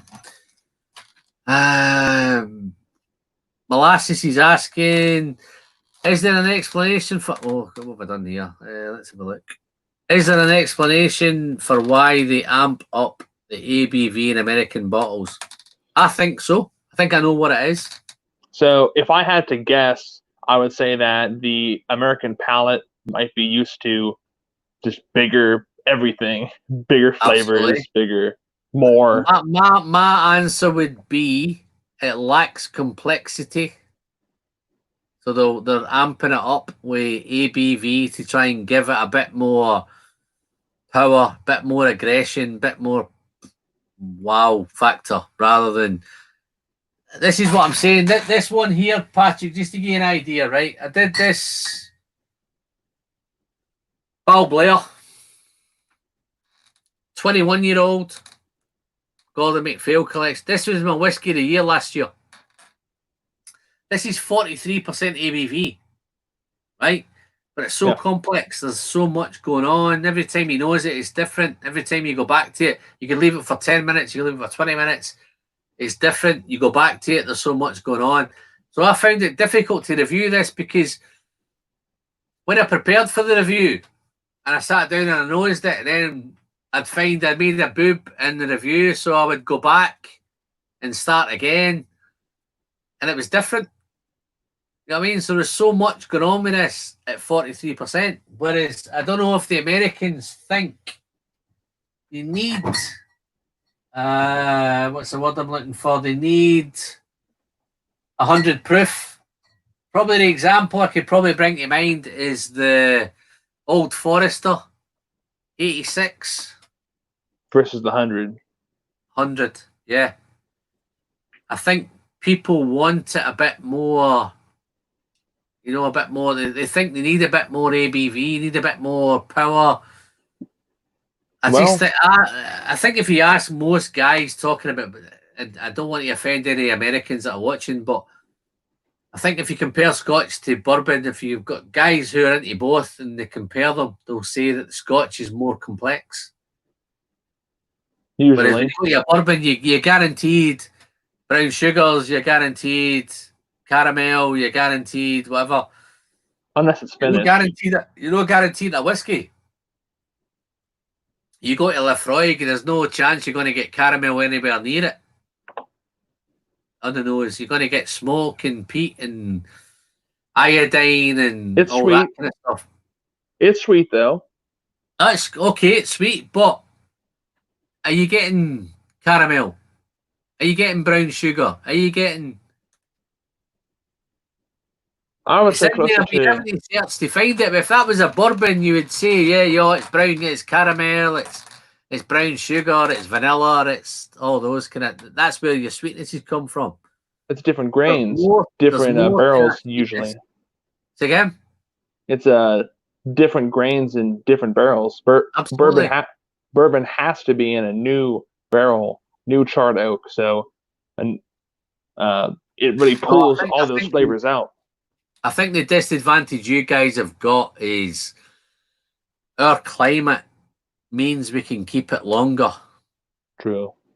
So if you go to somewhere like Texas, I think I've had a couple of Balcones bottles that I've managed to pick up the Texas rye bottle. I think that's something like 24 months, 18 months, 24 months in Texas. Yeah, and it's super dark. Absolutely. And it tastes and it smells like a 10-year-old Scotch. And I think that's the disadvantage you guys have got, is that I think Scotch gives it, because they can put it in. We can have something in a barrel, Patrick, for 50 years. We can have a 50-year-old Scotch, right? I don't think Balcones will have a 10-year-old whiskey. They couldn't. They literally could not, unless they climate controlled their warehouse. It might be a single cask. It might end up with something like 150 bottles or something. I don't think it'd have anything left after that long. Yeah, and that's what I'm saying. And it's the same with India. When you look at Amrut don't think they'll have a 10-year-old whiskey either, because the climate's just so. Kavalan won't. I think Kavalan have. I don't know how Kavalan have done it. Kavalan in I think it's Thailand. I think Kavalan have had. It's Taiwan. Taiwan, right? Innit? Taiwan, innit? But I think they've actually had a 13-year-old. I don't know how they've done a 13-year-old Taiwan whiskey, but it's the same with it. All these super, super hot climates. And I think that's where I think sometimes, because we have got it in the wood for longer, I think that's where the complexity comes from. Whereas I think you guys get it shorter, but it seems like more ABV. More true. Power, younger. But places like Texas and southern Indiana, I think, are so good. Yeah. Even compared to Texas, is because it's hot in the summer. Like right now, it's like 96 degrees for the high during the day, whereas in the winter it can be -5. So you get that fluctuation in seasons. Yeah, but wouldn't you think though, if they let's say they made no, but I think the ones I've got with Texas are like 18 months, so it covers the whole year, doesn't it? It never gets that cold in Texas. No, but what I'm saying there, if Texas is 24, if they had 18 months and it covers a full, if they had an autumn and a winter and a spring and a summer, it covers the 4 seasons, isn't it? Whereas if you're talking about somewhere to have somewhere for, it gets really hot in the summer, but it gets really cold in the summer, really cold in the winter. Is that Minnesota? You're saying it gets really cold? Oh no! Here in southern Indiana or northern Kentucky, it'll get fairly cold in the wintertime. Yeah, but it's only for a short period, though, isn't it? Late December through January. So if you get Texas, like say somewhere like Balcones, then that's hot all the time, all the way through. In the wintertime, it might be in the 60s. Yeah, that's hotter in Scotland in the summer. Yeah, you know what I mean? But people in Texas, when it's 60, they're wearing winter coats and gloves. No, that's incredible, man. if you were going to Scotland in the summer, if you get 60 degrees in the summer, then you've got a good summer. Yeah, I mean, personally, I prefer the cooler weather. Fall and spring here is my favorite, when it's like mid-60s. I'm going to try this no name. I'm curious what you think. Well, I've got Pete straight away. The way we're going, Patrick, I've got 4 hours and 44 minutes, man. And there's 8 lunatics left in here. Molasses is one of them. Cheers, Molasses. He's been following the channel for a wee while now, man. I've got Nick Keane, who's on earlier in New Zealand. I'm just trying to check who I can figure out who's left. There's me and you, so that's 2 more. Malty looks like he's still there. Hey, so my battery is going to die soon, so I'm going to have to drop off. Yeah, well, you're probably right. Let me give a quick whizzy this first, and his no name, right? PT, it's quite savoury. Quite a savoury note from it.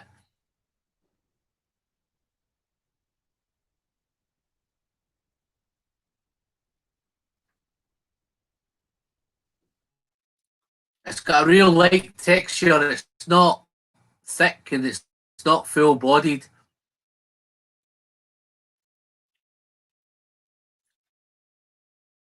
I'm not a peat head, right? But I'd probably agree with Dustin. This is not blowing my socks off. I'm looking at what's the ABV of it. I don't think it's massively high. 48.9. No name. I've just picked up an Aaron heavily peated, which tastes a wee bit like this. Smells a little bit like it. A little bit sweet, a little bit fruity. Not this is. Oh, he's gone. Ah, sorry, Patrick. Patrick's gone. I'll carry on, Patrick, with this. Not mine, but I know it's Compass, but everybody raves about Compass Box, right? This is not. I think this is £150 whiskey. This is not £150 whiskey. I could pick up an Aaron heavily peated Fingal's Cut, which smells and tastes better than this. This is sometimes I think we fall into the hype of Compass Box, reputations, all of that jazz. Purely on the merit of the whiskey, I think Dustin's quite right. I think Dustin said it sucked. I don't know if it sucked, but I don't think it's great.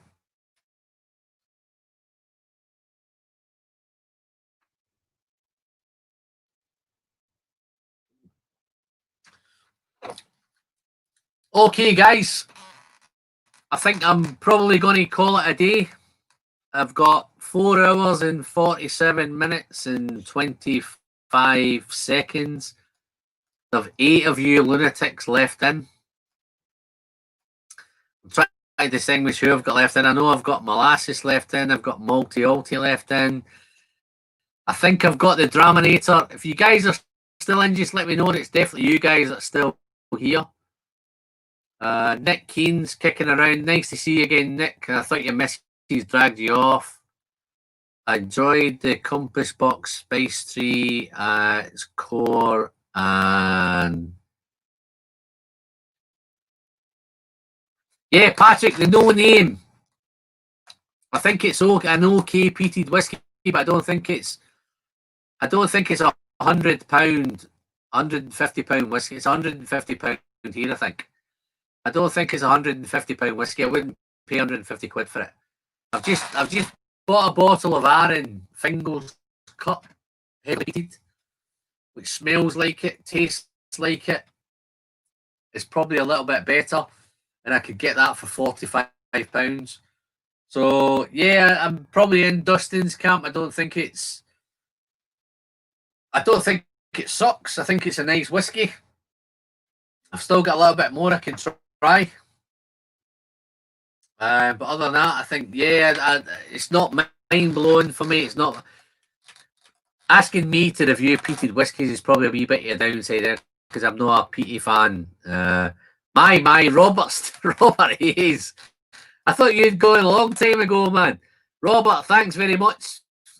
Been a pleasure having you in, buddy. Nice to get yourself off to bed, mate. I'll catch you on the next one. Probably a couple of weeks' time I'll do another one. Old saying is North Minnesota, the only thing that runs good in the winter is your nose. So I think it's cold in Minnesota. Favourite Compass Box to drink is the Great King Glad. Yeah, see, that's a £30 whiskey, man. that King Street blend. It's that's where you are. It's cheap and cheerful. It's not going to break the bank. It's not going to bust you. I think you're getting off, Matt. Matt, thanks for popping in, mate. I know you've been in for a bit, so happy days. Catch up with you later. I'll probably do another one. I try not to do these too often because 5 hours is a lot of time. I'm going to try and do one maybe every couple of weeks. And that's where we are. So I'm probably going to end this, guys. What will I finish it with? Bourbon. Have I got more American guys still in? Have I got more Scottish guys still in? What do you think? We'll do a bourbon or a Scotch to finish. We've got 10 minutes. Scotch or bourbon, what do you think? Drop me a comment, let me know.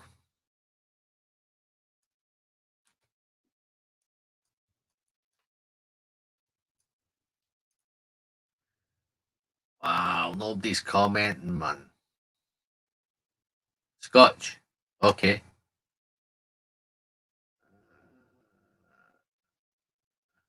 I think it's just me and you, Molasses. I know there's 9 of us kicking around, but nobody seems to want to tell me what to do. Scotch in a minute. What will I do?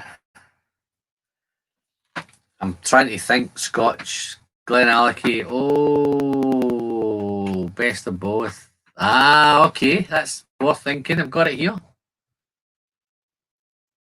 If you've watched my video recently, you would have seen it in my last video. Oh. I have 2 rye ones, actually. I've got the 9-year-old as well. So 9-year-old is rye finish, and the 8-year-old is the Coval rye. So let's leave them there. I'll give it I'm absolutely loving the Springbank 15. I'm not. Listen, Molasses, I need to open that one to crack it. And I'm not going to open it, man. I've opened enough so far. We've just done the Springbank 12. Draminator, man, it's been a pleasure. I love your name. I wish I had that name, the Draminator. I'm going to try and think of maybe the Draminator 2. The Whiskey Friend at the Draminator 2. What do you think? Is that a name? Can I nick the name?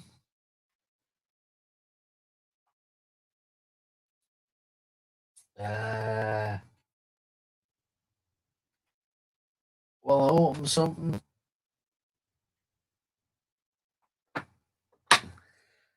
Looks like I'm going to have a quick Scots, guys. I'll be keeping an eye out for it. So if the 9 rye is from unknown distillery, probably MGP. The only thing I'd say about these, Patrick, they're both nice, right? I think I preferred the 8 to the 9. I preferred the quarter cask Coval to the normal rye cask. I think both of them were probably expensive. So it depends what you can pick them up for. I can pick up the Glenallachie 10 cask strength cheaper than both of those. That was my downside with them. They're both nice, but there's other whiskey that you can buy.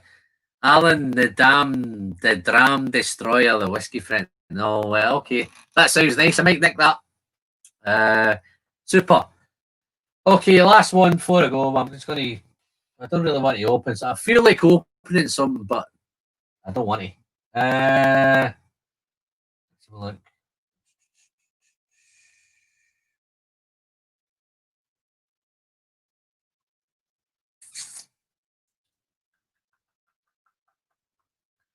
Well, I go quick. Nothing there.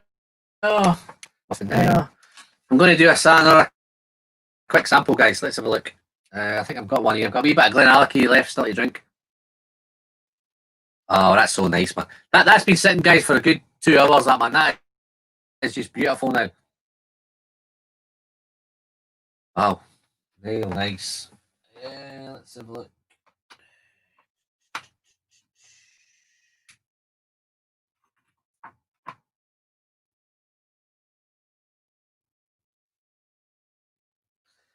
I'm going to do a quick tomatin. I don't know how you guys you're fixed up with tomatin, This is a Tomatin 12-year-old distillery exclusive, Oloroso. Wow. 60.9. Wow. Let's get rid of that. Let's find a new glass.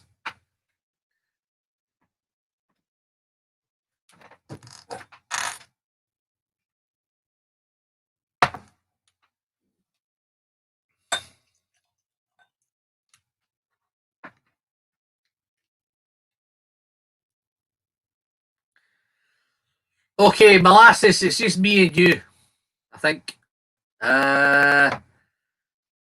What are the coloured label Kilkerrans? Okay. Kilkerran molasses, when they started.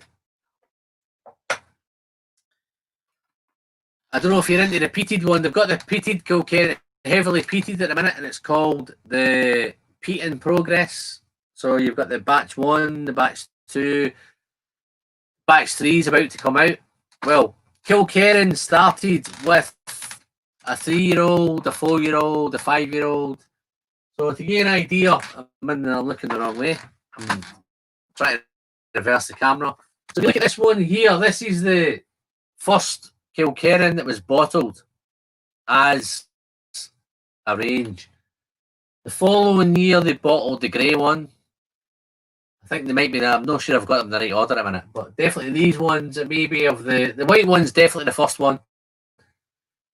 I think it might have been the grey, I think it might be next, green, brown, and then you got to the blue ones. When they had the blue, they've changed it because they've done a bourbon one and a sherry one. And then they went to the pink, and it was bourbon and sherry. And they ended with the green, so I think it was 3, 4, 5, 6, 7, 8-year-olds, Kilkerrans.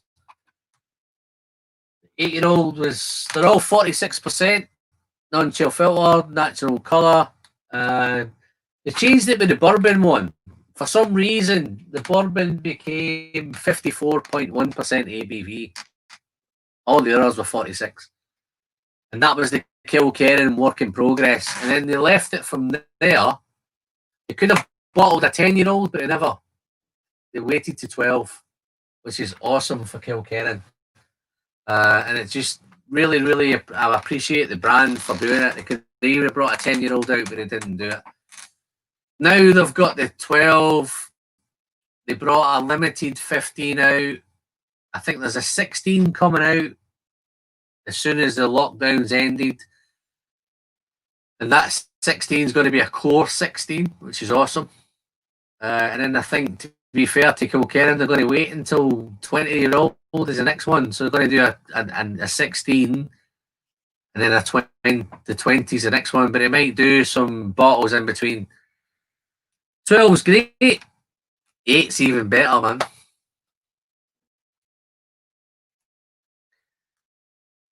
Super chat for an 8-year-old bottle of Kilkerran, but I don't know. But anyway, super. This what did I just? Oh, this tomato, man. This tomato really smells. Wow, Alan the Demolition Man. They always find that for somebody who doesn't like drinking or is pukes up all the time, but for some reason when I drink these, I don't. Okay, this is the. Wow. So this one here is the Glenallachie 10-year-old cask strength, which has been sitting for a long time. Compare it to the Tomatin 12. There's not much difference in the colour. I still think the Glenallachie might be Glenallachie. Let's Tomatin. Yeah, I think the Glenallachie is a little bit darker than the Tomatin. Tomatin's a 12, and it's Oloroso. 60.9, man. So I think this is going to be the. This is going to be nice. Let's try it. So I reckon I've got a A couple of minutes left.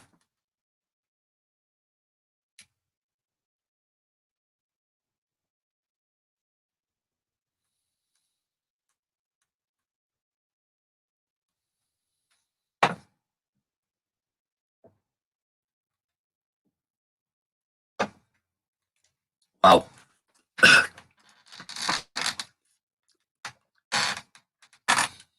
What a whiskey, man.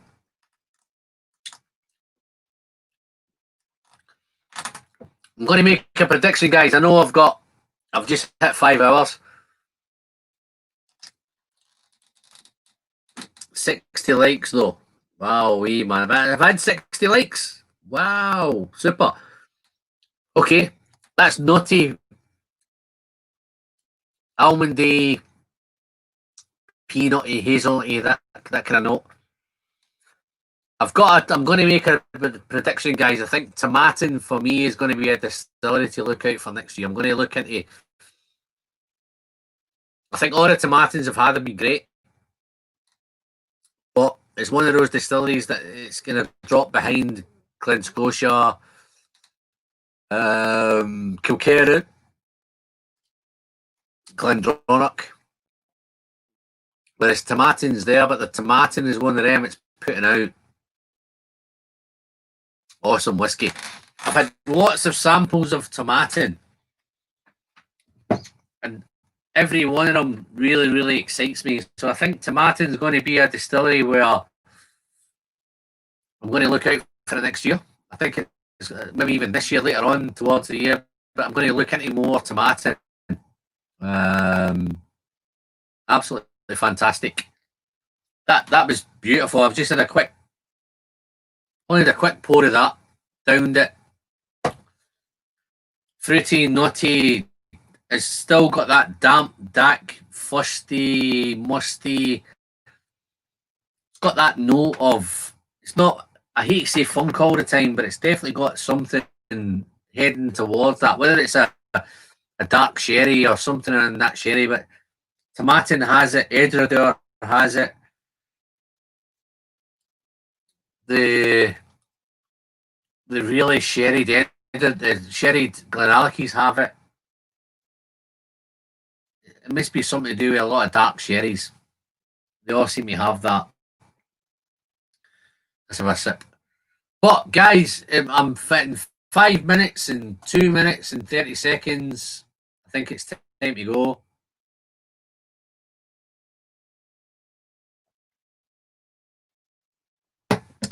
Just a quick one. If you've been watching for the whole time, super. I don't think you all have, but some guys have been in for quite a bit. Thanks for the 2,000 subscribers. I've loved every minute of it. I've had a great time. Onward and upward. I'm not really that fussed where the 3,000 is not a big deal for me like the 2,000. If I hit 3,000 quick, then I'm great. If I don't, I'm not really that bothered. But all you guys, thanks very much. Have a good one. Yeah, Patrick, really thanks for popping in. Guys, I know there's only 9 of you left, but Fine Spirits Appreciation Society, pop over, have a look, drop a sub. Happy days, man. Check Patrick out, man. He's starting. I know he's got his older channel, but I think he's starting out. Knows his stuff. Happy days. If you're watching the replay, well, man, what a time you've had. You've did 5 hours to get to this far, which is great. But I'm Alan. I'm the Whiskey Friend. And the last thing to say is the pleasure is in the sharing. And I'll see you all very soon. Cheers, guys. Thank you.